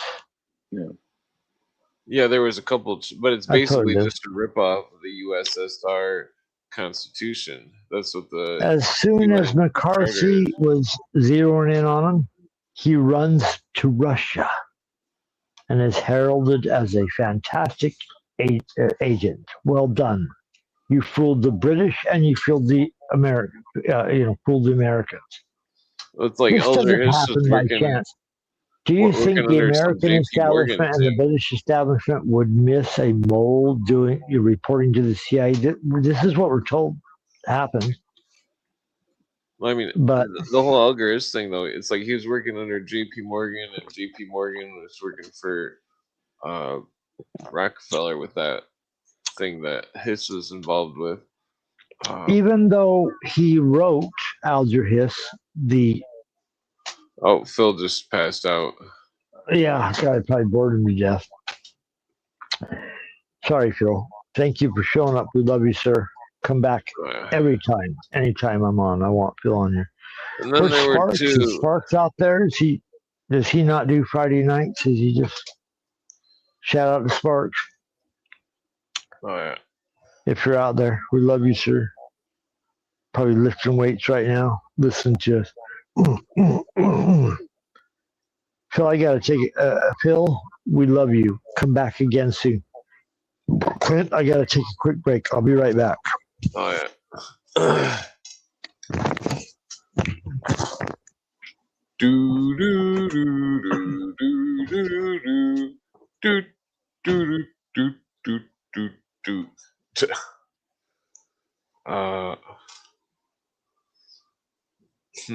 So I'm wondering what there's some stuff I was gonna get into with some of these psyop stuff.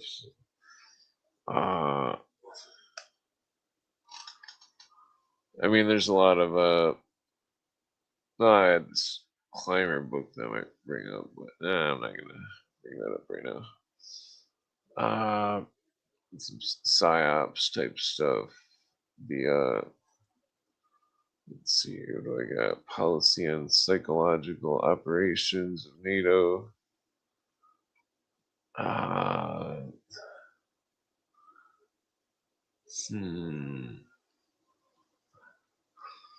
Well, I guess there was a couple of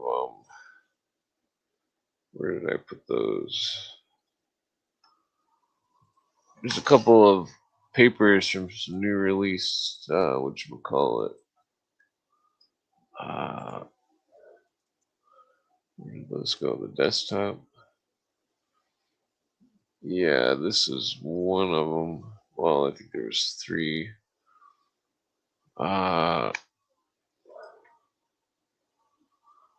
Okay, so I should have put it on the other screen and zoomed in.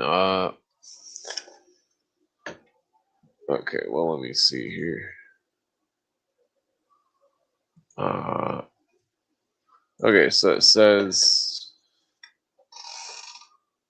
is this? Okay, UNCLAS Action Salvador 94 from Rio, 14th Department, Past Defense and NASA from Skiat,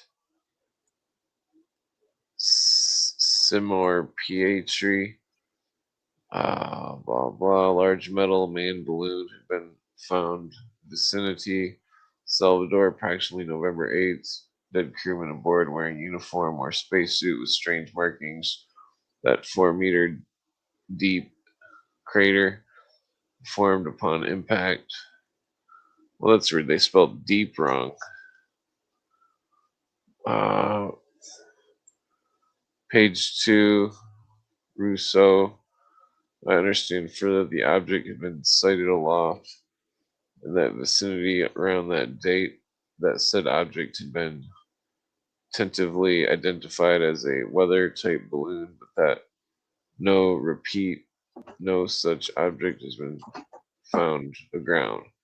Aaron Science attaches appreciate cooperative. Gordon something. Okay, well, let's see. I think I had a second one of that. What is this?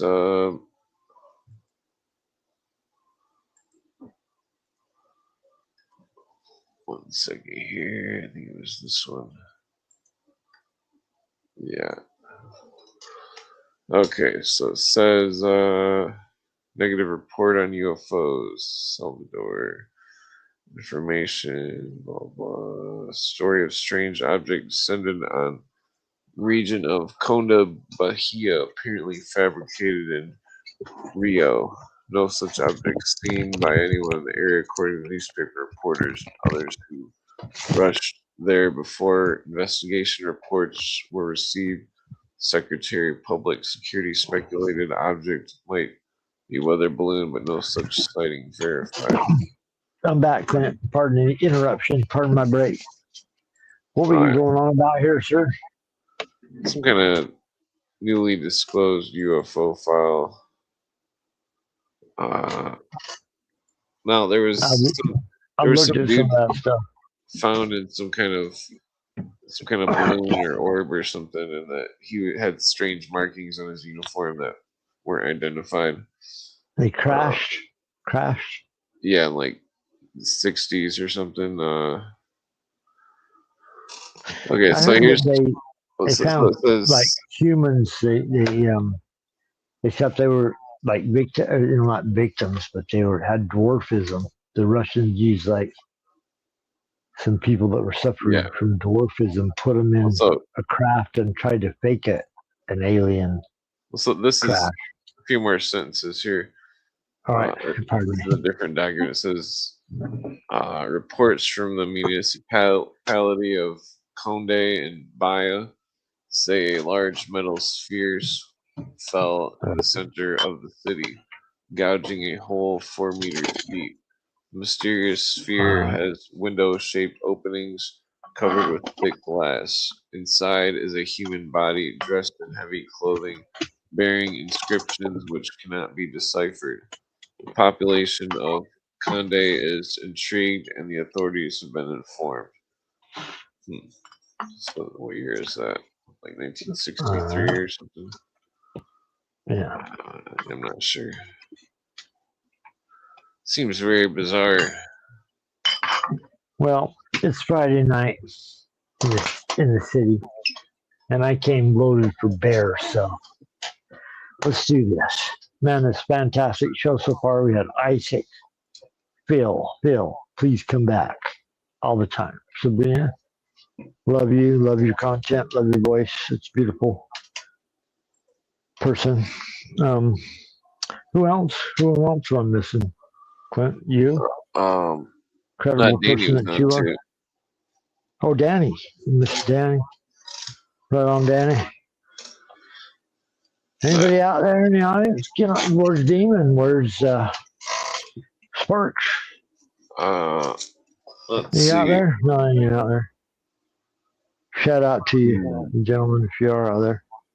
I like how Sparks is like a positive example for people. Working out, his attitude is just incredible. Love that about Sparks. Anyways, okay, there was stuff that I left off the table because we had such incredible personalities on here tonight. I didn't want to go into my whole stupid spiel. Like that. Okay, yeah. Let's see. So I wonder if there's going to be anything good in the new disclosure or whatever. That they just released. I have not seen that story. I work so much. Fucking when I do catch stories, I'm like dropping dead. I get through the whole news. Well, I'm gonna see if I can find any good ones to bring up. Where is my notes for tonight's show? talked about Drudge, did shout outs. Where's Ellie? That was something I wanted to say. Where's Ellie? Ellie, come back. She's on some farm or something for her family or something. I heard Germany's getting pretty conservative and weird, and they don't like people that talking bad about their government. So they don't like scorpions right now. The German government. Jim the Ninja, shout out to him. I was on his podcast the other day. He releases his shows not live. Oh yeah. Schmoozes them over, makes them sound nice at the end. Well, eventually So I'll be shout out to editing my episodes, and eventually he's in some you'll of them. turn into people that edit episodes. Yeah. Well, I mean, does he want me to leave him in the episodes, or does he want me to edit him out? I doubt he cares one way or the other. He doesn't dislike or like you. You know, when I talk to him, he doesn't have like a grudge against you or anything. If that's what you're asking, but you'd have to ask him personally what he would like on Well, that. no, I was asking if he wanted me to leave him in the episodes when I edit him out. I don't think he's like. Well, you'd have to ask him. Well, I don't have any way to ask him. I was just on an episode of his. It was incredibly fun. Well, you're bringing him up, so. Yeah, exactly. I'm shouting him out. Go to Jin the Ninja. Yeah, you're already wasting Threshold Saints. Threshold Saints. Just shouting out people that won't come on the show or let me on their show. Well, maybe they will, but I'm gonna shout out to the Todd Haters Club. You're gonna give up. I'm just joking. Clint's not a hater of your show. Clint, he's not a hater of your show. I don't think he's ever said I hate Clint. That's ridiculous. So, but anyways, who else? Oh, you're saying Daniel over on End of Days Radio. Shout him out. Leave it up to the Aquarius to defend everybody who's disowned. Lee, where are you? Where's the other guy? We haven't seen forever. I'm not sure. No, I don't know. I'm just teasing about all that. But I can't find this disclosure thing. Blessings to all.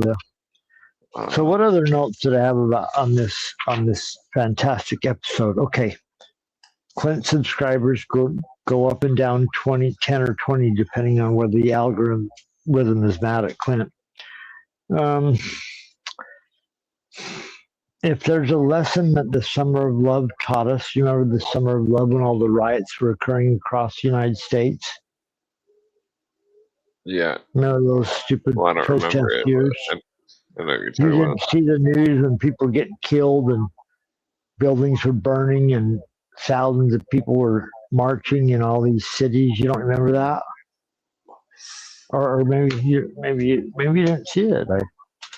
Maybe you didn't live in the city where they were turning over police cars, setting them on fire. What year are you talking about? I think it's like 20. Oh, you're talking about modern time? Yeah. Minnesota? What's the location? Whenever the kid was shooting 3 people, remember the kid that did a flip and shot 3 Antifa members? Oh, a giant riot was taking place. Yeah, I can't remember his name. Kyle something. Self-defense, technically. I mean. Yeah, but that was the Summer of Love when riots were being staged everywhere. Government approval. Pallets of bricks were being delivered to cities. Statues were being torn down. People were angry. Chaz formed a mini riot, communists, in the middle of fucking Seattle. And then they tried to branch out, take over places. Didn't last long because as soon as the money goes away, so does the movement. So it shows kind of they were teaching us lessons. Don't go down near those places when they're happening because you might get killed. Do you know how many people got killed during those riots during that time period? Oh, yeah. Who knows? Probably quite a few. Exactly. Who knows? so many. The number that happened on record is quite high, but the number that happened probably off record, who knows? Could be vast. But stage protest, inorganic. I'm sure there's people that feel the way of the protest, but the protests are being funded.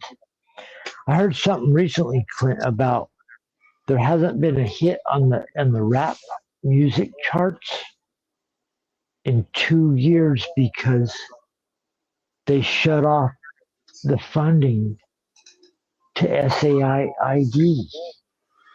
Well, the rap sucks. I mean, there's nothing. Did you hear what I just said? Yeah, that's all commie rap. Just like that lady from London said when she there was a Wu-Tang. fund from the government, Clint. That's the important part. Being sent to you said that was funding rappers. As soon as Trump shut off the funds, the rappers had no more hits some aliens on on the radio. screen here. Oh, I love this. This is like These might be some rappers. These are rappers. These are the northern. Some kind of AI video. Yeah, those are the tall blonde white aliens that from Nordica. Yeah, the rap's all bullshit. It's all fake. Somebody did a video recently saying the minute USAID got shut down from Trump, there wasn't a rap song in the top 100 chart. First time since rap started in 1989. Since rap was big before '89, though. No. U.S. aid is a continuation of United States foreign policy groups that go around the world helping people, giving them money and. Yeah, but the whole rap thing came about because of the big blackout in New York, and then all the people robbed all the electronic stores. Why or how rap came about. I'm saying there were no longer any #1 songs when Trump shut off the aid money 2 years ago. Suddenly rap disappeared from the music scene because it's probably being ran by Democrats that make music for the machine, and when they're not getting paid, they don't make the music. It's a controlled thing. It's a story about how the control got shut off. No rap hits in 2 years. Ever since rap started in '89 being charted, like whatever the story is. First time in 50 years, they haven't been in the top 100 as a rap song. I don't even follow all the top 100 of these years. I'm too busy looking back at other years. But I mean, based on the past, who knows if they were even hits organically? This is what weird. It looks like, Clint, is the rap scene's probably being funded by the government. Some kind of UFOs. We know what it is. This looks like aliens. That's definitely weird. Alien. If I ever seen an alien, that's what they look like. Some kind of rock species or something. Yeah, some kind of being that's coming in and out of.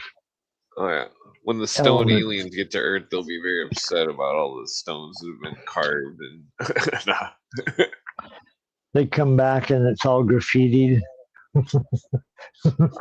They put these 100-ton blocks in place. In modern day humans, all they could do is spray paint some ugly graffiti over it. We'll come back, have a tear in their eye like that American Indian video, people littering on the highways. Yeah. Now, there was, if there's one thing that Summer of Love taught us, was you could lose your life if you get anywhere near these riots, these giant riots funded by government agencies. So nobody gets together, 500,000 people in this country, unless they're being paid nowadays by some Here's a good AI video. What is that? It's a spaceship that's been dug up. It's like a snake eye from my view. Some people claim there's a spaceship buried in the Midwest or in the plains or some shit somewhere where it was too big to hide, so they buried it supposedly. I don't know if it's true or anything, but it's interesting. There is lots of those claims. So got the 2 movie reviews in, and everything I could think of on that stupid shit. Tom Cruise is in Mission Impossible, the Scientologist. We've done so many deep dives on Tom Cruise with JJ's channel that I feel like I know him personally. You know, his family Tom tree. Cruise.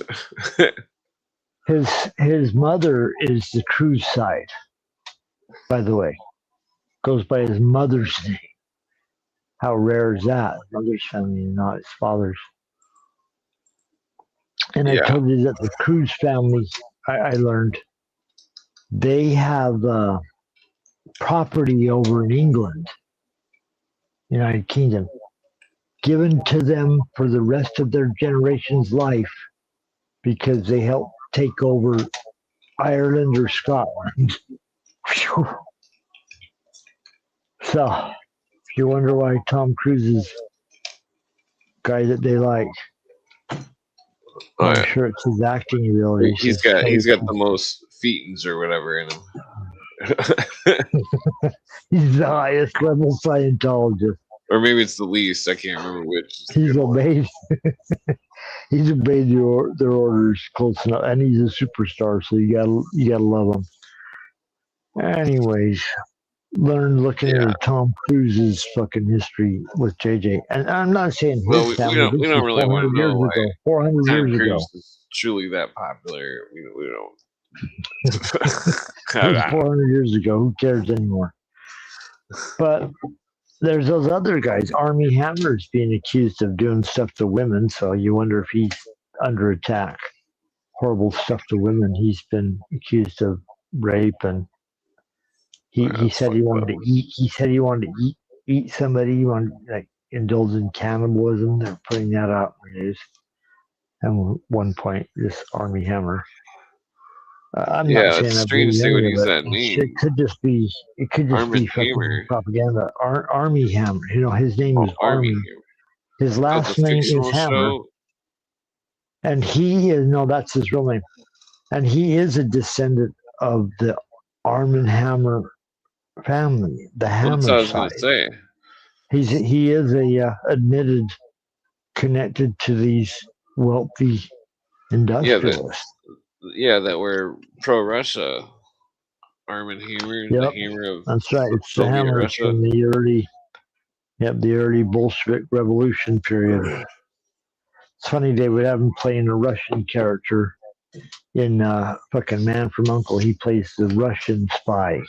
Well, they were involved with the mafia somehow. I can't remember the Arm & Hammer. So I did write down these stories. I didn't want to interrupt Phil because it's so cool to have him on. Come back, Phil, every time, anytime we can have you. We love that. I wanted to explain how Drudge Report is an aggregate. Have we talked about this 10,000 times, Clint? Yeah. Yeah, if he was part of that guy that probably isn't there anymore. It's a bunch of If he was news part of that stories. Young Turks thing, then he's a straight up psyop. Yeah, he's probably just a government agent. So even if that's the case, Drudge Report is one of the most viewed websites in the world, and especially in the United States because it was conservative leaning. It was supposed to be the freshest, coolest, hottest information, fast you could get it. Back when Clinton was going through the Monica Lewinsky thing. It was the first example of a newspaper coming up on, or a news agency supposedly on the internet. It's only claim to fame.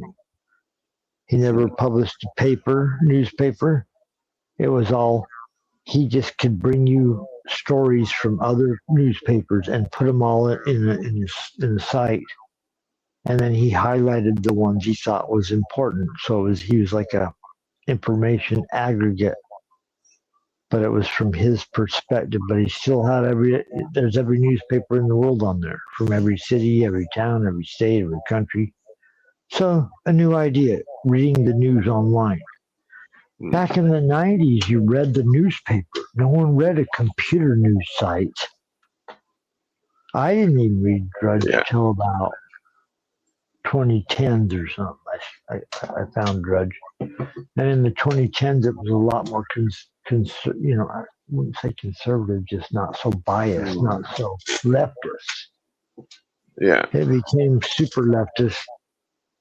But it seems like there's, on Twitter, there's 47,000 people posting about Candace Owens and Andrew Wilson arguing in a debate. And that, what if that debate happens and then Candace Owens gets sued? Just like Alex Jones. Yeah. I wonder mean, about because her viewpoints are pretty wild.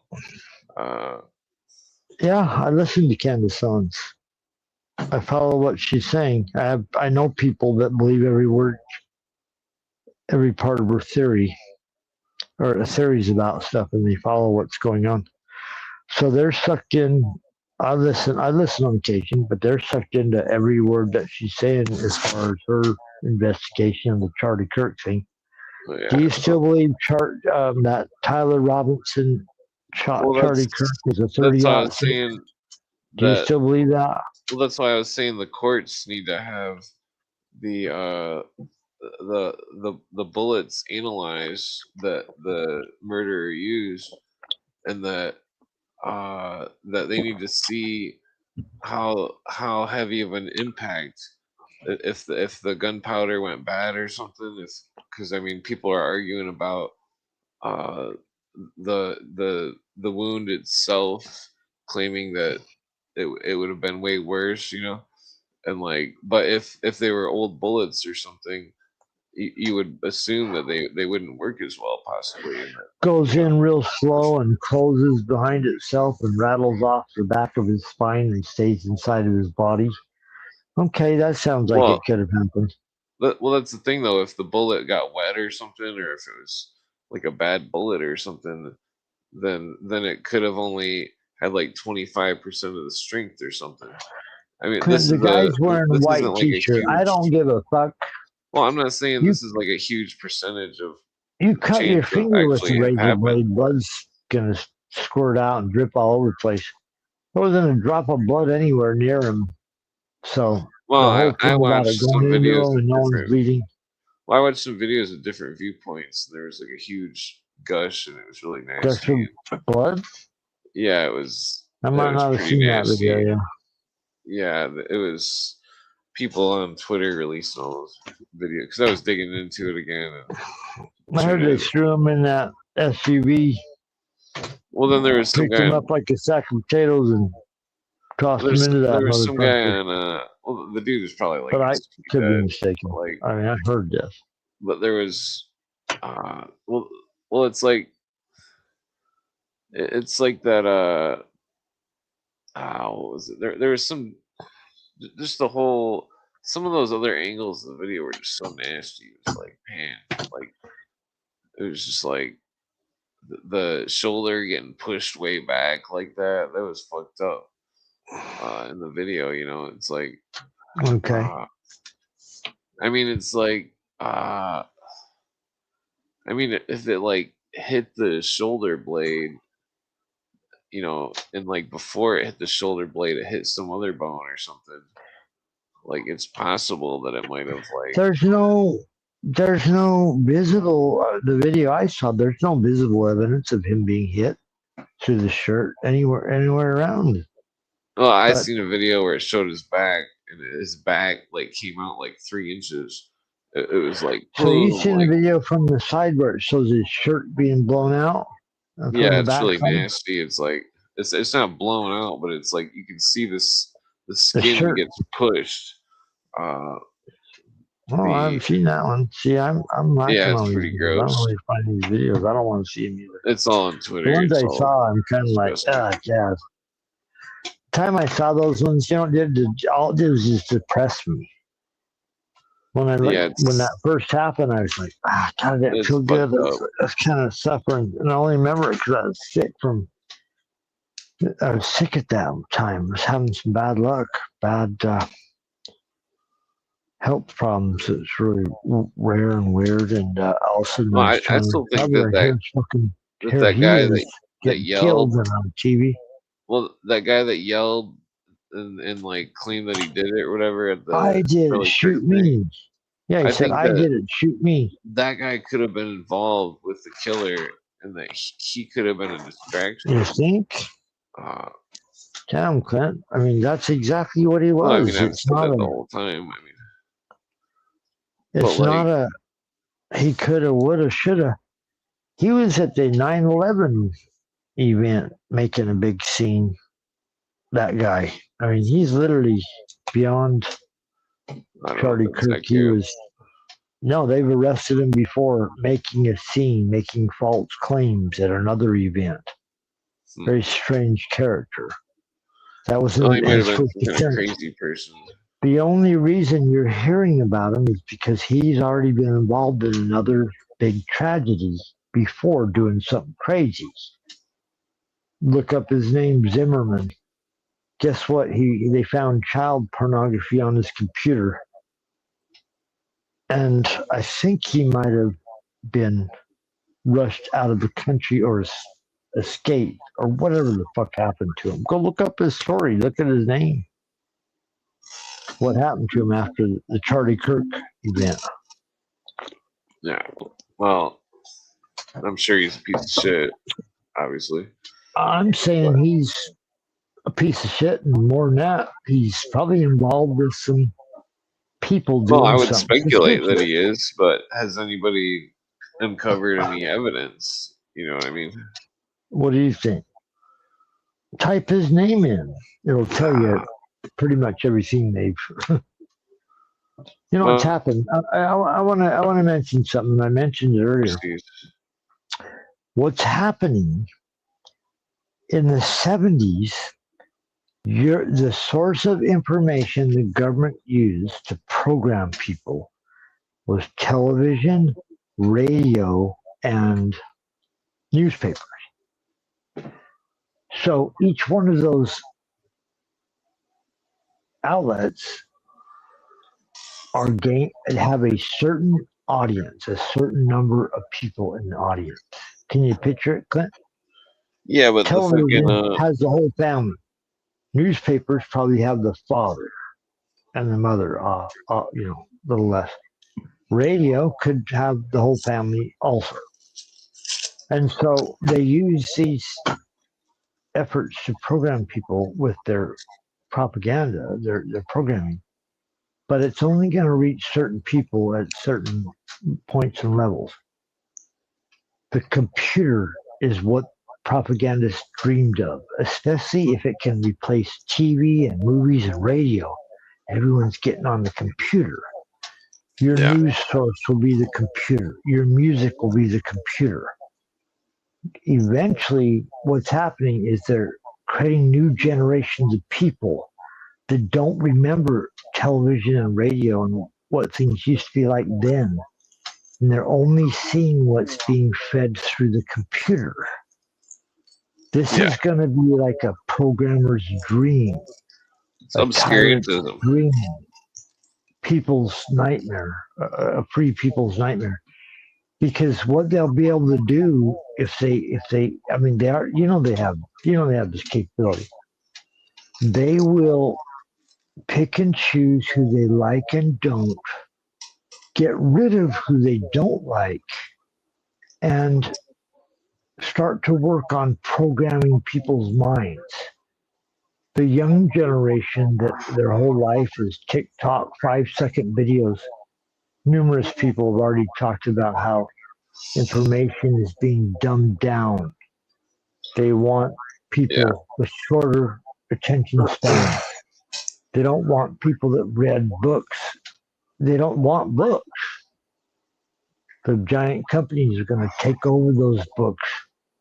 We'll photocopy what they said and destroy it. So we own it now. You've heard about Anthropic doing this bullshit. But what's also occurring is they're creating a class of stupider people with each generation. The videos are getting shorter. You know what I'm saying? TikTok's down to 10 seconds. The average attention span, they said today, is like 3 minutes with a young one. We do 10 hours, 12-hour shows on occasion. We have at least. Who is the Hyperborean? Good evening. Good evening. How are you? I'm doing fine. How are you? Excellent. Nice to meet you. Who are you? I've been on this panel before. Cool. Okay, I think I remember you. You've been on twice. Yeah, a couple times, 2 or 3 times. You're right. Hyperborean? I don't remember you. I come on and off on occasion. What's going on, Hyperborean? I love the Hyperborean literature and Conan. Yeah. I think yeah. He's the one that claims he's a Mason. Yeah, exactly. What's going on this evening? Not much, man. Just winding down. What are you guys up to? Oh, we're just having a conversation. Just going in some notes. I wrote down some bullshit in the news and stuff I wanted to go over and just make a stupid arguments and try to do a routine on. Yeah, we went all over every. Fuck, we've been all over the place. Basically. Movies, every movie you think of. I think we're on our 4th hour, yeah.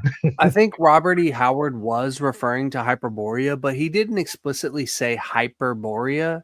He calls them Hyborians, which is like almost Hyperborea, right? So he might be alluding to that. But I've always liked Robert E. Howard's works. I think they're brilliant. Yeah, I think they're brilliant. Yeah, but this isn't that, right? This is referring to something else. Well, I remember you telling me about that before. Yeah, for sure, man. Yeah, so what have you been up to lately? What have you been researching? A lot of the Illuminati stuff, Swedenborg and the Strasbourg Lodge, and how the mesmerism worked, how the I got quite a few notes. A lot of alchemical stuff about Fulcanelli's book in contrast with other religions. The type of alchemy that he's speaking of. Yeah. Fulcanelli is really interesting. Both of his books are very interesting. Swedenborg wasn't a Mason, but I would say that there is through Yarker there was a Swedenborgian rite.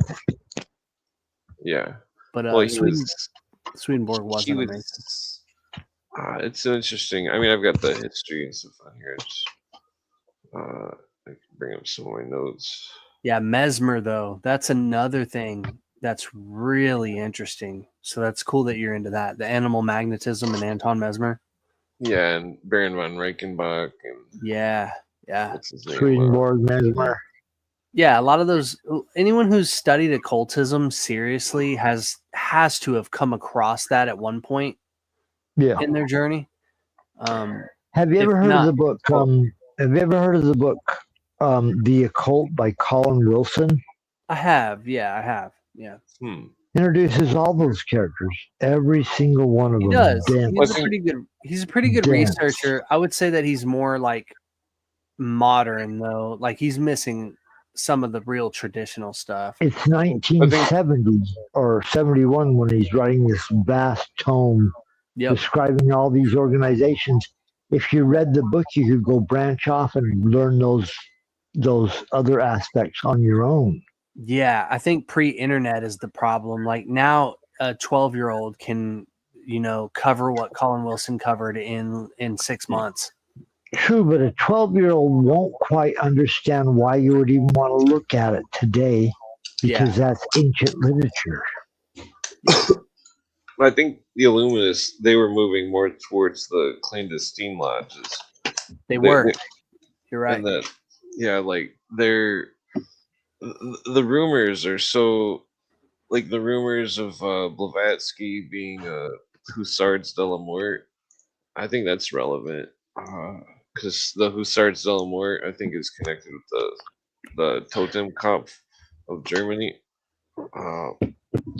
We started off though. Hold on a second. I had to leave the conversation talking about Robert E. Howard, Conan, Hyperboreans, and I missed what you had to say after that because, pardon me, I had to take a brief break. But I missed how we went from Hyperboreans to the other part of where we are now. Yeah, we kind of just moved on. We kind of just moved on. You might as well. Yeah. Robert E. Howard Fiction, doesn't say. fiction. Robert E. Howard doesn't say the word Hyperborean. He says Hyborean. So it's like this his own mythological thing. He may be alluding to Hyperborea, but we don't know that, right? Even the letters we have with him between, his influence of H.P. Lovecraft, and his love of history and mythology, we don't ever explicitly get the word Hyperborea ever. But it's super close. It's really close. Close enough. The character exists in that period. Yeah. But I'm Lovecraft, man. I'm Lovecraft inside out here. I mean, Lovecraft, I couldn't get enough of them for years and years. Still buy Lovecraft books. If I see any Lovecraft offshoot, even other people that join the Cthulhu mythos, I buy every book. I grab every book. Yeah. Robert E. Howard was heavily influenced by Lovecraft. He was in love with him for sure. Got books with his letters where they talk about it, and Lovecraft was encouraging all of them to join the Cthulhu mythos. Write something if you want. Yes. And so Lovecraft creates this very thin skeleton of 37 stories or something. None of them passed. The longest story Lovecraft wrote was The Dream Quest of Unknown Caddis or something like this. Very strange fantasy horror tale. And then the second one was at the Mountains of Madness. 112 pages, so absolutely nothing. In length, but anyways, the number of letters that he wrote to other authors are like volumes of books. Yeah. So he wrote more letters to other people than he did anything else. See, the guy that they're pulling from, though, the guy who does explicitly mentions Hyperborea is Clark Ashton Smith. Yeah, I know that. He was like a cosmic horror author, some very incredible, who inspired both of those individuals, and he has a Hyperborea series. So it's closer for sure, but it's there. That lineage of cosmic horror stems from Hyperborean wisdom for sure. Yeah, and then the subject of Madame Blavatsky comes on here often. She has weird, similar parts in her books about ancient races and time periods.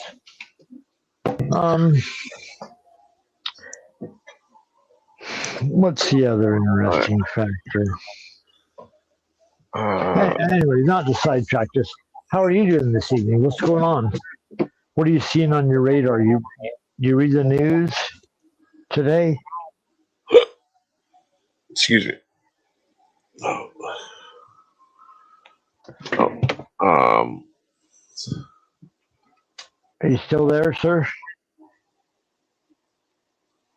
All right, you got a nickname that rolls off the tongue a little bit smoother.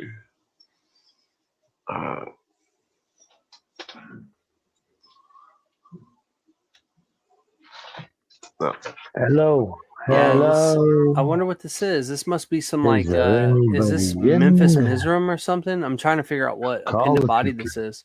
Oh, this is I'm trying to think of what book this is. I think I have it says Senior Warden. Book of I don't know what MP is. A&A. MP. It's like an appendant body office. Yeah. Yeah, I can't think of what it is most either. or master. I don't know what that means. I've never come across that. Yeah, it's talking about Osiris. The I'm trying to think. Give me a second. MP. I think this is a Scottish Rite book. What's the name of the book, Clint? I might have got the book page Yeah, here somewhere. I'm looking up lost. I Persian don't know stuff. what that is. SW is typically senior warden. P in the Shriners is potentate, but they don't ever mix the words, so I don't think it's like master potentate or anything like that. Illustrious Master most. I'm pretty sure this is that book that's goes over the 32 I don't degrees. know. But it's not written by Pike, it's written by someone else. But he was 33rd, I think. Oh, that's Are you a Mason? To our guests? Yeah, well, I'm pretty sure he's a 32nd degree. If my memory serves correct. Hello? Hello? Is he there? Oh, he's still there. Can you hear me? Yeah, St. John is definitely revered in Masonry, especially American regular Masonry. Are you a Mason? I was asking. Well, he can't answer it, so. Can't. Yeah, St. John's, because it's referring to the St. John the Evangelist and St. John the Baptist. Yeah. So there's the Gospel of John, and then there's John the Revelator. And each one of these Johns represent the boundary. There's a symbol that represents both of these Johns. It's a circle with two parallel lines. Yeah. On the left or right side of the circle. Yeah, it's each one of interesting. those lines represent the Johns. Like when you open up a lodge, in the ceremony, they say, "Whence come you?" And it says, "From a lodge of the Holy Saints Johns of Jerusalem." Well, then when they do Masons the ceremony, in America are Christian. They don't separate the Old Testament and the New Testament. I don't know how it works in England. Well, but they do the in ceremony. America, it's St. John's all the way. Well, you know how they stand? It's two rows of people, and then the circumambulation in the center. That's the synonymous symbol, according to Mackey. As the two lines of the circle. It's very interesting. It's in the encyclopedia under Will, I think.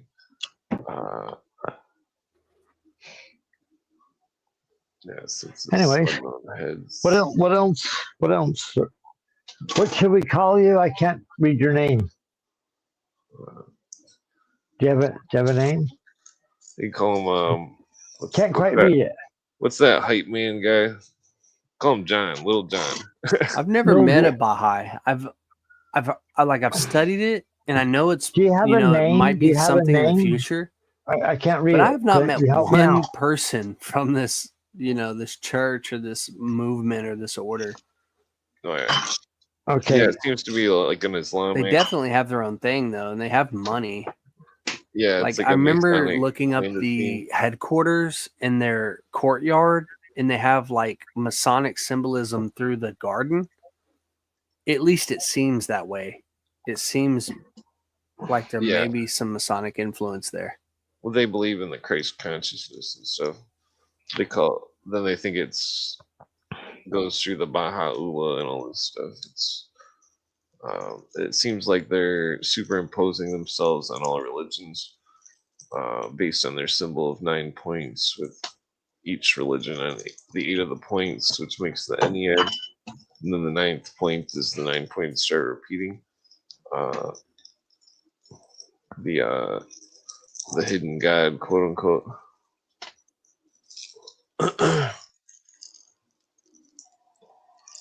I mean, like, because that's what I think the 9 was always about, is the Ennead and how if you take any number and multiply it by 9, it turns into a number divisible by 9.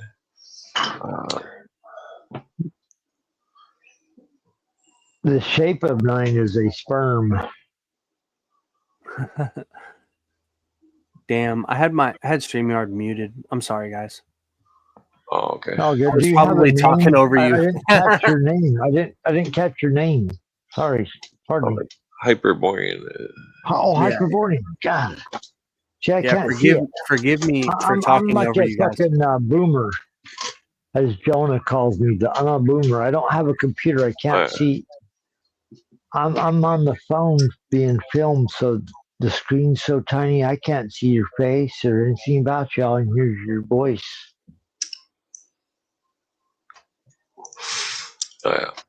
Yeah, Hyperborean. this Green Knight Hyperborean. thing. You ever Hyperborean? You ever read any Lovecraft? Any Lovecraft? Yeah, for sure.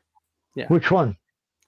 Most Any of of the them? cycle. Yeah, I have complete Most works. of them? Yeah. I have his Cthulhu complete works. Mythos? Yeah. Yeah. Call of Cthulhu? Well, so this one, I'm this not a one's- Lovecraftian, but yeah. This quote right You here read is Call of Cthulhu? I'm asking. Yeah. Right on. Incredible story. so It this is. quote right You know here. why? Hold on, if I may. Oh, sorry. Clint, what's that? I'm interrupting more important conversation. This about quote something right else. here Go is it's relevant because it's proving that when the Knights Templars built the cathedral, shards, that they knew the mystery, and that it's saying that there's 4 ahead. roses. Build the cathedral. and What that cathedral? Chartres Cathedral, and that the rose that's in the north doesn't get the sun, so it's the place of darkness. Yeah. It shows that the Templars were Masons. Well, no, I would say it's the other way around. Masons are Templars. Yeah. This is Fulcanelli, Mystery of the Yeah. Cathedral. Fulcanelli was, he wrote some bangers. He wrote 2 bangers for sure. Well, they say the second one wasn't him, but it's still good. Well, I mean, if you've read it, I understand why they argue that, but I mean, anybody who understands like literary analysis, I think it's the same individual for sure. All right.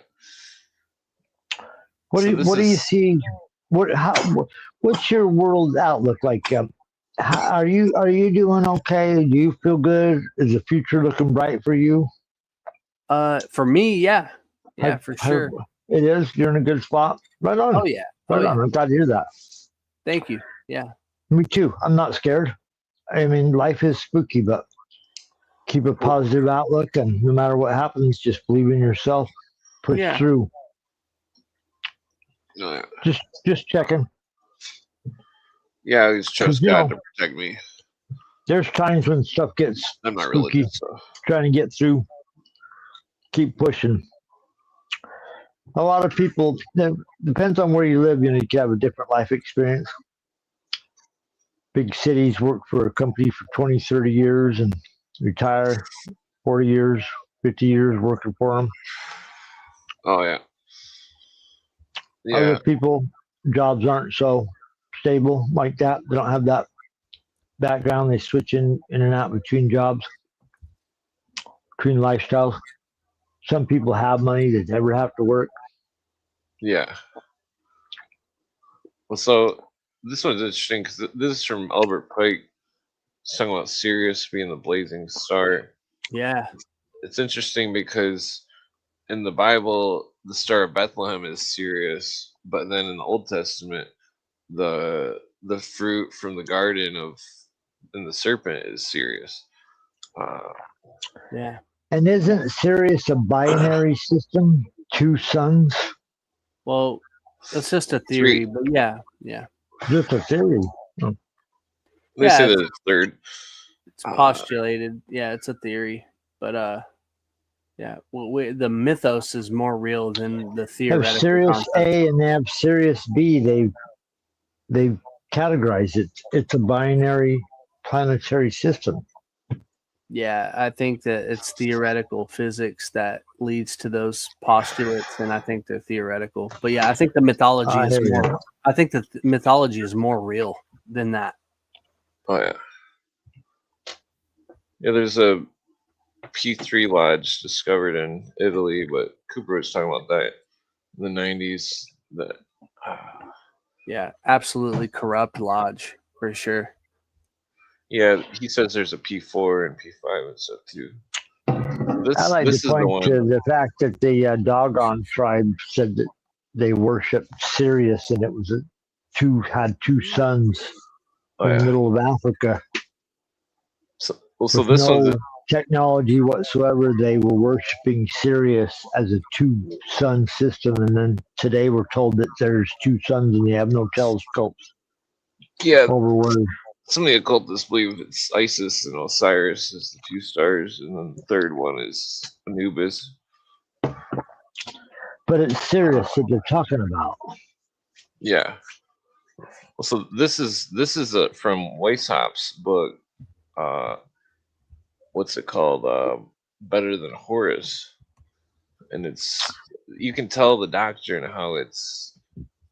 Adam Weishaupt's book. Yeah, but so I mean, I can read it real quick if you want. I don't remember Adam Weishaupt putting out a book, but fantastic. He says, if we are not free to think as we want, should we have the freedom to do what we want? The thought is the cause, and the action the effect. Remember how the occultists believe in what is it? Ends justifies the means, or no, action, thought, equals. and what's the other one? Desire. I think. But so, anyways, the thought is the cause, the action, the effect. How can a free action arise from a cause which is not free? Human virtues and vices are but involuntary effects of the constitution, temperament, and upbringing, habit. Keeping the people free means making him a god. So that's the big thing about it. Because Cooper alleges that Weishaupt believed that man would be God in the system, in the Illuminati system, and that Just to be fair, Better Than Horus was not written by Weishaupt. It was written by von Zwack. That was he was a member who wrote it, but well, no, we do know exactly who wrote it. It's von Zwack is who wrote it. Okay.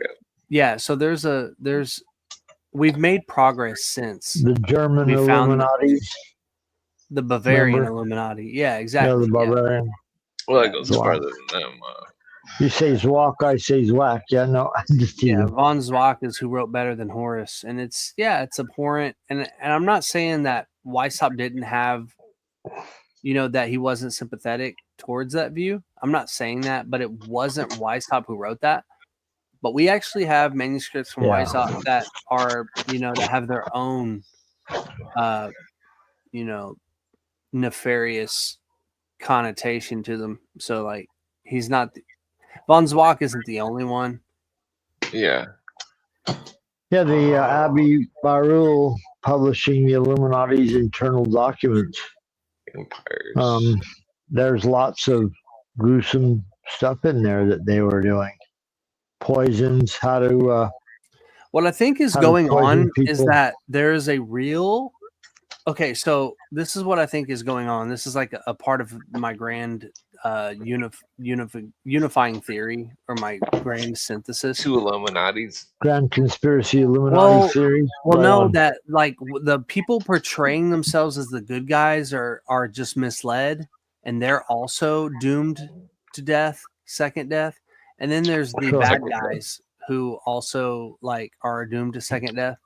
It's like the reality has a safeguard from people waking up. Is second death like final death, or what is second death? It's like the absolute confusion of the spirit, because the spirit can't be destroyed, right? It can't be created or destroyed. But the problem is that the good people think that they're created by a God that's good and benevolent. They're being duped. And then there are people who are absolutely evil and satanic, and those people are also duped. But the good guys think they're good and that they're battling the devil, right? But really, their God is synonymous with the devil. Yeah, it's kind of like the Gnostic thing. Yeah, but the Old Testament, though, the Elohim made man. Elohim was a plural for gods, so Yeah, it was what I'm saying is the God of the Jews is Satan, basically, and what Christians believe as God is also Satan. They're synonymous, but they just have different names. Satan has like 1,000 different masks and well. names. I've read Alvin Boyd Kuhn's book Lost And Light. is Satan like a guy with the horns and pitchfork, or No, does no. He's Well, just like a it's the immoral desires deity. of man. Well, no. It's not just a desire. It's an actual ontological entity. being? It's a Being. It's a being with its own mind, but it's posing as a good guy and a bad guy, and it's So schizophrenic. yeah. It poses as multiple people. So like different religions and cultures give it different Well, I mean, names, but it's Alvin the Boyd same Kuhn being. described it as cyclical, like it was the god Yeah. above, and then it Yeah, falls. Alvin Boyd Kuhn is a hermetic. He's a hermeticist, and these people are also wrong. Well, I don't co-sign to everything he says or anything. I Yeah. just think it's No, but interesting. we throw out their philosophies and put out what they say on this program all the time. You Yeah. sound very well, Red. You should join our program more often. Got all kinds of book readers and different perspectives, and love every perspective. Thank you for joining us this evening. Yeah, there was a couple bangers. Alvin Boyd Kuhn was kind of riffing off of Godfrey Higgins and G.R.S. Mead. They wrote a couple of like really pithy magnum opuses, like 1,000-page plus 2-volume books that are pretty dense. But ultimately, they came to the conclusion that, their cosmology was that there's the all and that everything is one. They're like monists. And the monad thing. I think they're tricked. It's an illusion. It seems good, right? Like the good guys fall for the dichotomy of good and bad, but really the good guy in the story is also bad. There's no good You're in the talking about world like the Grey to Lodge. actually emulate. The good comes from the self. It's like a self-referential morality. It's almost like the sort of like how anarchists have a view of government where like you don't need a leader. It's kind of like that, right? They sense their morality from within themselves. That's like the real thing that's going on. But most good people who are moral, they don't understand metaphysics, so they have faith in a god. They put all that on this deity outside of themselves to save them, and that guy is actually bad. He's actually a bad guy. It's sort of like the Gnostics concept of the demiurge. You talking about the creator god or the yeah solar deity or well the solar all the stars in the planet, all that is an illusion. They're not real. It's this one thing that the Gnostics would call the demiurge. Plato would call it the one. Christians would call it Jesus. Jews would call it Yahweh. Islamists would call it Allah. Buddhists would call it Nirvana. Well, I've heard this whole type of spiel before. I mean, John Keel said it was like a record player that played over and over the same message coming from the sky. Yeah, it's cyclical for sure, but it's all a deception. All of it is a lie. I think that the old Jesus stuff is different from all the other religions because there's people that believe there's an ancient computer system that's sitting there rebroadcasting. Wait. Let me hear what Clint is saying real quick. Sorry. I mean, there's pictures of Lazarus and he's on a 6-sided pillar. There's pictures of Daniel and he's in a 8-sided room, and that he's doing the all the healing sign of distress. And that there's it's like according to my research that the grip of the lion's paw is Jesus raising Lazarus from the dead. So the new initiate is Lazarus. So it's like a Lazarus brotherhood or something. It's very interesting. But then to the mysteries, Lazarus was Osiris and Jesus was Horus, and that it seems like the story is cyclical, symbolical of simply continuing the mystery of the lost word through, further initiates. It's like they knew the books couldn't travel through time, and no scroll or statue, so they created a machine made out of words which would travel through time to continue the story. Yeah. Yeah, I agree with that. We call it the synarchy. It's like a Oh, traitorous there's a group. word for it? Yeah. It's a group of traitorous spirits around the world who belong to different cultures, but they all are syncretic. They agree on the same fundamental principles of that machine that you're mentioning.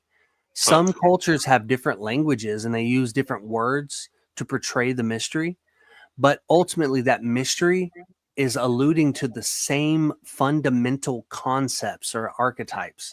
All of them are deceptive. All of them are lies.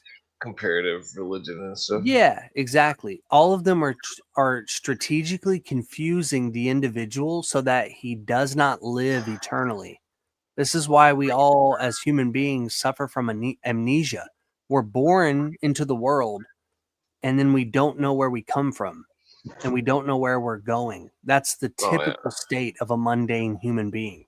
They go, well, I'm just my name, and I was born in 19 such and such, right? And I died in 2000 such and such, right? They don't have this true understanding of who they are and the incorruptible spirit that they are. Well, it's where, like, well, this is an interesting mosaic, but It has to is, do with, it like, is. early Christianity. And then here's the Heyoka, the native, Yeah. riding backwards. But the what was I gonna say? The art's primitive on those. The guy I mean, it's all drawing that symbolic. picture right there was not working on a pyramid in Egypt. That's for Well, sure. I mean, the ancient Hebrews called the donkey 1,000 colors. Like the coat of Joseph is symbolic of the alchemical, from the prima materia to the many colors to the white. The the peacock. pure. Yeah. Yeah, that's very interesting. It's because all the stories seem to allude to certain illumination, basically. Yeah. Well, the stone, right? Like the stone is representative of the human being, the man of clay or the man of mud. In masonry, they call him the rough ashlar, and he gets perfected. The stone is the thing that goes through the various stages of colors. It has an order: the negrito, the citrine, the calcine, or they call it the albino, and the rubido. The Negrito red. being black and albino being white. It's like that's the secret of Hiram Abiff. It's like he's the solar sulfur that falls in the prima materia. Well, the thing is that in the 3 degrees of masonry, they don't allude to any of that. So it's very general and vague. Like in the 3 degrees in a Blue Lodge in America, they don't even have the implication of resurrection. Like when the senior warden raises Hiram Abiff, the worshipful master, Grand Hiram or King Solomon, he says, let us raise the body so that we can let us raise the body for better internment. That's Love the that language. episode you did, Clint. Weekend at Putin's. So what they're saying is actually he's still dead when they raise him. Kind of like Putin, They're going to move him to a better burying place. Because remember, when Hiram Abiff dies, the ruffians bury him in the rubbish of the temple. And then when they see the time, they meet at the time and place, they move his body into a hill. And then they bury him and mark his burial by the acacia. And the acacia, being of deep root, is supposed to be, fixed to the ground. But when the craftsmen go to search for the body, they find the acacia and it gives way easily. one of the craftsmen becomes tired and he says, "Oh man, I must rest by this hill." Oh wait, brothers, this sprig of acacia, it pulled easily from the ground. That's not normal, right? So they dig up that area, and the body is there in the hill. So when the senior warden and the worshipful master, King Solomon, approach the body, when they lift the body in the 3rd degree of the Blue Lodge, he's still dead. Yeah, they say Mekbanak. Well, no, not in America. They don't. But did they kill Hiram with the instruments of masonry, the square, the level? Did they beat him to death with the Did they beat him to death with the square, level, on a plumb? No, just one instrument. It's called the setting maul. Just a setting maul. Very dangerous, yucky, horrible thing to be beaten to death with. Well, it's not even beaten to death. It's one hit. It's kind of like a guy who gets hit by a bouncer at a nightclub with one punch and he dies. Is it a hammer of sorts? It's a maul, a setting maul. Yeah. Yeah, it's like a big mallet. That's a wooden mallet, yeah. Yeah, or stone, yeah. But he's killed by one of their tools of masonry. Yeah. In the 3 degrees of masonry, it symbolizes death, like actual death. These are just analogies for the trajectory of a human life. Yeah. So like the first gate, or the south, represents sorrow and misfortune and disease and poverty. Why? And then when you reach the west, is it lower? Is there upper and lower when they consider south, north, east, west? No, it's all on the same level. Okay. When you're in the 3rd degree, you're not inside of the temple anymore. Everything goes out of the window as far as directionality, and what it actually means. How long does it take to get to the 3rd degree? A month, 3 months, 6 months? It depends on your proficiency. It depends on when you turn in a cat lecture. You have to memorize the cat lecture of the degree. Some people can do that in a day, right? So then the next business meeting, which is 2 weeks later, they're turning in their cat lecture. Yeah. Okay. Yeah. Back in the day, they used to have probationary periods. So like if you were an entered apprentice and you were, made a mason, you would have to wait a year. Then you can actually turn in a cat lecture and become a fellow craft. Now, it doesn't work that way anymore. Gotcha. Masons are big in the news nowadays because they're looking around. People are looking around for somebody to blame for what's going on. Yeah. They make a very great target. Yeah, they're a big target because there are so many movers and shakers that happen to be Masons. That's the problem. Well, but not all Masons.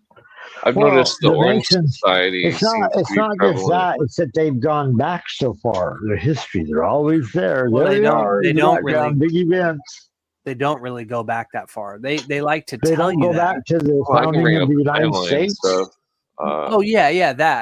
When I think of far, I think thousands of years, and they don't go back that far. They go back. Well, you've read Arcana of Freemasonry by Church Lord. John Yarker. Yeah, so it doesn't go back though. That's the thing. They try to create this romantic history of masonry that just isn't not true. The romantic history.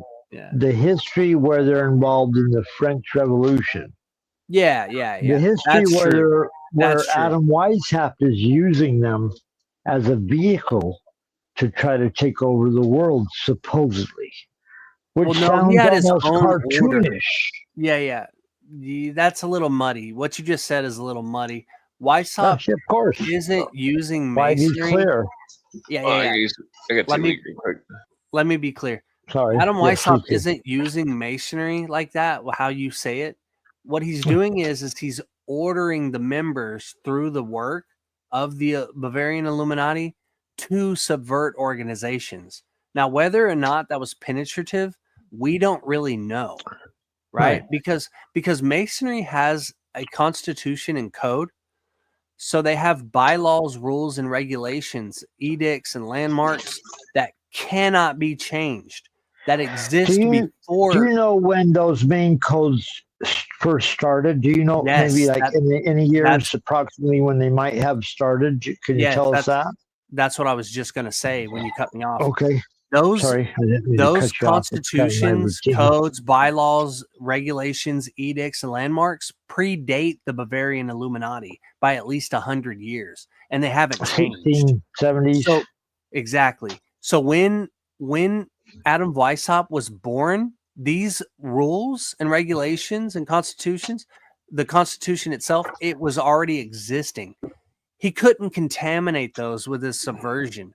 The best thing he could do was at least have some members get a charter for their own lodge and, kind of intermix their own wisdom within the lodge outside of a business meeting, right? So anything outside, like let's say we actually show up to a lodge, me, you, and Clint.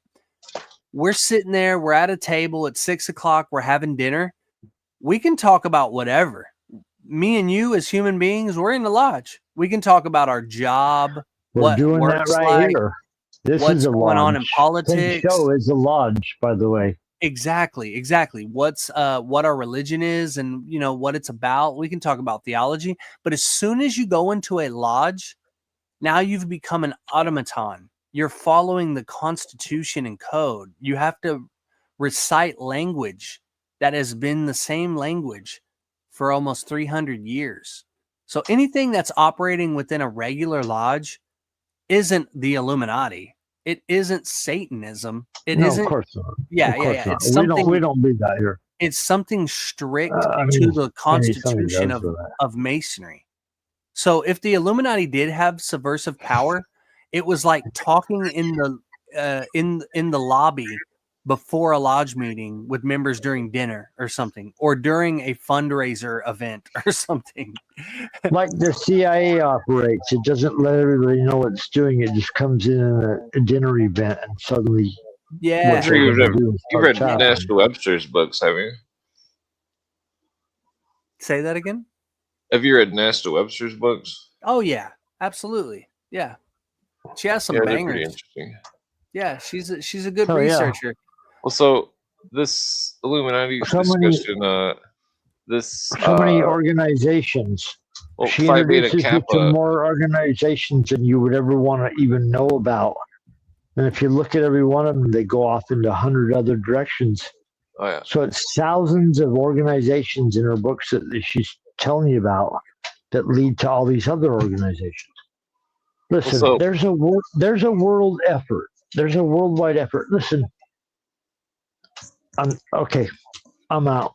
I'm not going to sit and argue this. Oh, you don't have to argue. For interrupting. Pardon me for interrupting. There are thousands of organizations. Not all of them are connected to a direct link. But thousands of organizations work in conjunction to move the world a certain way. Yeah. So that's what she was pointing out in her books. Those organizations, the World Revolution they fade away. Yeah, her World Revolution and Secret Societies. Yeah. Book. Yeah, there's so many organizations in there. Thousands of them disappeared. They don't even exist anymore. But where they disappeared, other ones popped up in their place, and we're living in the world of all these weird organizations, unions, connections. The links that we hear about, the spooky Skull and Bones. Skull and Bones is a Masonic connected organization, of course. Well, it seems more Illuminati based on the. Doesn't mean all Masons are. Doesn't mean all Masons are spooky. It means there's spooky branches of secret societies. There's weird secret societies that exist in between all this. Yeah, for example, George Bush and John Kerry are not Masons. I got one story to ask you. Did you see this story? 2 or 3 black guys ended up in the hospital. They're suing for they almost died from being hazed. One of them was a secret society member. One of them was a Secret Service agent, and they had broken some rule of the secret society. Did you see this story a week ago? I did, yeah. One of them almost died from the beating He caught Yeah, from it's some like a fucking sports guy in thing. some room. Well, that's Whoa. unfortunate. Yeah, it was a sports thing. It was like a A coach sports and his thing. teammates. Yeah. Oh. Oh yeah. Well, so But this Phi Beta Kappa thing is interesting because like Oh the yeah. reverse of their seal is Societas Philosophic, or the Philosophical Society, just like Manly P. Hall. And that the because Manly P. Hall is like he was writing in surrealism, and that the what was I gonna say? Well, like it's hard to explain, but like Thomas Jefferson was Illuminati, and he helped founded the Phi Beta Kappa, and that there's a lot of like intelligence people that are in Phi Beta Kappa and stuff.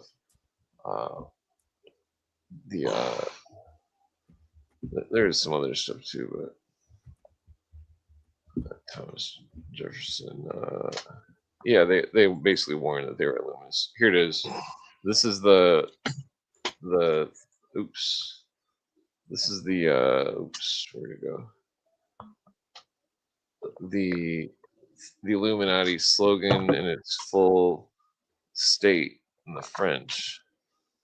It is liberty to do evil, equality, and the wretchedness which evil produces, brotherhood such as Cain showed towards Abel, the motto of the anarcho-socialist.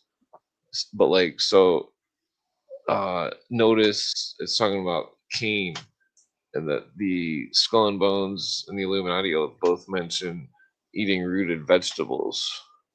That and the big push for veganism in the modern times. I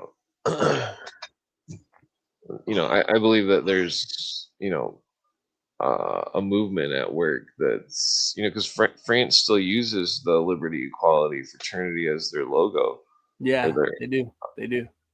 Yeah, it's the Grand Orient seems to be involved in some very fishy stuff.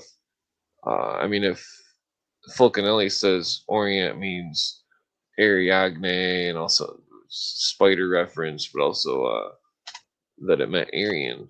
And then what was that other Orient writer? also means the Orient. Yeah, well, it was there's another word in it was Asia. synonymous with like the rising There's- star from the sea or something. I can't think of what it was.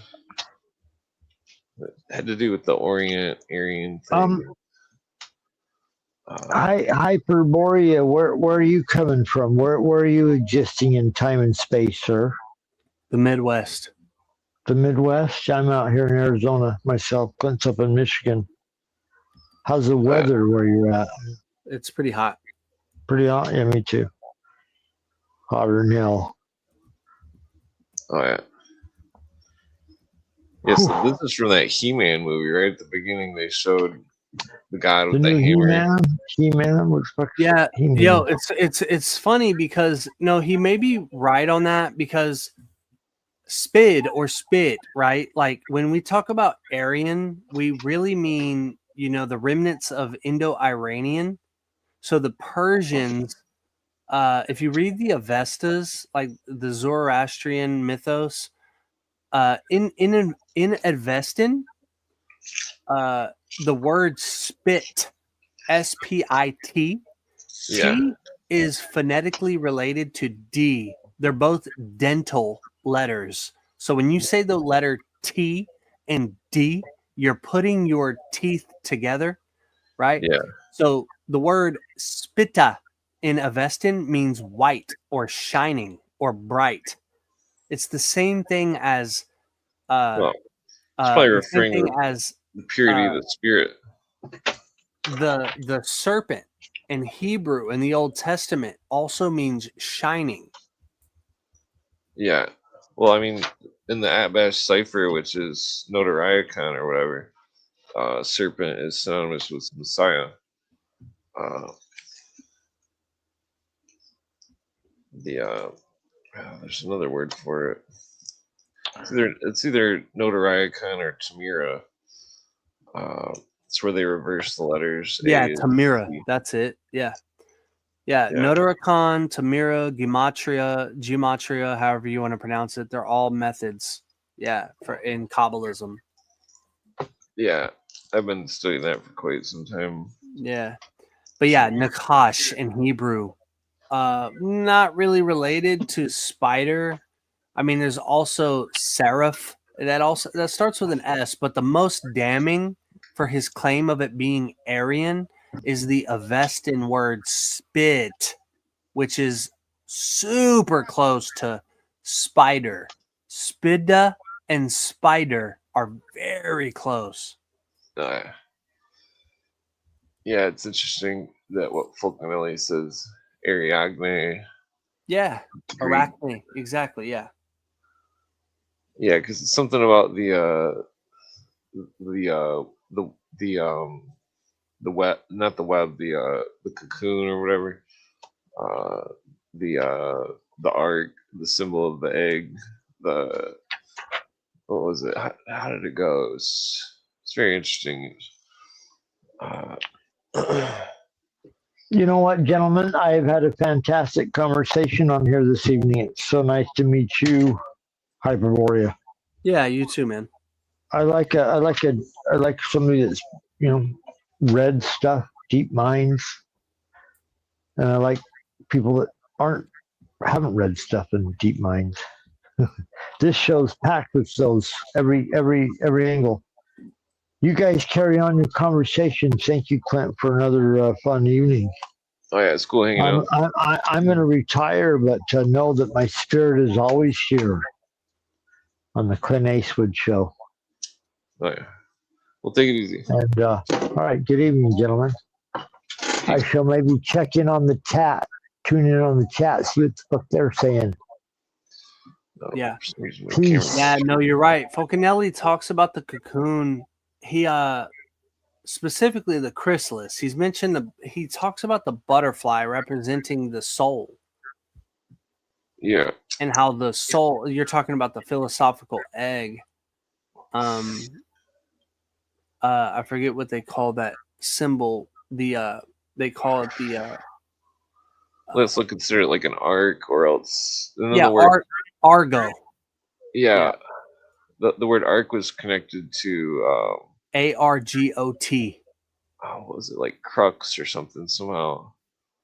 I forget the connection, but there was it's interesting because there's like some of the occultism, well, not really occultism, but in the Hebrew, the word for borrow is 3 vavs and a lamed, which is 3 nails and a stick. Yeah.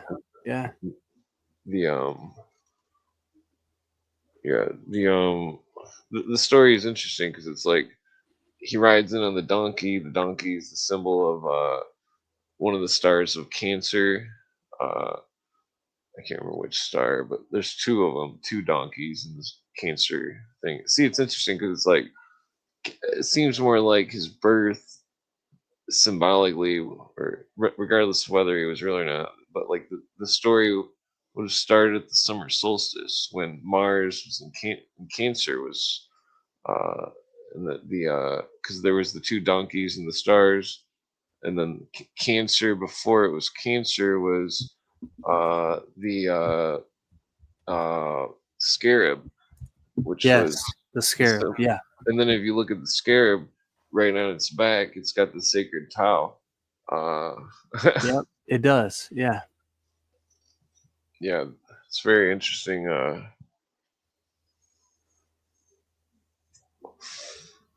Yeah,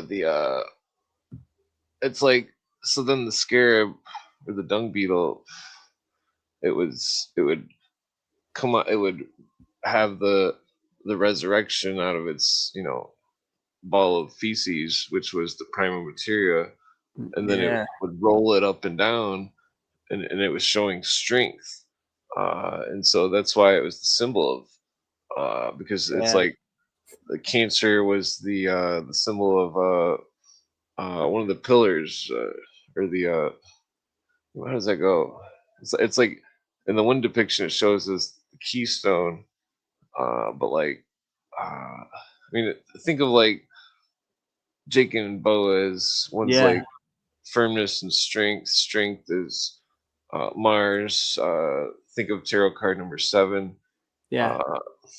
The Great Lion. And Yeah. the widow Strength. with her hand. Yeah, it's very it's so complex. It's like it's hard to discuss anywhere. It's not what you study it though. Like when the occultists actually study it, it's actually it's like you're reducing the entire universe into a handful of symbols. Well, no, it's more than that. It seems to be. I mean, I think it boils down to some sort of great ceremony that took place August 8th, where the Leo was closest to Sirius, and that they thought Sirius was closest to Earth, and that they thought that the consciousness of man was stronger somehow at that period. The grip was somehow alluded. I mean, it's alluded to in so many stories. It's the but it seemed like the Persians they mucked it up or something. They like that their legend of the widow's son seemed to be different than like the Aramaic. Well, there are different factions, right? The what I called earlier the synarchy, they're not going through the world unopposed. There are people there are like different factions that have their own mythos that are also competing for world domination. And then there is this one group who wants to destroy the entire cosmos for the benefit of the spirit, which is the most moral position. The cosmos is like a prison cell. It's like an illusion. It's like the Matrix. We believe that the stars are real. We believe the planets are real. We believe that God is our creator and that we're created. All this is a giant illusion to trap you. Same thing with all these symbols. But to go back to the donkey, right? The word is ass. Asne. Which is also pretty close to the ark and arachne. But when you were talking about the cross, I think he talks about I do remember that part. He talks about just like the scarab having the tau in its anatomy, the donkey has like a pattern on its body that resembles a cross. Huh. And he relates it to the star, I think Regulus. Regulus is the star. That sounds familiar. Where's my book? Yeah. Oh, damn it. I swear that's one of the 3 stars that's where the star was in 4000 BC. What was that called? There's 3 stars. I'm pretty sure that was one of them. I got it written down in my book. Regulus is one of the big ones. Well, it formed an equilateral pyramid, and that they say that in the star was a star that shone for 1,000 years in 4000 BC. I've talked to my friend Robert Hieronymus about this. He's a member of co-masonry, but like it's a very interesting. I mean, according to them, it's like Sirius is the center of the universe. Like I mean, it's like the doorway to the afterlife. The dog waits, guarding the door, and and Regulus is attached to the lion. They call it the heart of the lion. Yeah, that makes I'm trying to think of this 3rd star you're mentioning. Wait, I can't remember where I put my book at. Maybe over here.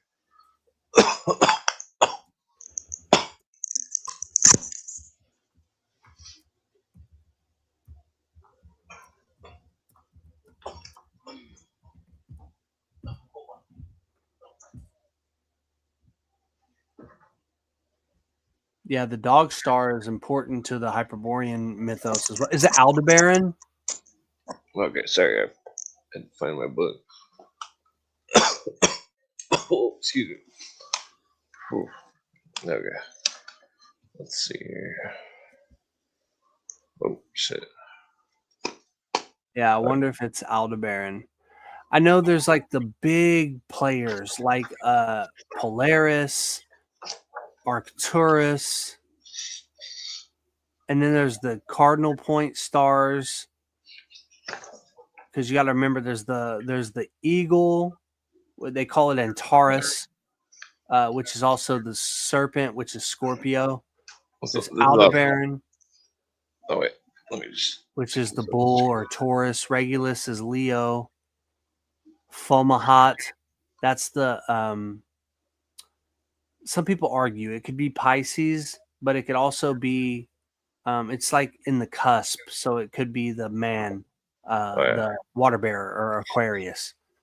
So this is an inscription from ancient Egypt. It says, "It is as if Osiris sits as Ra and Ra sits as Osiris."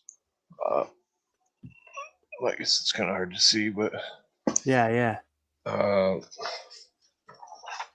That's not what I was looking for. Let's see. Oh, here it is. Oh no, I got those stars wrong. It was Zeta Pupae, Lambda Velorum, and Gamma Velorum. Yeah, I'm unfamiliar with those. Yeah, they say that's what the Anos Lucius calendar is based off. 4000 BC. They say the blazing star was that star, but because I've found so many discrepancies on people saying what the blazing star was, and that this is one of them. Where because Robert Hieronymus is he's been on the History Channel and stuff. Like he's not on the bad episodes and stuff, but like yeah. He's I've talked with him about the two Illuminati subject about this star, the blazing star. Some say it's some say that story of the Raven and was it like the West Coast natives, that the story of the Raven was the Raven letting the light out of the box was that star illuminating for 1,000 years, 4,000 BC. Some of them attribute it to I forget the other ones, but it's very interesting because it's like basically they believe that the star made it so night was day and that it was daytime all the time for like 1,000 years, and that created like a change in the entire global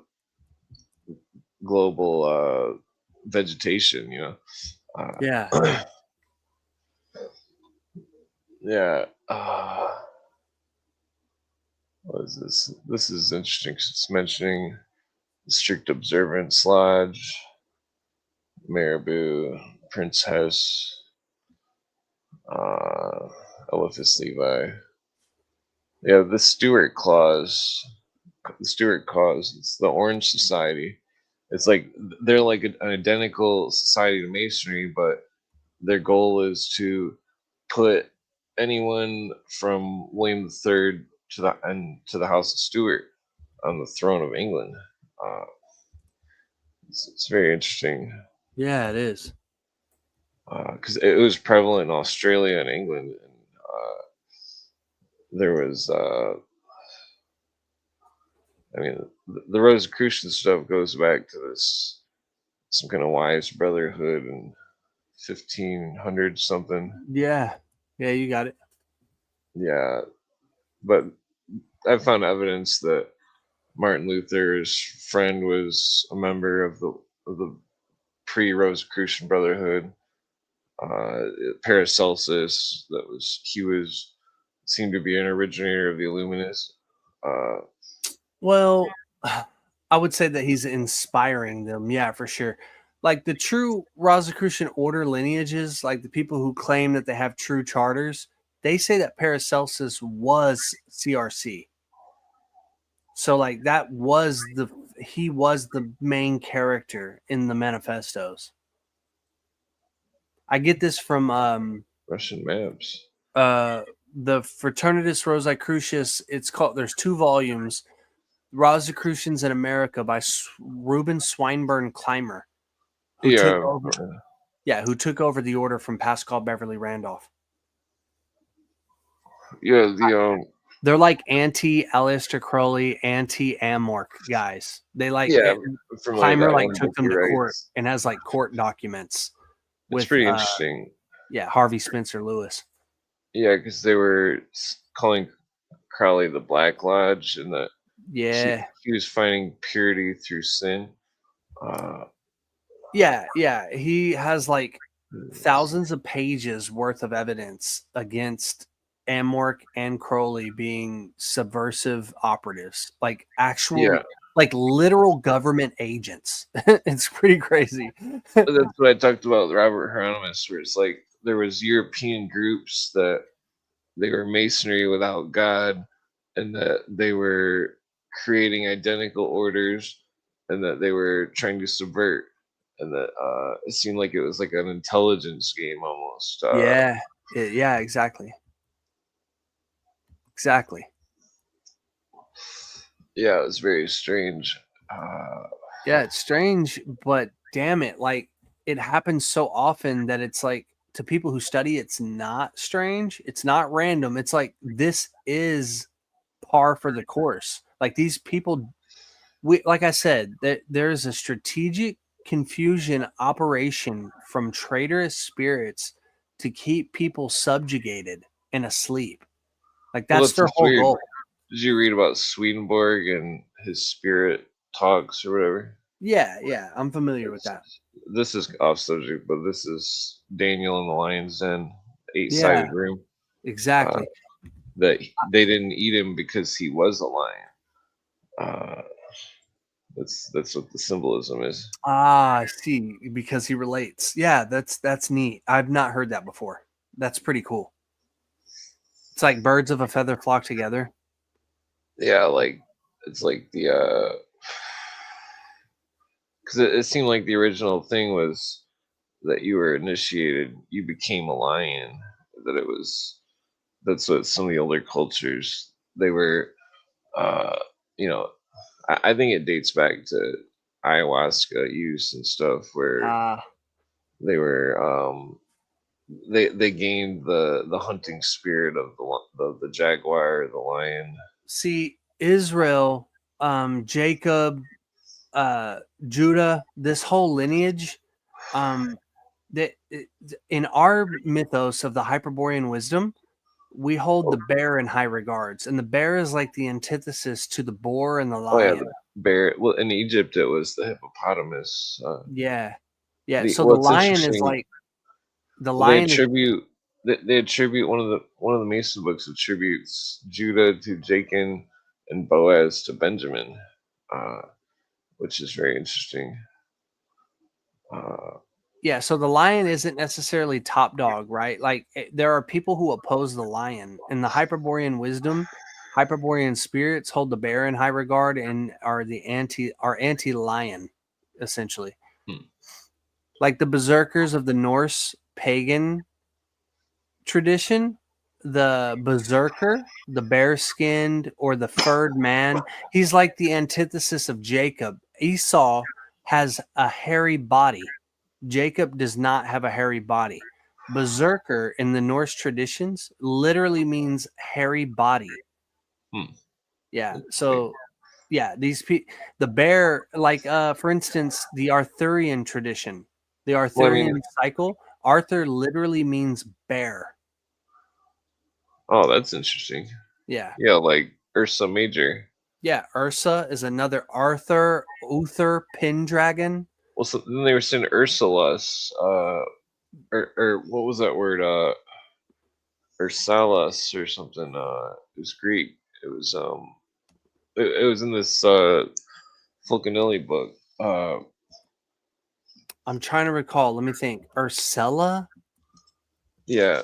Well, it's interesting that Arthur lore, because like that night, Gawain or whatever, he comes across a Green Knight, and the Green Knight has a green horse, just like the Pale Horse, and that the symbolism, it says the knight says, I'll be back in a day, in a year and a day," and that the Yeah, I remember. also the knight, it's like a beheading story, and then he puts his head back on, and there's like Yes. Yeah. some kind of kissing involved or something with the lady or something, and then but Yeah. but the year and a day thing I think is relevant to the when Neptune is in the sky a year, every year it's back in the same spot a year and a day, and that the it's interesting because some of the stories seem to be I mean they're all linked to these star astronomy type things. It's like they'll even I mean it's strange, it's all the symbology, it's Yeah. I think they use the sky because it refers to a timeline, a sort of eschatology. Like they're concerned with how history plays out over time. yeah. And they use the stars to gauge the time. It's like the true clock for them. Yeah, it's a giant clock. Yeah, it's like a giant clock. And there's like a predestined, from the demiurge or the one or God, whatever you want to call it, there's like a predestined end of history. And they use these stories to remember. Like you said, it's a machine that transmits information over long, vast periods of time. Without it, the information would be lost to history. But because they have the mythos, they can retain the wisdom. And this wisdom allows them to know the precise date to stay on guard for the end of history. In the Hyperborean wisdom, we claim that they know that there's going to be a war. And this war is between them and spirits who want to be free, spirits who want to be liberated from their subjugation. They're slave masters. And this slave what would they class, look like if you were to see one?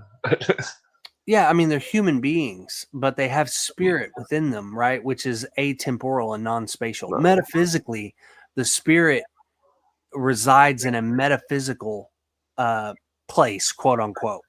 We would call it origin. Well, that's what I speculate about the Christ consciousness stuff. Like they're invoking a consciousness that's in the Great White Lodge into the people, and that the people absolutely become you like nailed a hive it. mind. You nailed it on the head, man. Yeah, we it's call like it a spell. We literally call it that. The Great White Brotherhood is synonymous with the top of the hierarchy of the synarchy. So the synarchy is yeah, like, but it's like Alice Bailey and stuff. It's like she was involved in clandestine stuff, and that she was an illuminist. Like it's like that's why I brought up that quote with Weishaupt, where it's like he wants to make man a god. It's like that's what Alice Bailey wants, but they're not the true god. It seems that way. The reason they do that is because the only way to actually confuse completely the true liberated spirit is to tell him the truth, but with a partial lie. If you tell him a full-blown lie, he's gonna run away from it. He knows it intuitionally that it's a lie. But the way to win strategically is to use the truth, right? You have to lie, but with a grain of truth. And that grain of truth is that you are actually an uncreated spirit. You don't have a God. You're eternal. You don't have a creator. You are an eternal spirit. You don't have a beginning or an end. But right now, you suffer from amnesia. you're trapped, and you don't know where you come from. Well, these people, like Alice Bailey, the Theosophist, will say Lucifer is God, and don't listen to the Bible. Lucifer isn't Satan. She's right. She's using that motif because we resonate with it as people who want to be free. But then she does the bait and switch, and she says, actually, it's Christ, which is one and the same with God, and we are all children of God. Just like Alvin Boyd Kuhn. We basically they're trying to get you to unify, right, with this entity that they call God, whether that's a Trinity or a binitarian or a monistic. It's a hive mind. Exactly. The only way out is by retaining your individuality, your true self. That's the only way out. Yeah, that's where they don't see it. They think they're individuals by becoming falsely enlightened. Yeah, I think the Synarchy, the Great White Brotherhood, they know exactly who they're serving. They work in cooperation with it because they know if they serve it, they're allowed a high position within the world. Have you read Brother 12's book? Ooh, yeah. Foundation Letters. Yeah, I have. It seems like it's revealing what their plan is in a broad spectrum. Because it was right before World War II, and that they claimed to hold over the Bolsheviks as a sword of Damocles, and that it's like their doctrine. It seemed like there was a weird connection with like Baron von Reichenbach and the mesmerism with the Ariosophy and the Thule Society. And I would say that's where it deviates. That's where it separates. At that point in time, it seemed like it's one of the two. Yeah. Two, because like one order was like they believed that the mesmerism was anal magnetism, and then the other order went to the odic force. The Vril, exactly, of Edward Bowler von Litten, or Edward Bowler Lytton. So you're that Keeney dude. The scientist. Is that who you're talking about? Yeah, he was mentioned by Blavatsky. I thought that was strange because this Russian UFO guy was claiming that Keeney was involved with early UFO concepts or something. I forget the Russian guy's name. He was some kind of Russian scientist that William Cooper interviewed. But it's weird because Blavatsky's like, the force of Keeney is the same force, or Keeley is the same force as the Vril. That's it, Keeley. Yeah. Yeah. Then she goes on to say that she will not name the true name of the force. Like she literally says that. She says she goes out of her way to say, I will call it the Vril here, but I will not say its true name. And so it's very peculiar. Well, yeah, but she comes after Bulwer Lytton, right? So you got to remember, like I'm giving you some information here that's kind of like inside or privileged knowledge. There are some source documents out there. You just have to really research and find it. But like if you look into Jorg von Liebenfels, right, in particular, or certain members like Gorbelson, these are also Armanin order, what you're calling Ariosophists. It started off as the Armanin order. Now there are some members that are a part of the Thule Gesellschaft and the Enonurbe. They weren't giving out this knowledge to everybody. There were Freemasons everywhere. When they closed down the lodges, they didn't necessarily arrest all Masons, right? They just closed down the operation. But people like Baron von Sabotendorf, these guys were still allowed to operate and move within these other organizations. So they knew that, right? Certain members, and they were writing and keeping their knowledge privileged to this order they called the Black Order. And this was a very specific mythos that they were keeping from Jews and certain members of Masonry. Now, this is what I mean by they deviated from the typical theosophical narrative, right? They were brushing shoulders with Theosophists. They're like Neo-Templars or something. Well, that's how it started. But then they started to realize and uncover and unbury history with the Ananurbe Society, these anthropologists who were going around the world and measuring skulls and digging up sites. That even Jorg von Liebenfels came around, right? Because his order was called the New Templars. But he even later was like, hold on a second. It's not the Templar. It's the Armanen. It's the Irminsul. It's the World Tree. He was into Leibniz. So there's like a mixture of like Gnostic philosophy, Catharism, the Ghibellines, the Bogomils, Manichaeanism. There's this like well, the Manichaeanism was a mix of Christianity and Zoroastrianism. Yeah. So they're seeing the world through this like dualistic lens, and they don't see a monism or even a monotheism. They're more like a polytheistic Leibniz monadology. They have a cosmology that's really close to Leibniz's monadology. So they started to believe that all of them actually are selves. They actually are uncreated, eternal individuals. They didn't just share this information with everybody, right? Because the synarchy is real. They will kill you. Like if you were, for instance, the Cathars, they got wiped off the face of the earth. They were deemed heretics and they were exterminated. Same thing with the Bogomils. They were chased out of their country and almost exterminated. This is the thing that is so repulsive to world religion, politics, and society or civilization at large. If you say that God is not the creator, you have a mark on you. You literally walk around like with the mark of Cain or something. You can even be an atheist and you'll survive in society, right? Because you're not necessarily pissing somebody off. But if you directly challenge the idea that you're created, you're marked for extermination. Well, that's where you go back to the Elohim thing, that's plural. So it's saying many gods. The Hebrews know this. The Jews know this. There's even a New Testament reference where it says the Greek plural, ye are as gods. Yeah.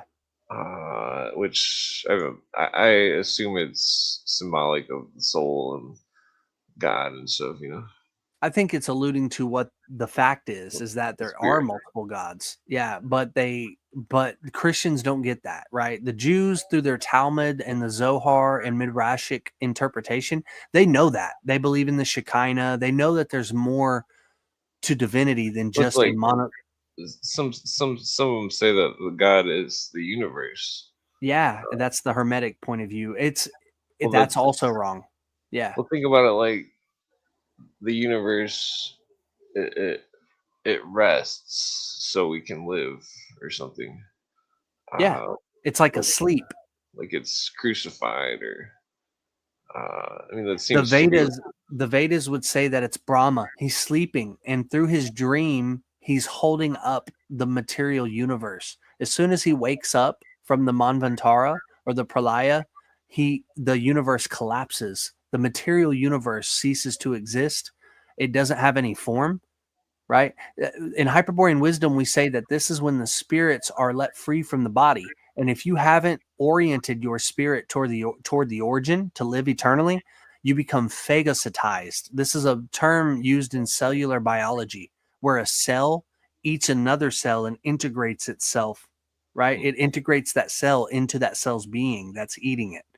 So this God that we call God or the demiurge, it's literally feeding or eating off of spirits.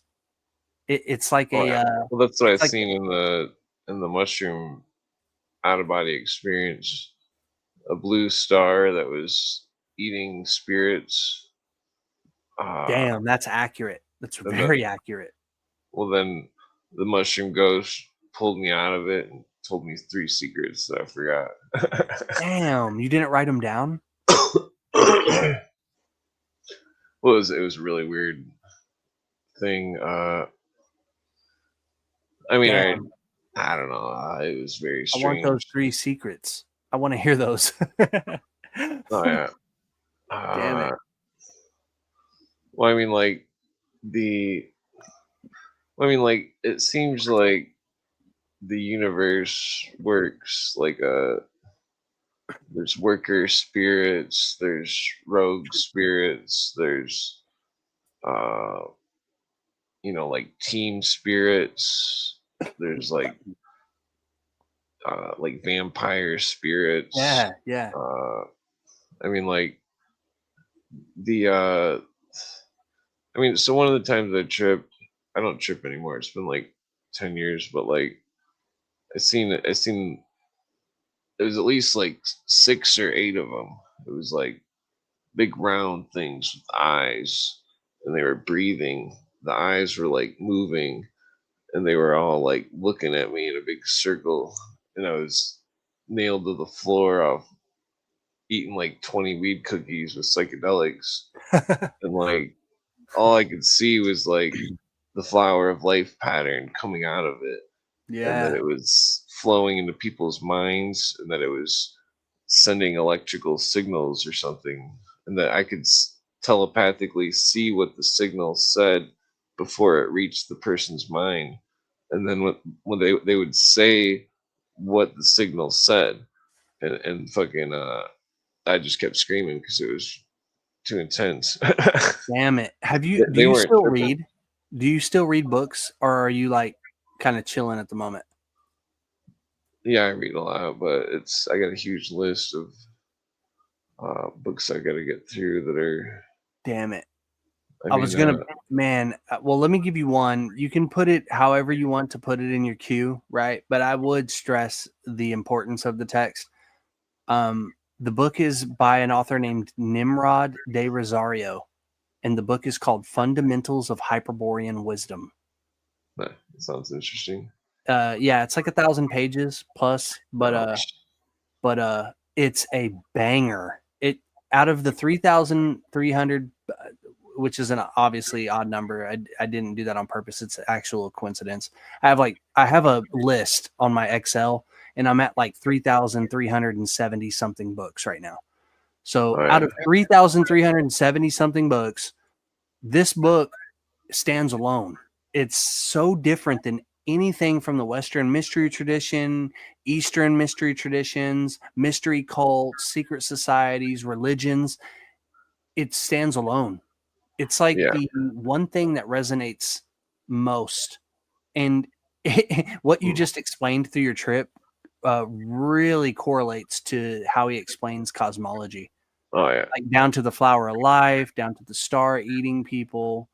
The trip was really. I mean, I seen like a giant blue lady. I seen deer, some kind of like evil dude or something. Breathing and eyes play a key part in it. The God that we call God, or the demiurge, or the one, or whatever, it is eyes. It's like a surveillance state. The matter has the eyes.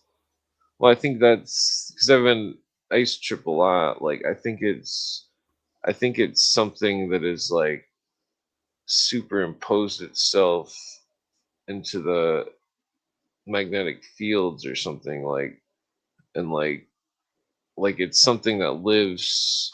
It's like it's hard to explain. It's like it seems like there's many layers, and that's only one layer. That that's like beyond that. Like consider that like the curtain. Yes, we call it the origin. Once you get past the eyeball, he calls it the gravitas or the UVAC. If you get past it, you're in the origin, which is a safe place for the spirit. It's where the spirit comes from. You'd see like a chrysanthem type orange pattern, or like, and then it would be like usually you'd see like some kind of weird city or something that was like very simple. I don't know how to explain it. That some of the places that it would take you, it'd be like one of the places. It was like a factory, but it was like rows of people, and they were like on conveyor belts and chairs, and like they were. This place doesn't have any forms that come from the world. So if you say chair, tree, Well, dog, it didn't look like a tree, regular chair. It was like yeah, if you say very any of those things, they fall short of the origin. This place is like a well. poor imitation or a shitty Some of reflection. the spirits that I've seen, some of them were like 7 foot watcher spirits or something. Yeah, They we would seemed say that evil. those are traitorous enemies that are out to eat you. They're Yeah, literally I cannibals. seen them. I seen them, and when I had the psychic vibe off them, I could tell they were evil every time I seen them, Yep, and they were yep. trying to camouflage themselves The through. Anakim, the Nephilim, these all allude to this race, and they're just servants. They're like robots or automatons of the one. It's like a hive mind. They're like Yeah, the masters of the Great White Brotherhood. They reside that's in a place spooky. called Shambhala. That's what the East calls it. It's like a subterranean, non-spatial, atemporal place that hides from the human sight. But Yeah. initiates get there. Well, one of the times I seen them, I was the only person tripping, and that they were looking at this Catholic dude. They were, and one of them was smiling. It was very creepy. Yeah, It was they like like religious people because they fall into into their order. yeah, it was If you're spooky. religious, you're like a puppet to them. Yeah, it seems like there's. I mean, it's from my experiences. It seems like the spiritual world is superimposed on this world, and that, like these beings like to This play is not games with people. like They like to I've done this before. put stuff in their minds or something like. I mean, it's hard to explain. It's some of the other things I've seen were like chrome orbs that were holding some kind of portal or something, some kind of mirror that was like a portal. Are you still there? Your microphone is muted. Yeah, then there was like, what was it? Where did he go? Oh, well, that sucks.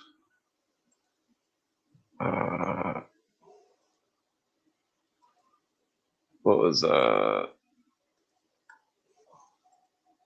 put the link out in case he comes back.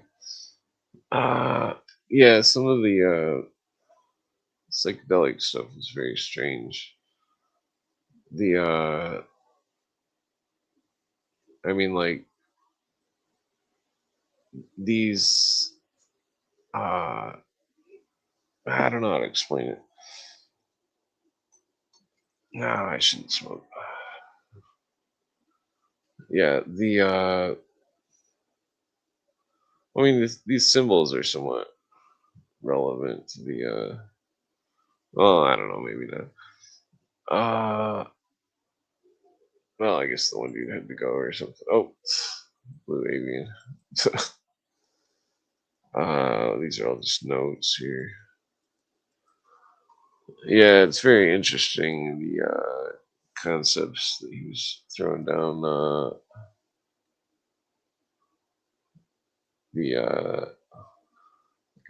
A map of the spiritual plane.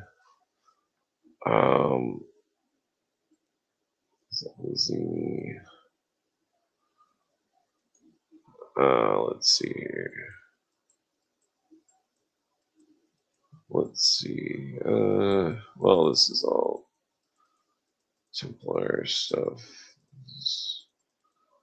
Okay, so yeah, you've all seen all these notes before.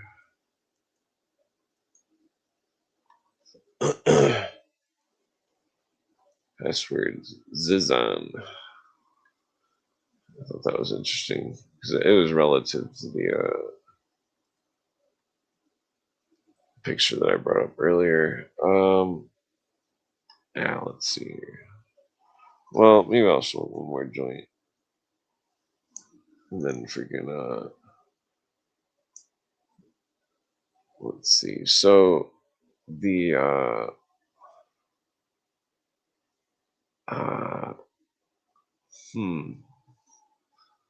yeah, that whole discussion was very interesting.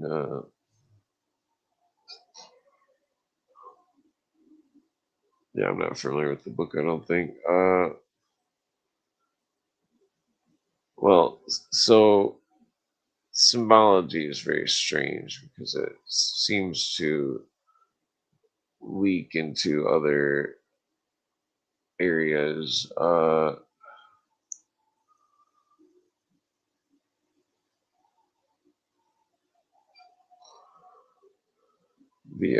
Like such as shamanism or spiritism or it's very strange. The whole spiel of all the ideologies.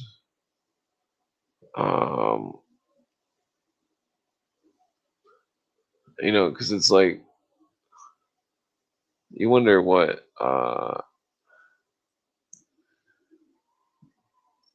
how do you put it? The real guardian of the true mysteries.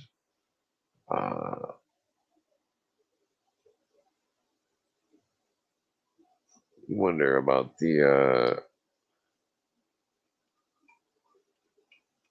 where all the ancient symbolism leads. What is this? Mason notes. I got nothing here. The rabbit holes go on and on, and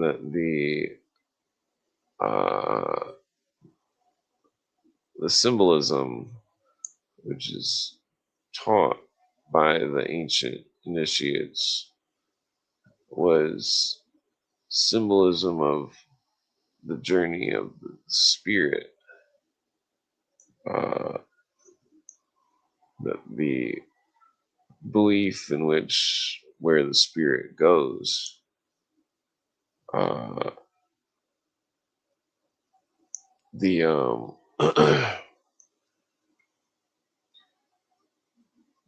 mean, it's all very interesting. The whole concept of the afterlife and what it is and what happens and so on and so forth. It's interesting because it's like the spirit world is it seems like certain points of it seems like you're going to some kind of place that's home or something. It's a strange feeling when you're on those out of body experiences. That the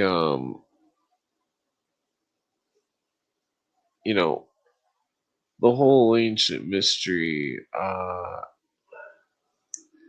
symbol of the keys and so on and so forth,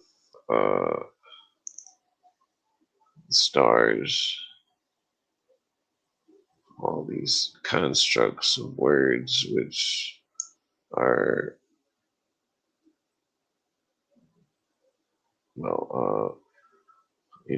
models of reality and built with language.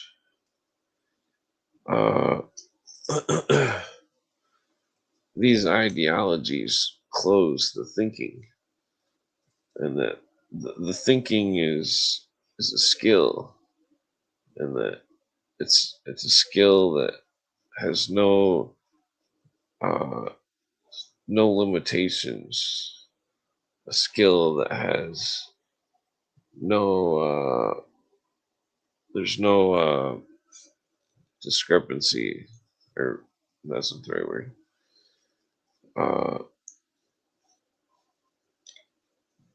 The ancient knowledge is very interesting because trying to figure out the message from ancient man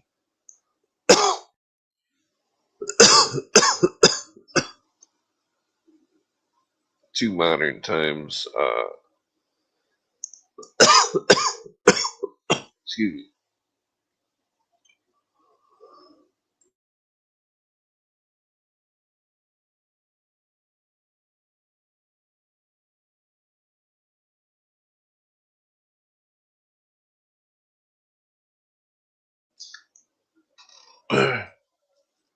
Well, yeah, from ancient man to modern times.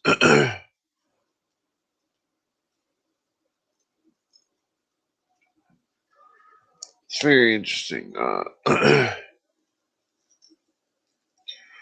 What was the message from prehistoric man that was embedded on cave rocks and caves that date back to the beginning of time? You know, it's interesting because the Aborigines had the rainbow serpent, which was made and ate the world or something. The symbology of serpent and cast down to earth. It's very interesting.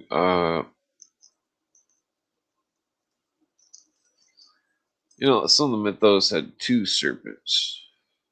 One was white, the other was red, I think. Maybe black. I can't remember which. Where's my thinking disappeared? Yeah, well, I'll put a link back down if no one dude comes back. I think I put one, but so it doesn't get lost in the comments. Let's see. So, I mean, there was some books I was planning on getting into, but not tonight. What else? Okay, so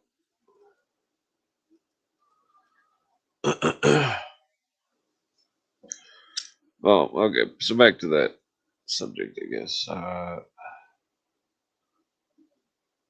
You know, if you were to illustrate all of the ancient ideologies in like a spiritual sense, it would seem as though the great deceiver deceiving this ancient notion of where was the true God, quote unquote.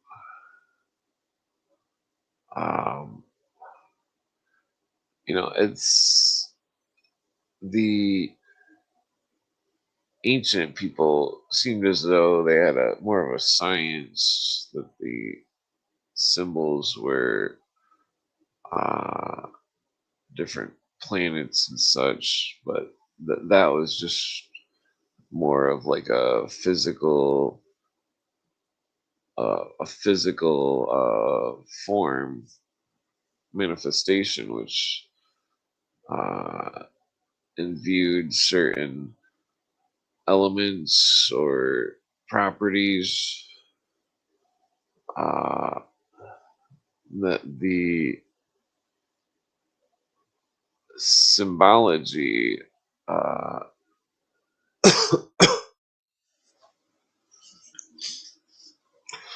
mean, the whole thing about Mars being the lodestone seems very interesting. It's somewhat relative.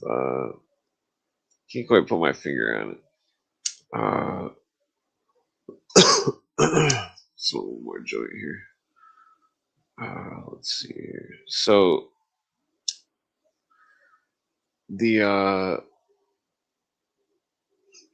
symbology of the ancient system of tarot seems to be interesting because of the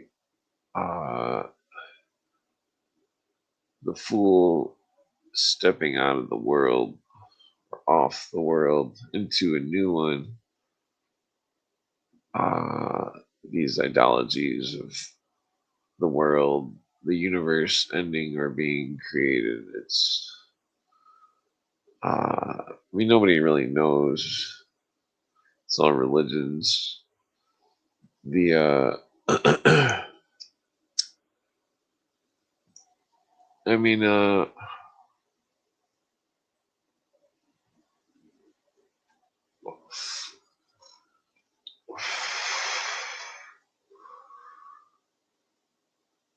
so it's. I mean, it's like it reminds me of what Terrence McKenna says. What could one grain of sand say to another the other grain doesn't already know?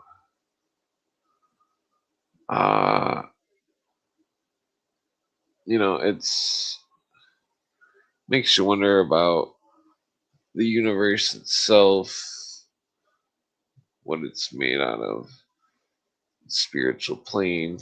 Uh,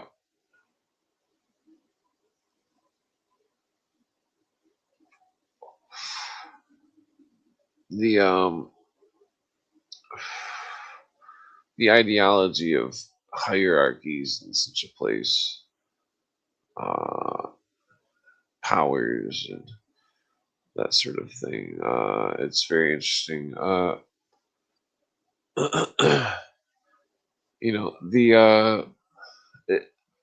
Some of the stuff that the mythos seems to discuss is like an insanity of the soul, and that if you were to be in the spiritual world and you didn't know what was going on, you lost your way, that you would be, in essence, trapped for all immortality, or for all, that's not the right word, trapped for all eternity.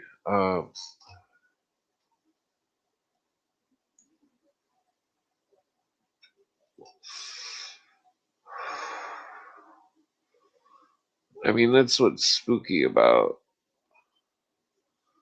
It's interesting because that dude had to leave right when I started talking about the spooky fucking things that I seen when I was tripping. Because I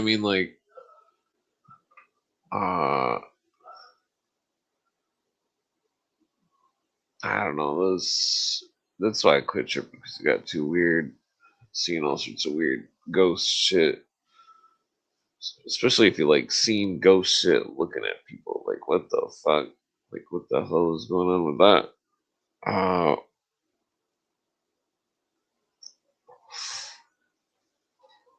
Very strange.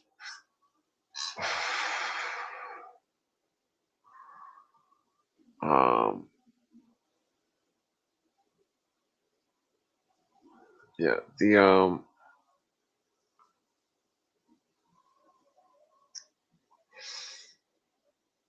whole thing with the afterlife. Why does my thing always pause? At least it froze while I was hitting the joint. It's kind of cool.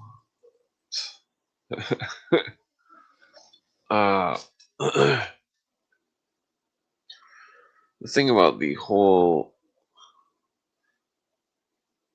whole universe beyond, it's like all these cultures and their diagrams, these maps, stories,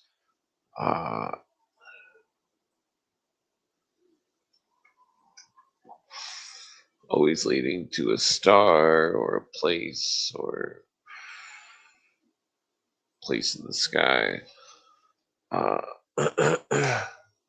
That's not necessarily what I think was the ancient lore.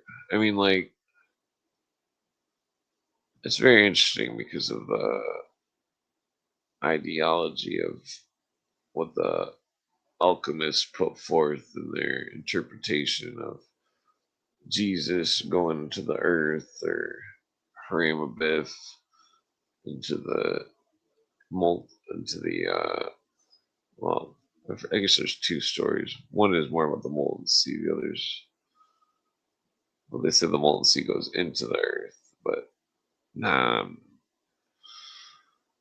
uh, I've read so many interpretations, different Masonic books. It's like get them all mixed up.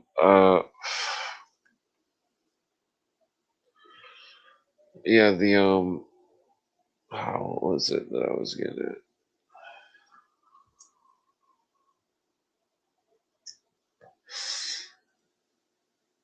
Yeah, there was a book that I was, this one,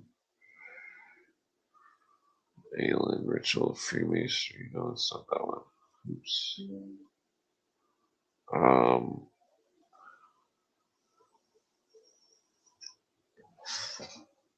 I think it was what was that called? The Book of Degrees and Rights. I think this is the one.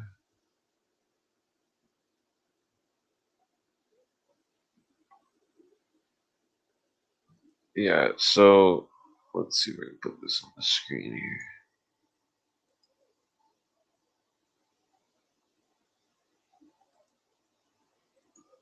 Pretty sure this is the one. Yeah, so this is a very interesting book. Book of, damn it, is that, why can't I, oh, god damn it. Oh, shit. Okay, well, let's see here, full screen, there it is. Okay, so there's a lot of ancient symbology, which,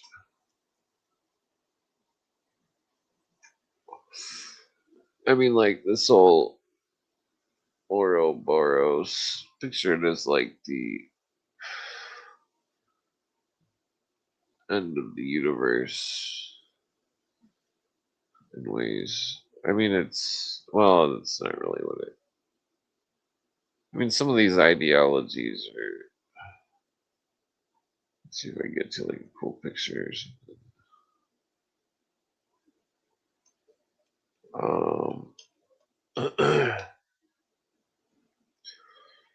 Yeah, well, no, that's not really relevant.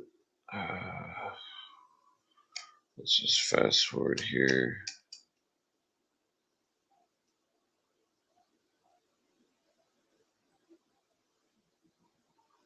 Wait, which one was that? Oh, that. Yeah, these aren't relevant here. Wait, what was that one? The blazing sword. Yeah, that's not relevant either, but it's cool. Okay, what else do we got here?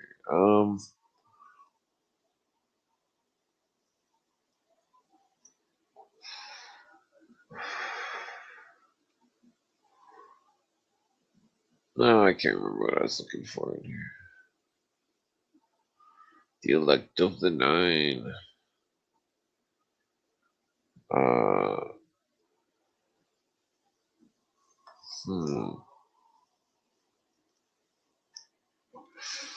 Okay, so, oh, I forgot why I brought up this book.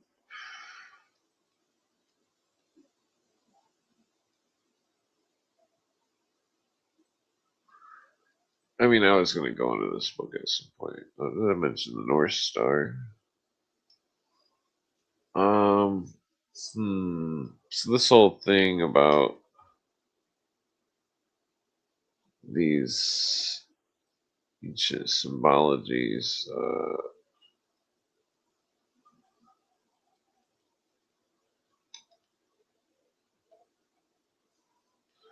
now they got the Enochian. Enochian alphabet in there.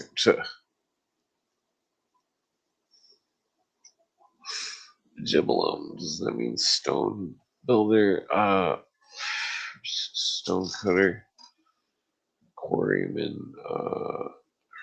Biff. Okay, we're at the 14th degree.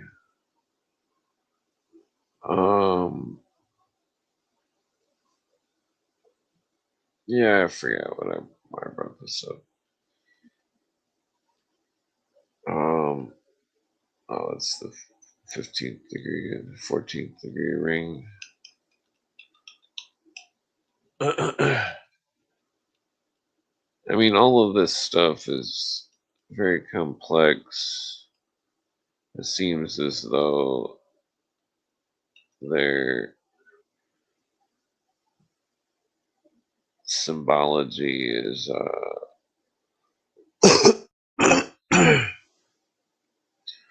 was that Solomon? It's pretty interesting art, but I'm like way too burned out here. Look at the sword.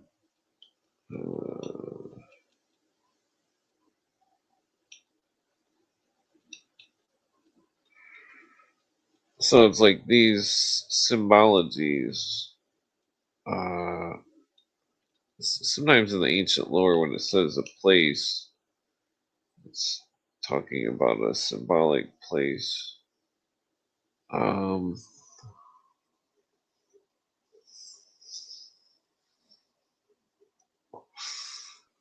Damn it, I forget what the A right was or whatever.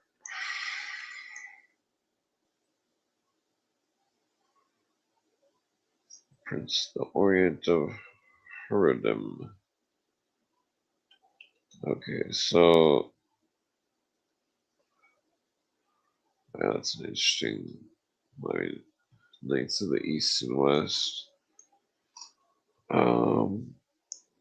So yeah, some of these are pretty good woodcuts. That's what is that? That's John of Revelations with the 7 candles, the symbols of the 7 great lights, or the 7 lights, 7 lesser lights. I can't remember if they're lesser or greater. The planets and the sun and the moon. The what is it? The Delef, I think. I can't remember. 3, 6, 7. I forget why that has 7 stars. But the 7 words. I forget what the words mean. No, it doesn't say. It's. I think the 7 stars are for the Ursa Major or whatever, the bear sign. The I mean, in the Native American stuff, the bear was the great detective. Was that? This was the name of the 7 churches. Ephesus, Pergamos. Oh, that's interesting. So did it say the other letters?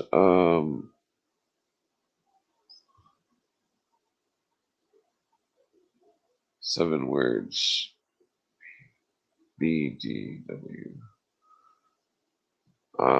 Damn it, I'm pretty stoned. I can't think of what that means.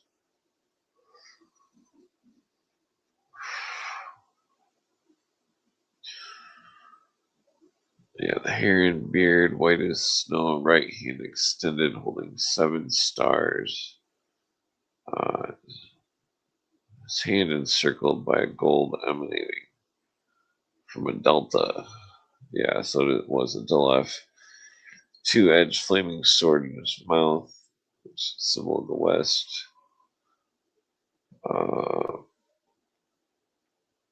Yeah, some say the old symbol of the delta was a symbol of the asp, which was a serpent.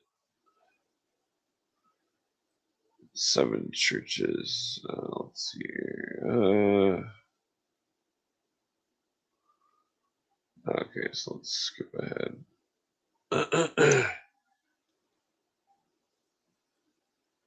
That's not what I was looking for. What was that? Skull. The fourth seal produced a skull. Blah, blah.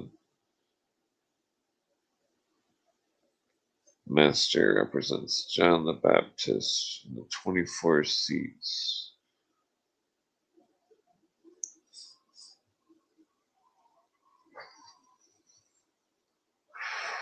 That's what it says, saying philosophical degrees. Yeah, the do not forget the Masonic regalia. Hourglass placed in the east.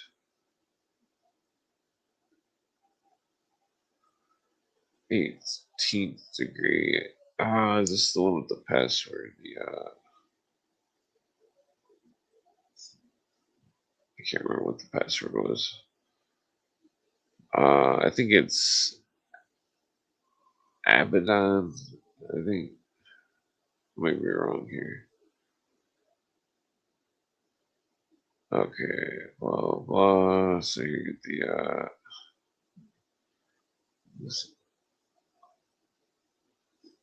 okay, well, we're gonna skip that here.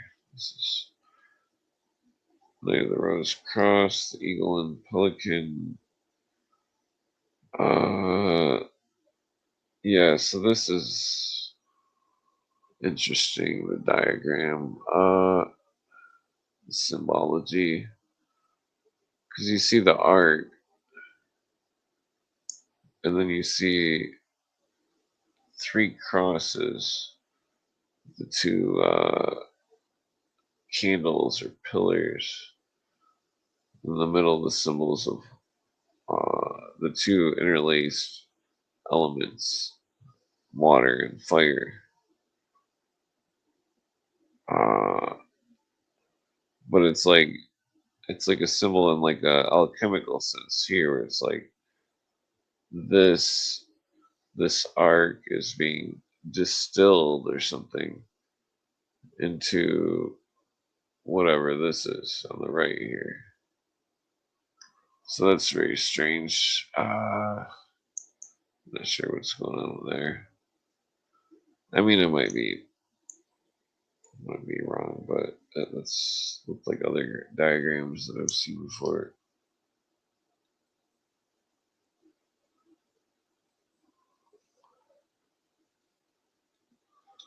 Let's see. Oh, what was that? Oh, yeah. Okay.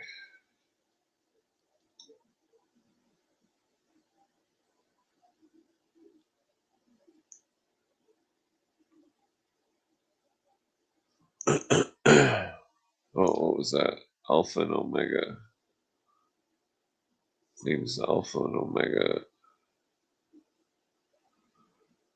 Okay, well, I mean, I guess I've been on here a long time. I think I might just pass out. Let's skip to the end here. Oh, there's the, whatchamacallit, Rebus. Yeah, the symbols, the tools of the quote-unquote God. And then notice Mercury at the top. Mercury,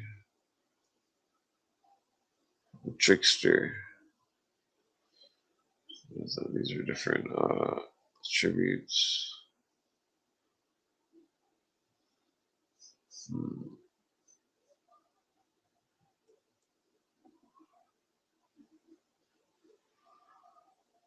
Okay, so is it 20th degree? Let's scoot ahead here.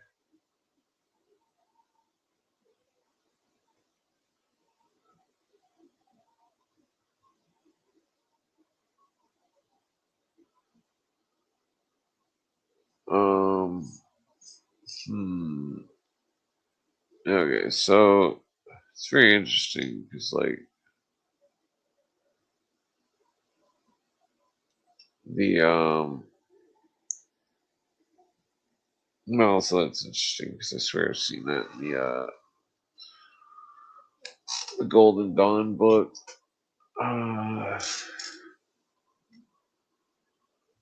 Earth, wind, fire, water, ether. Water, fire, air, and ether. Wait, so which one is I forget how that goes.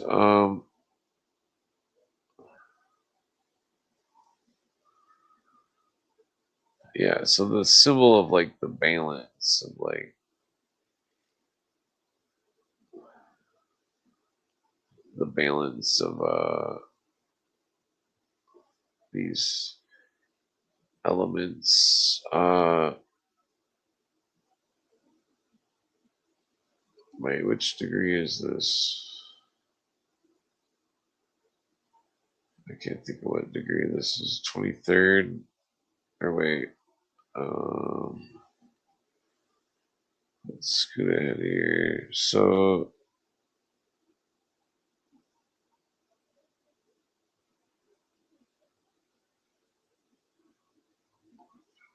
25th degree. Okay, so this is like the Ankh degree.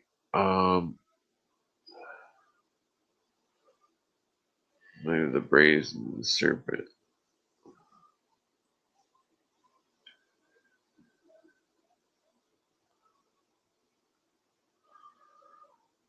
Full dress. Let's see here. What else we got? Yes, there's the symbologies. Notice the serpent with the Tau, the mystical Tau.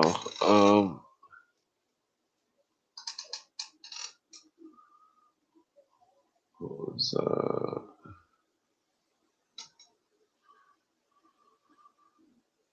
Kavira?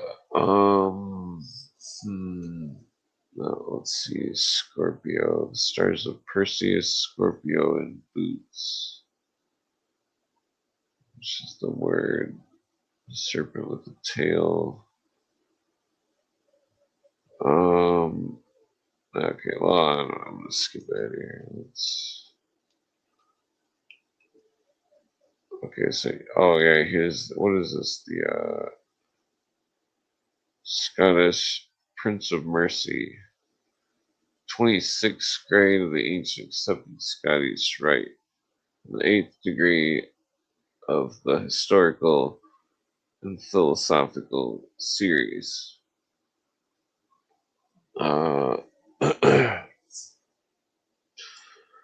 Let's see, so the colors, red, white, green, red, white, and green. Triple interlaced triangle. Also, that's the triple interlaced triangle. 2 bars of broad bars, 2 of which are white, 1 black. And the center is the yod or the left. Instead of a gavel, the presiding officer uses an arrow, plume of which is red one side and green on the other. The spear white and the point gilded. The altar is a statue or statuette of white marble, naked figure of Virgin. Over it is a drapery of. Oh, there's the figure.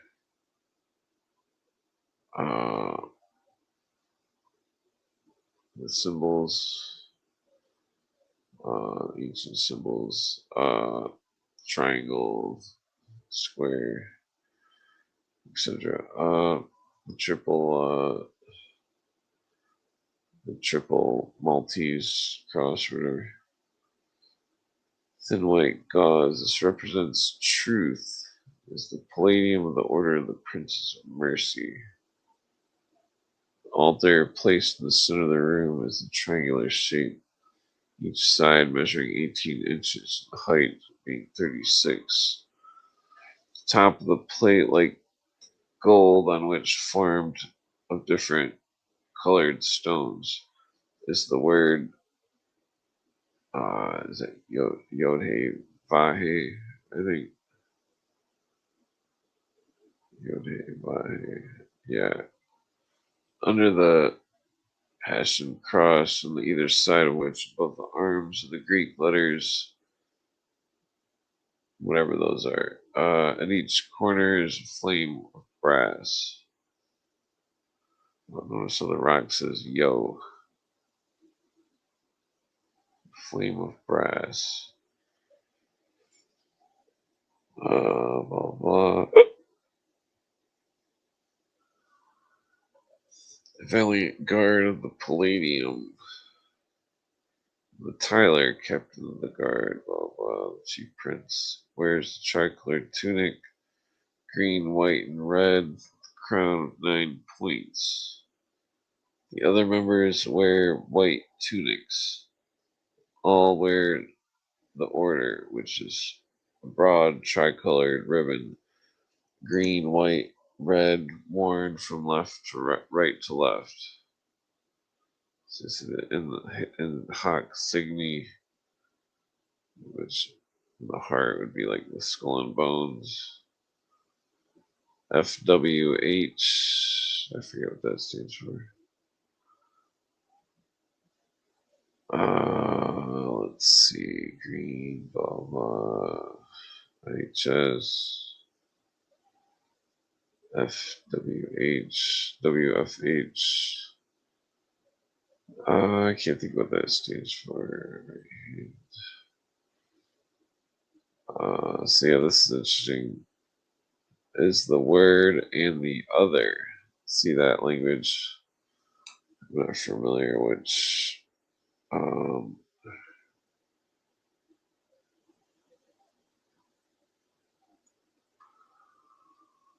Let's see what that other thing translates to. Grak is as smart as Grak says it is.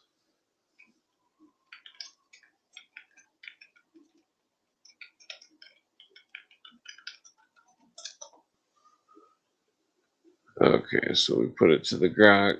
9 by 9, area 81, the 9. Tessera.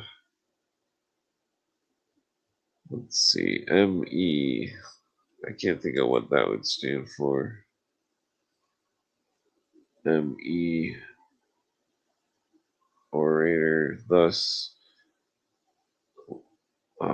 said the holy books of ancient India, there are 3 supreme gods, 3 forms and aspects. The first, the supreme, single, invisible God, cause of all phenomena, the soul of the world. These 3, power of creation, preservation, destruction, distinct in persons, are but one God, the triple form, the supreme God. AUM. What is that? Junior Warden said the ancient Hindus, Krishna, the second person of the Trimurti, born of the royal virgin without sin, descended into hell, rose again, and ascended to heaven.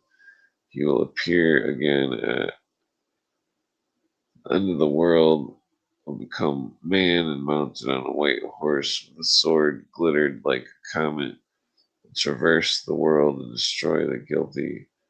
The great serpent shall consume the universe, but the seeds of creation shall be preserved.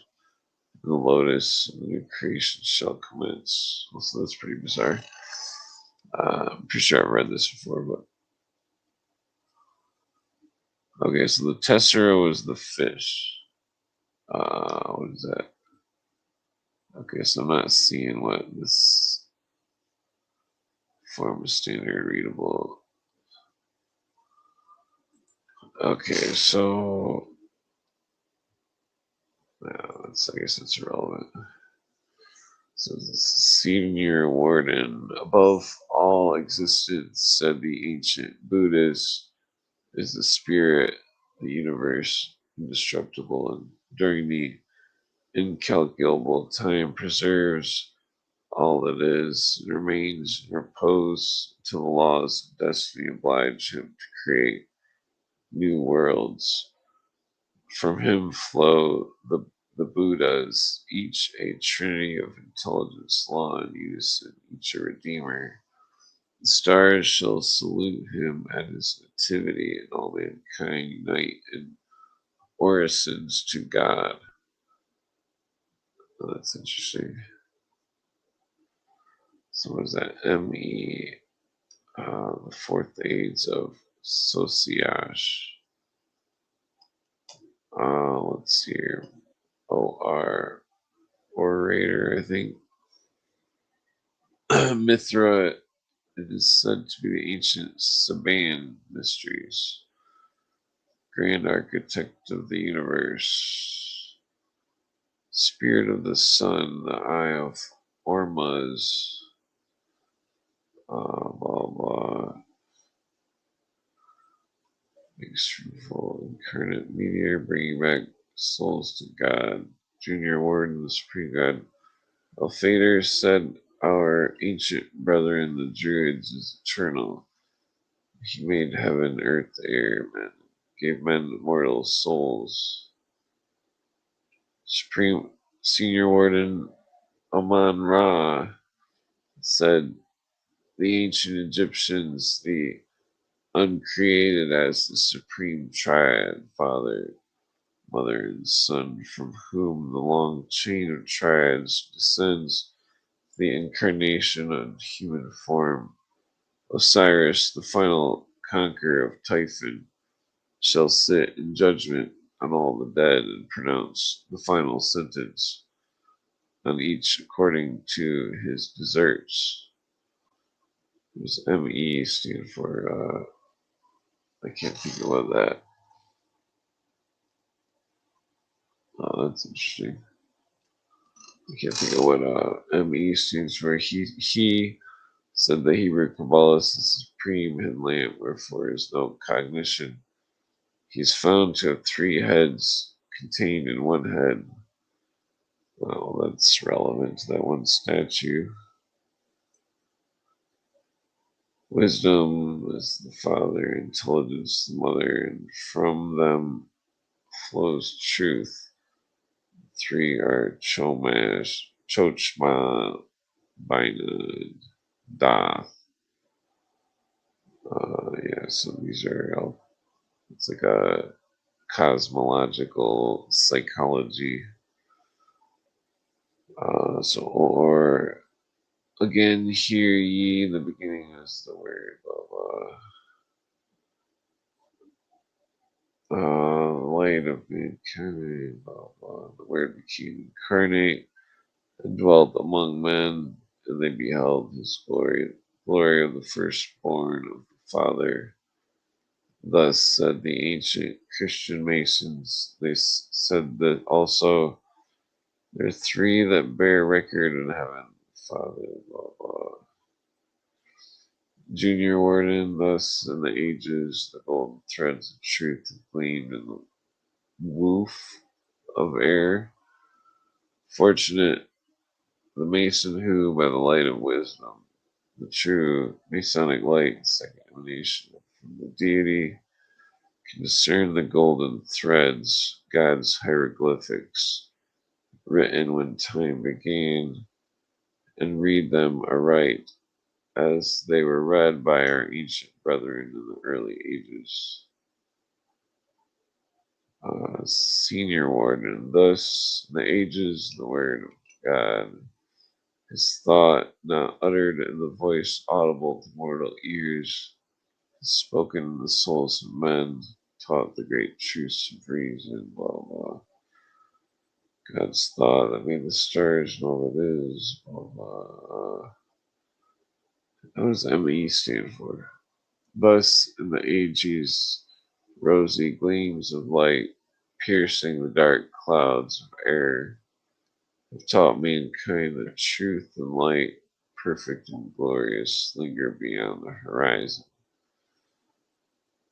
Blah blah. You have assumed the name of Constance, and thus profess yourself firm, intrepid in preserving, blah blah, gloomy catacombs in Rome. The time of the persecuting Emperor Domitian, representing a catechumen who, having attained the second degree of the Essenian, the early Christian mysteries, sought by receiving the third and last degree to become one of the faithful or the elect. Whatever your faith, you at least believe, as they did, in the unity and providence of God. Infinitely illustrious, universal, keep us slippery descent, support, blah blah. Okay. Let's go through there. Okay, so you have ascended too high. Wait, is that missing a page?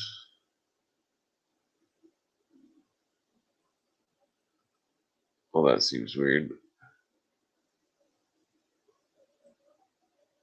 What is that page right there? 376. Here's 377. What was before this prayer? Unity of God. Okay, so here you have assumed gloomy catacombs under Rome and wait, no, that's not it. Where does it? Okay, so I don't know why it kind of just cuts in here. You ascended too high in Main Street. Wait, this is the spot right here. Okay. They assembled the night, they guarded against the intrusion of faults. Wait, was it this top part up here? Too high in Main Street to be longer. Okay, I think I'm just stoned. Okay,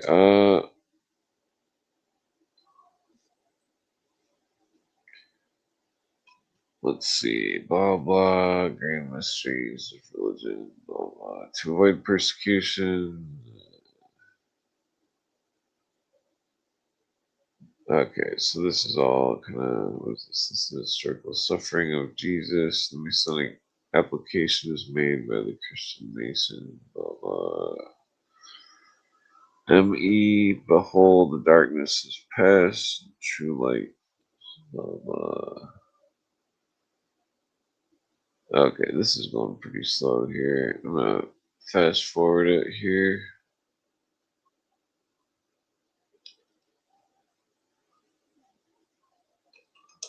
Oh, it's not let me do the down page, but oh, there it goes.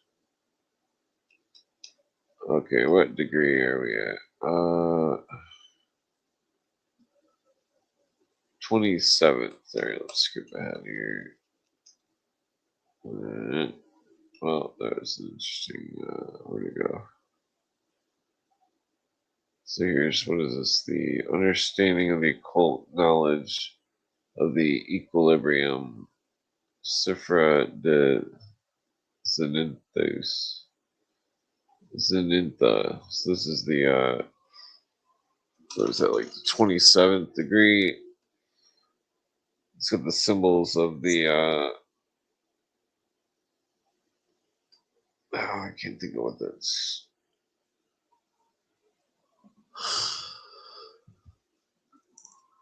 Excuse me. Yeah, the macroprospis, microprospis. The alluding of the quad infernus. I'm not sure what it's alluding to. Yeah, so that's interesting. The dove and the raven on the pillars.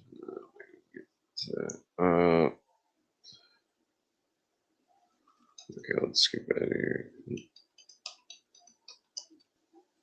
Okay, so there's an interesting, what is it, the Egyptian mysteries. Some kind of great tomb or something.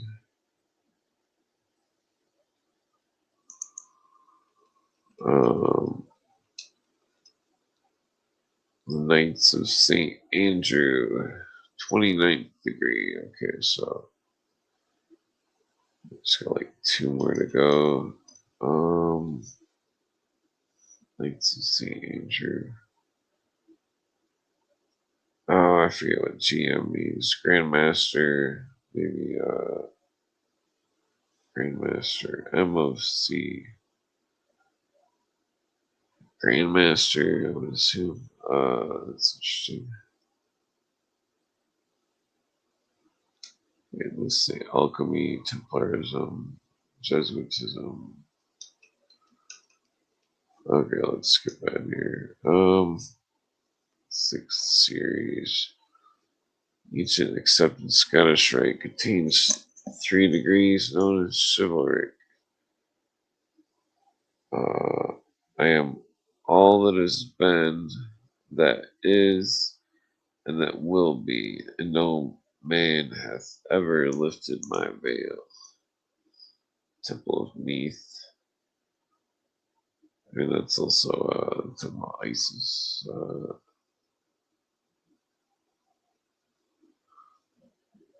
So, like, is the Sephiroth symbols, wisdom, mercy, blah blah. There's also what was it? I forget how the tarot cards are laid on it.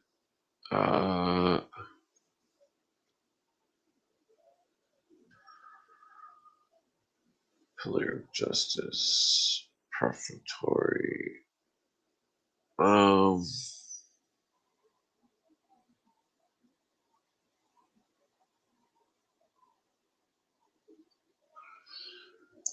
3 chivalric degrees. The Knights of Kadesh. Templar degrees. Okay, let's skip out of here.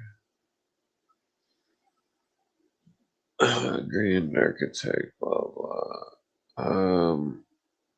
30th degree. Okay, we're almost there. Knights, Kadesh. Mystic Ladder, blah blah. Okay, so 30th degree. Wait, that went quick. Yeah, 30th degree. Okay. First degree of the chivalric series. Here you see the no, what word is that? Innocence Ferret. The throne of the east is surmounted by a double-headed eagle, crowned holding a pioneer in his claws. Over his neck is a black ribbon. Equilateral triangle. Neck. Well, let's see what that means.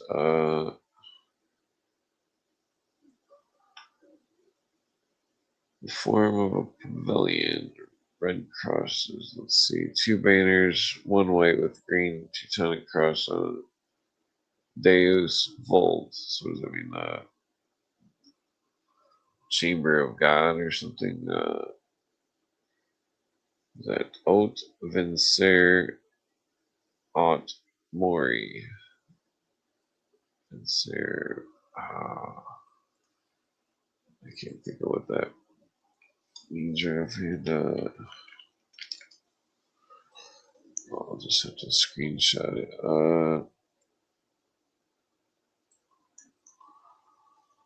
Okay, so the first one means, let's see.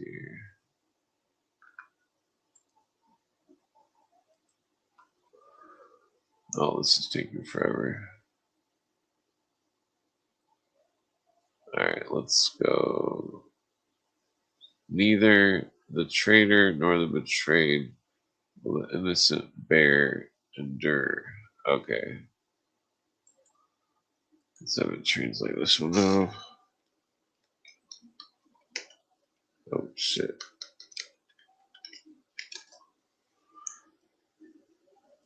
Okay, so okay, this other one says God wills it. So Volt is wills it. And then the other one, Otvenser, either conquer victory or death. That's what it means. Otmore. Vincer. I thought Sapir. Oh, I was thinking it was Sapir. Never mind. Sapir Odd.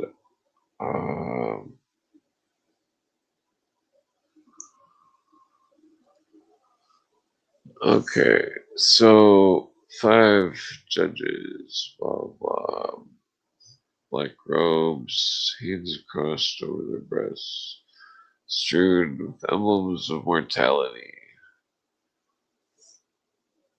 entered by descending a flight of stairs, but one light is used.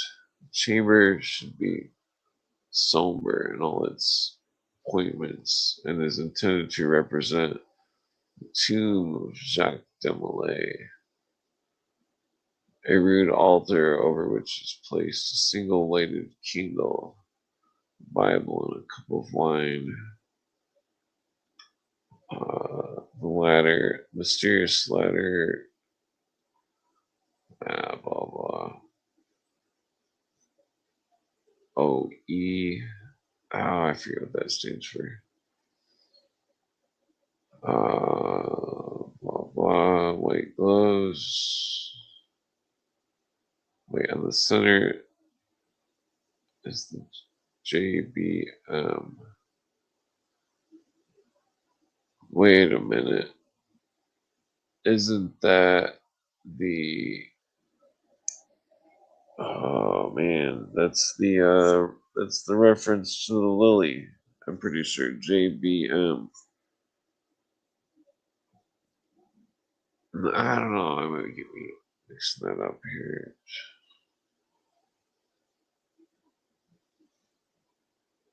Okay, so let's see here. Wide brimmed. Okay, JBM. Damn, I'm pretty sure that's the reference to the.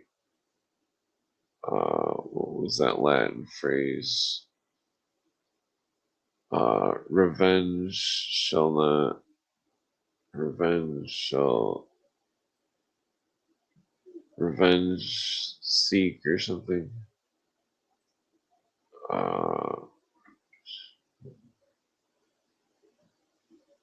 Okay, so there's the emblem or robe thing or whatever.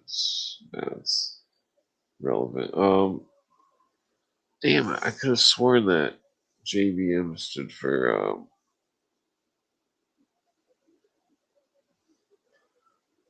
revenge something. I cannot think of what it stands for. I could have sworn it was the Pike book that brought it up.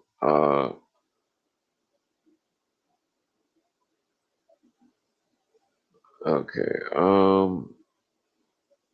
now let's keep going here.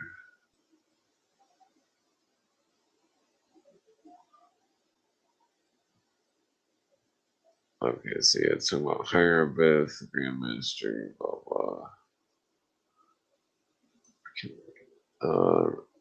The death of Jacques de Molay, reminding of Hierobeth. Some say that it's a symbol of Jacques de Molay.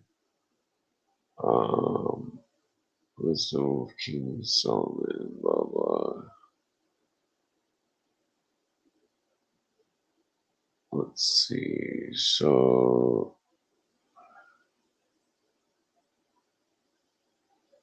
yeah, so the bitter cup. That's reference to what's his name? Socrates.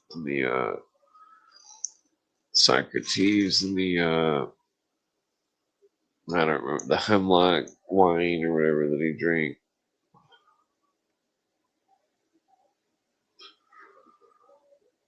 Okay, so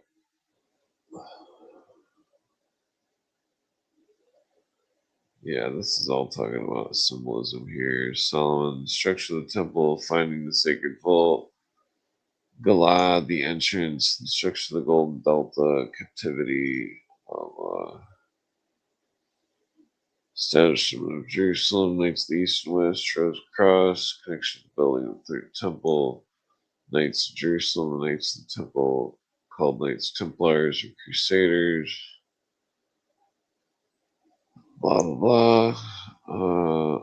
You are now about to be instructed into a portion of the sacred mysteries. Excuse me. Blah blah. I'm not reading all that. Journeying rugged path. Blah blah. Blah blah. So would it be Grand Commander? I think that stands for. You'll now rise.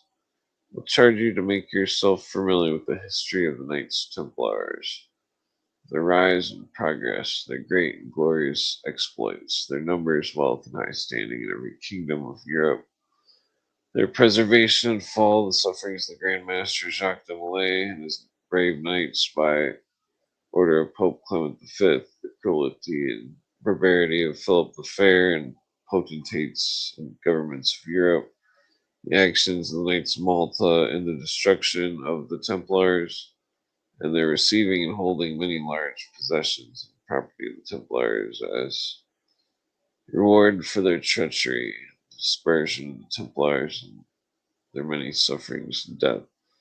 Facts and history can be obtained in sources previously mentioned.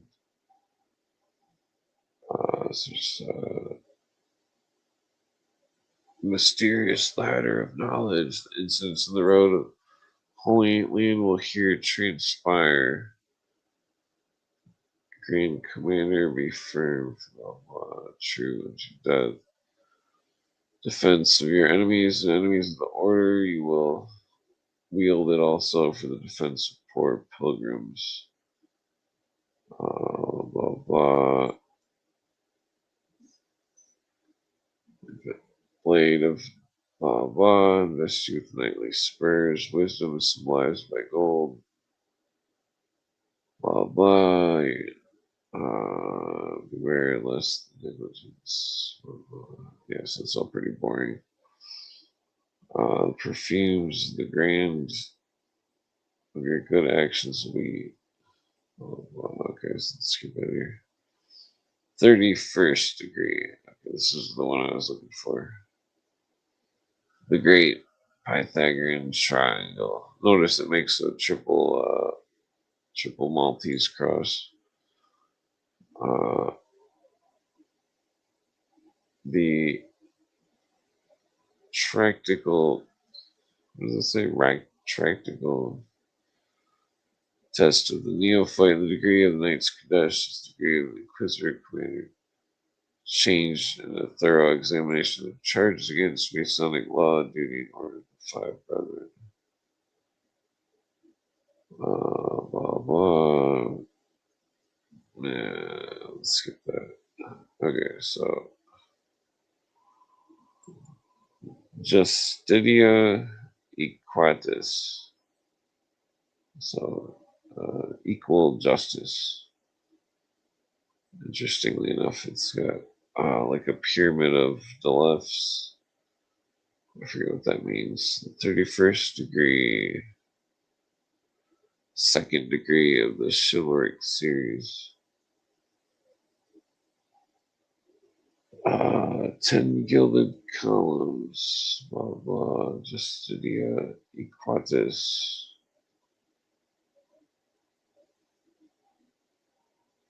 The Tetractys of Pythagoras.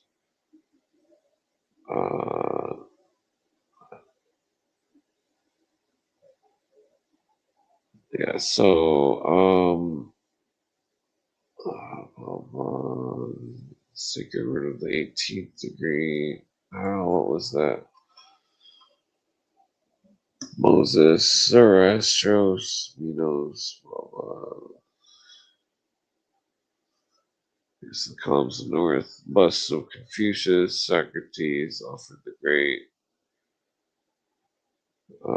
So in front of the there's square and compass, plumb and level hourglass, skull and crossbones, pair of scales, sword, book of constitutions,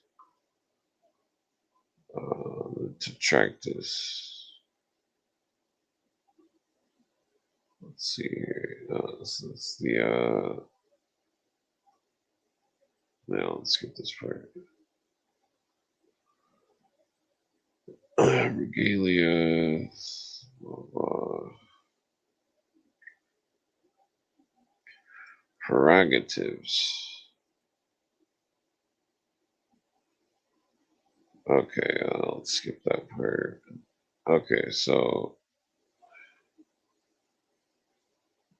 prayer. I'm not reading that.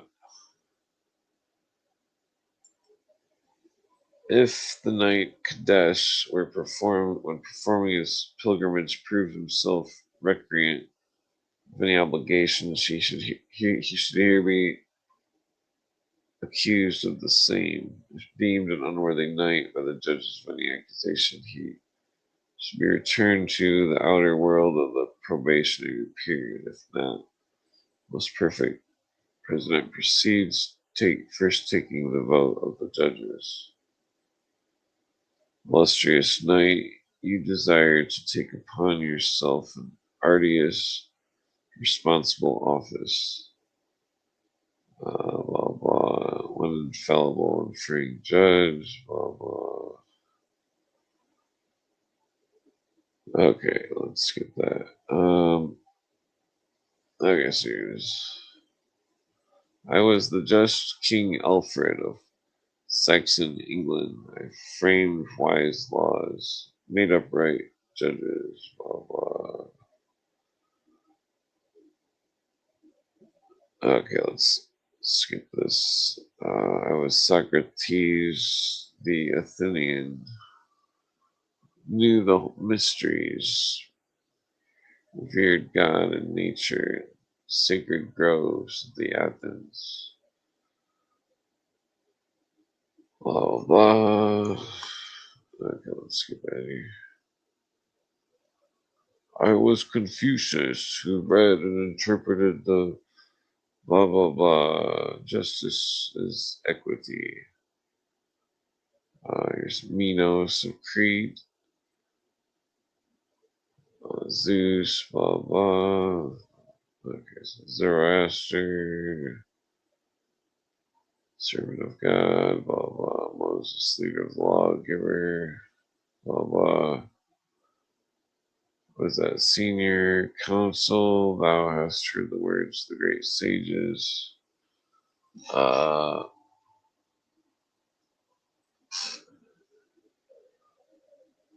If ye forgive not men their trespasses, neither will your heavenly Father forgive your trespasses. Yeah. Okay, so let's skip out here. 32nd degree. So here's the sublime prince of the royal secret. This is the third and last of the Kadesh degrees. Consummates the Templarism of Masonry.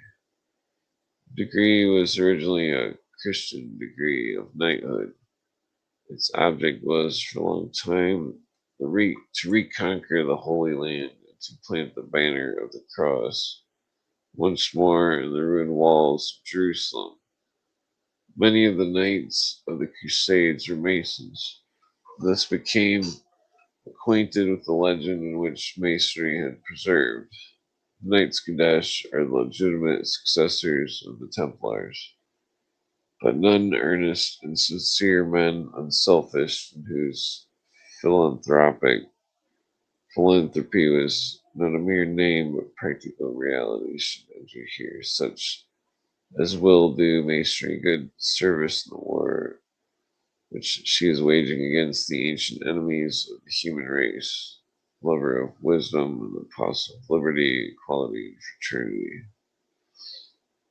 Is that Illuminati phrase? No virtue is acquired in an instant, but step by step. Borrow. Yeah, maybe I better.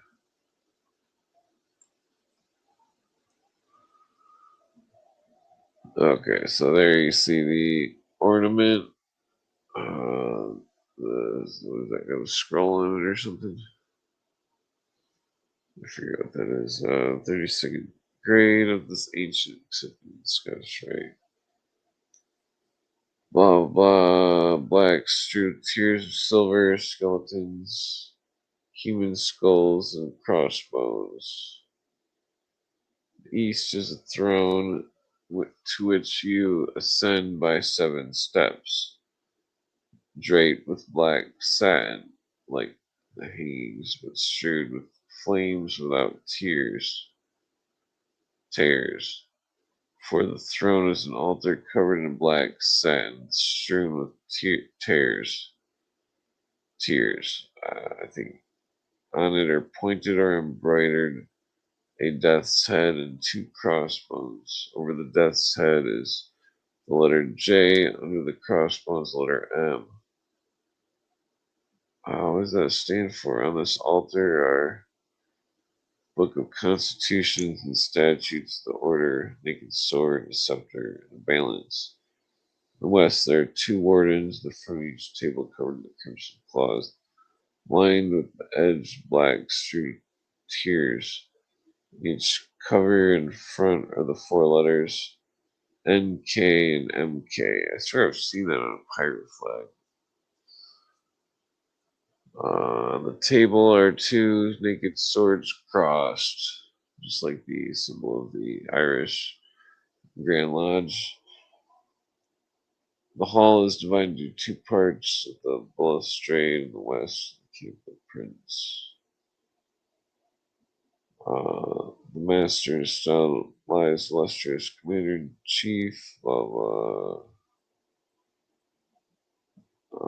Raymond Warren, blah, blah. First 5 okay, blah, blah. Let's get this. Sublime Prince of the Royal Secret. There you see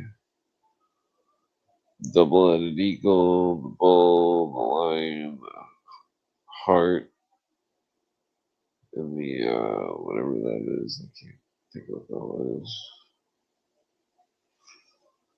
So is this names the first 5: Bezaliel, Mushin, Tengu. I forget what that stands for. Yeah, damn, I'm too stoned. Salix.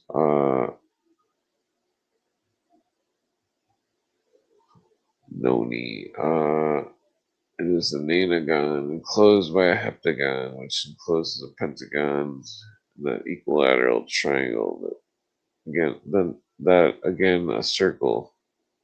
The sides of the nanagon are 9 tents with a flag, pen, or letter to each. Each represents the entire camp. Several sides of the anagram were thus assigned rituals. The Masons' several degrees from the 1st to the 18th are as follows: flag of and pen in white, sprinkled lightly with crimson. Blah, blah. Flag and pennant of green.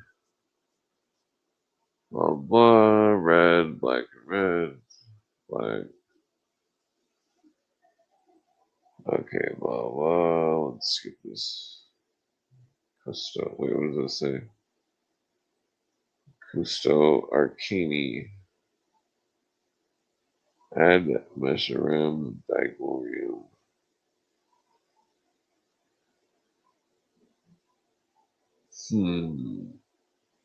Okay. Palm trees. Ardens, Gloria, Surrogate. I forget what the song. Omnia Tempest. Something time. Okay, so the abacus. Yeah, let's see here. Reception. This Grandmaster of the Council. I'm assuming. My brother, the 32nd, each degree. Blah blah. Conferring on you. Wait, what does that say? 32nd degree of the ancients accepted Scottish rite, which we now confer conferring on you is the military organization, as the 31st is the judicial organization of the order. The camp which you are entering. I'll see, this stuff irrelevant right there.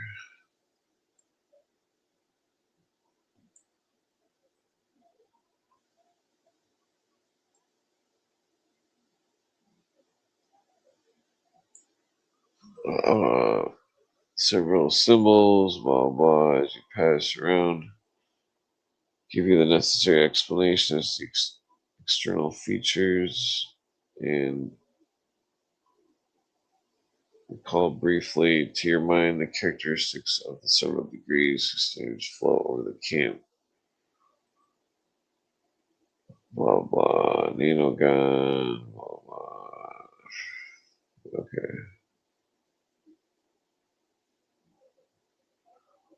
The first degree shows you as a man, such as nature has made him, and all the resources in his physical strength. The second degree teaches the necessity, the holiness of labor.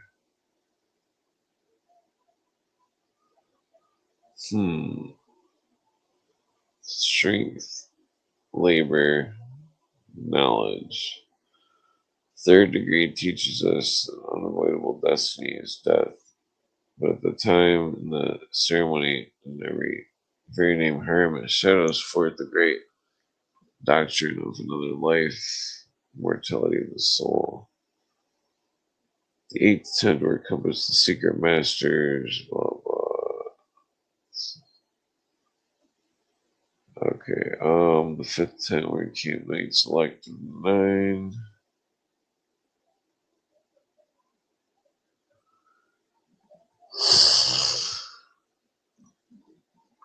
Okay, let's skip out of here. Sir Knight, you have now passed round the Nanagon. A full explanation has been given to you of each tent by its commander. Within this Nanagon, you perceive this traced heptagon, or figure of geometry with 7 equal sides. Within that, a pentagon, or 1, 5 equal sides, which of the external angles of the pentagon you receive a standard designated by a letter.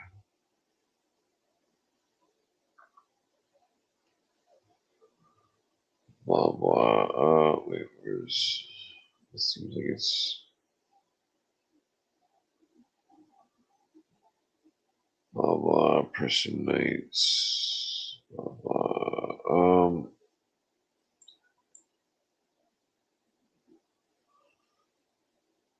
Okay. Yes, it's pretty slow here. So here's the knighthood, the vows, the order of the temple. Okay, so here's Sir Knight, close the pentagon, you observe the equilateral triangle. Its angles are said to be in camp, the princes of the royal secret. And its angles, 52 degrees. Huh. The 52, the 48 main constellations plus the 4 deacons. Is that how that goes? Within the triangle is a circle in which are said to be quarters of the Sovereign Grand Inspector General.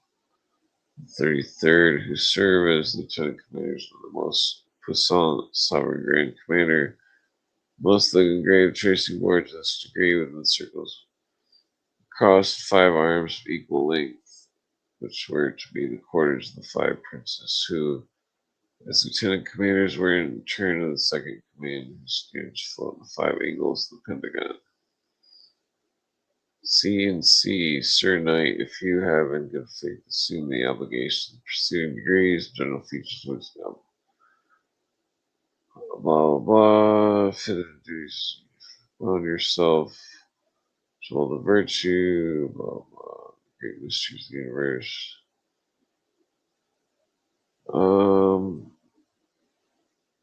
Okay, yes, the prayer there. Okay, so what was the song? Yeah. Lay bending at the shrine, hail thou majesty divine.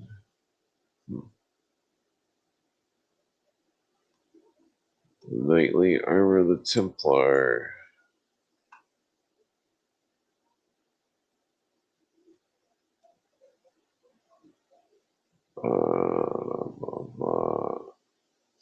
Invocation. Thou immutable, thou immaculate and immortal, God of the Sabbath, good eternal, thou infinity spirit, eagles, expansive as the eagles, give us shelter. Life strength, blessed above, myriads chant, Okay, so here's the sashes or whatever. 32nd, 33rd.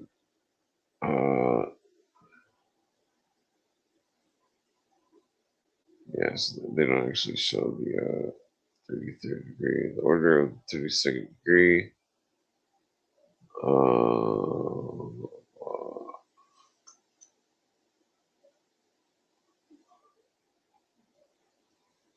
Okay, so yeah, here's the 33rd. Council Deliberation. Is that New York ACC? So it's a New York Council. Let's say, oh, they got the 33rd on here. I didn't know that. I thought this was only the 32nd. Grand Inspector General. So there you see the three pass, or the pass thrice potent Grandmaster, the pass MEs, Sovereign Prince Grandmaster, the wisest and perfect, blah blah, the pass Commander in Chief, Custos Arcani. Was that the something God something book?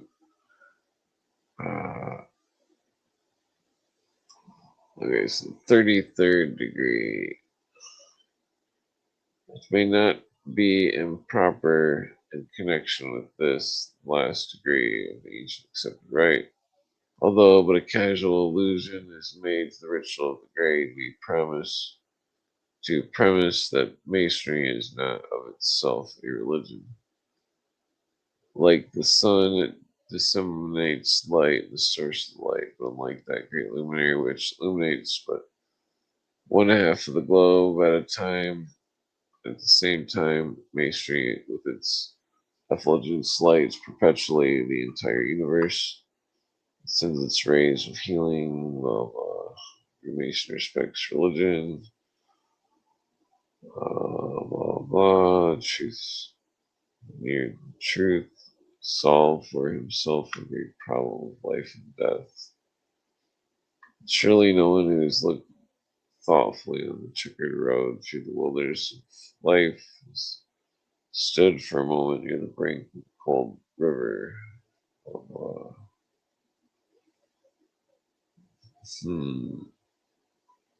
okay, so let's skip right here. For those who seek the work of knowledge of the tenets and calculations of the right, who may peruse the instructions and formula herein contained. Blah blah, morality, emotion, blah blah. Thing of beauty and joy is forever. A thing of beauty is a joy forever.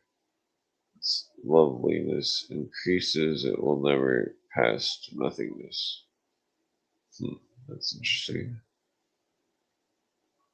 Okay, so what does that say? The universal world, something of the architect of God, or Uneo Teletio Robert.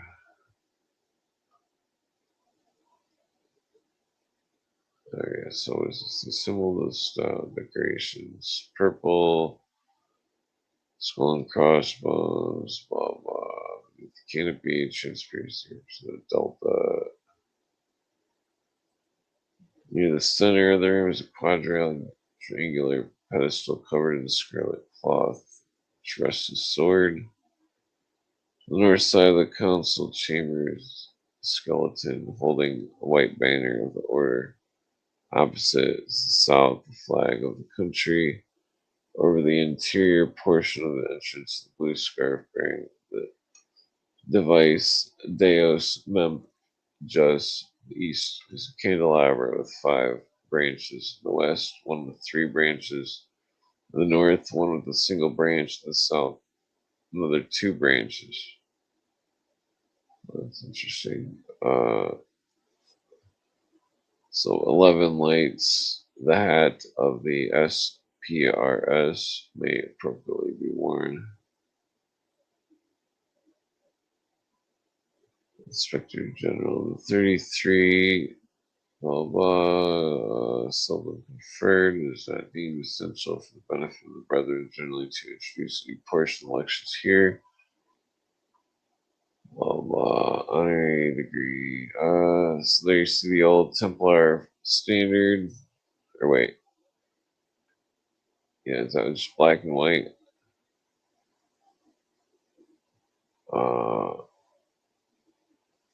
1786. Grand Constitution, the Supreme Council, 33rd. Banner of the order is white, embroidered with the fringe of gold, having the center double-headed eagle, black eagle on its wings displayed, beacon legs gold, holding one claw with the hilt, the other the blade, the steel sword placed horizontally, hilt, blah blah, from the sword hangs, desk mem, just, the eagle is crowned with a triangle of gold. Let's see here. Here's the cross. Here's the other cross. Notice the 3 interlaced triangles. Broad white watered ribbon bordered with gold. Okay, so let's get right here. Golden diadem of Russia, Prussia. Ordo Abe Ko Sapientia. Forget what that stands for. Okay, well, I guess I'm gonna pass out. Yeah, don't forget there's a 33 pomegranates in the Bible, which is very interesting. Oh, geez, I just finally got the ceremony of it. Was this without reprieve, condemned to death for want of well pronouncing shibboleth. What does that mean? Lodge of Perfection. This is interesting. This Grand Lodge of Ceremonies, illustrious Commander in Chief. Let's see.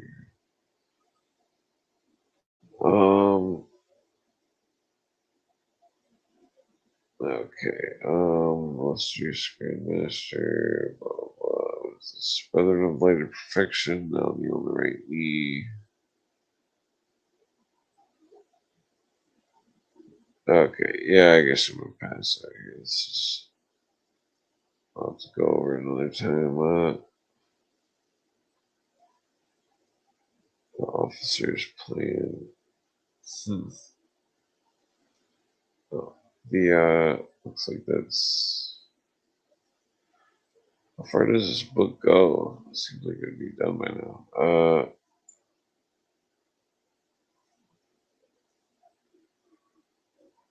Lodge of Perfection. I'm gonna have to go over this again another time. This is a lot of stuff, but most of it's just a bunch of Boring.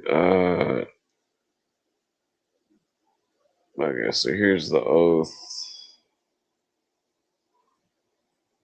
Grand Architect. Blah, blah.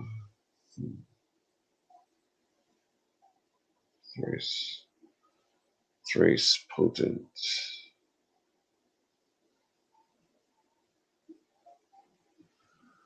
Okay, how far does this even go?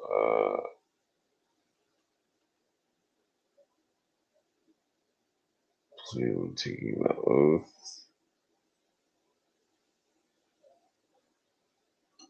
Wait, is this going into the York right now? I can't tell.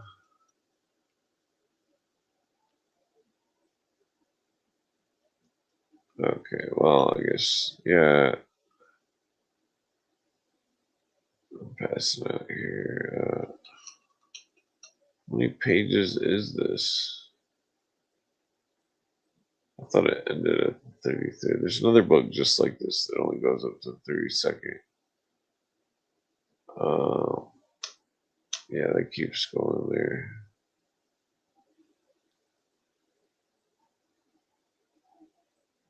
Okay. This has got to be like the index or something here.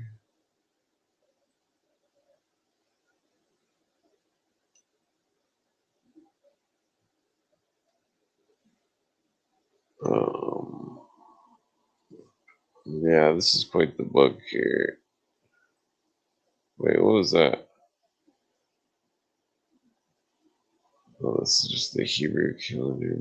What is this? Rose Cross Observance. April. Oh, that's interesting.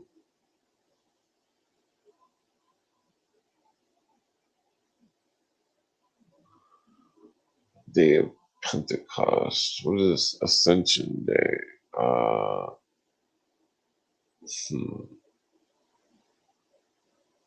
I guess that would be the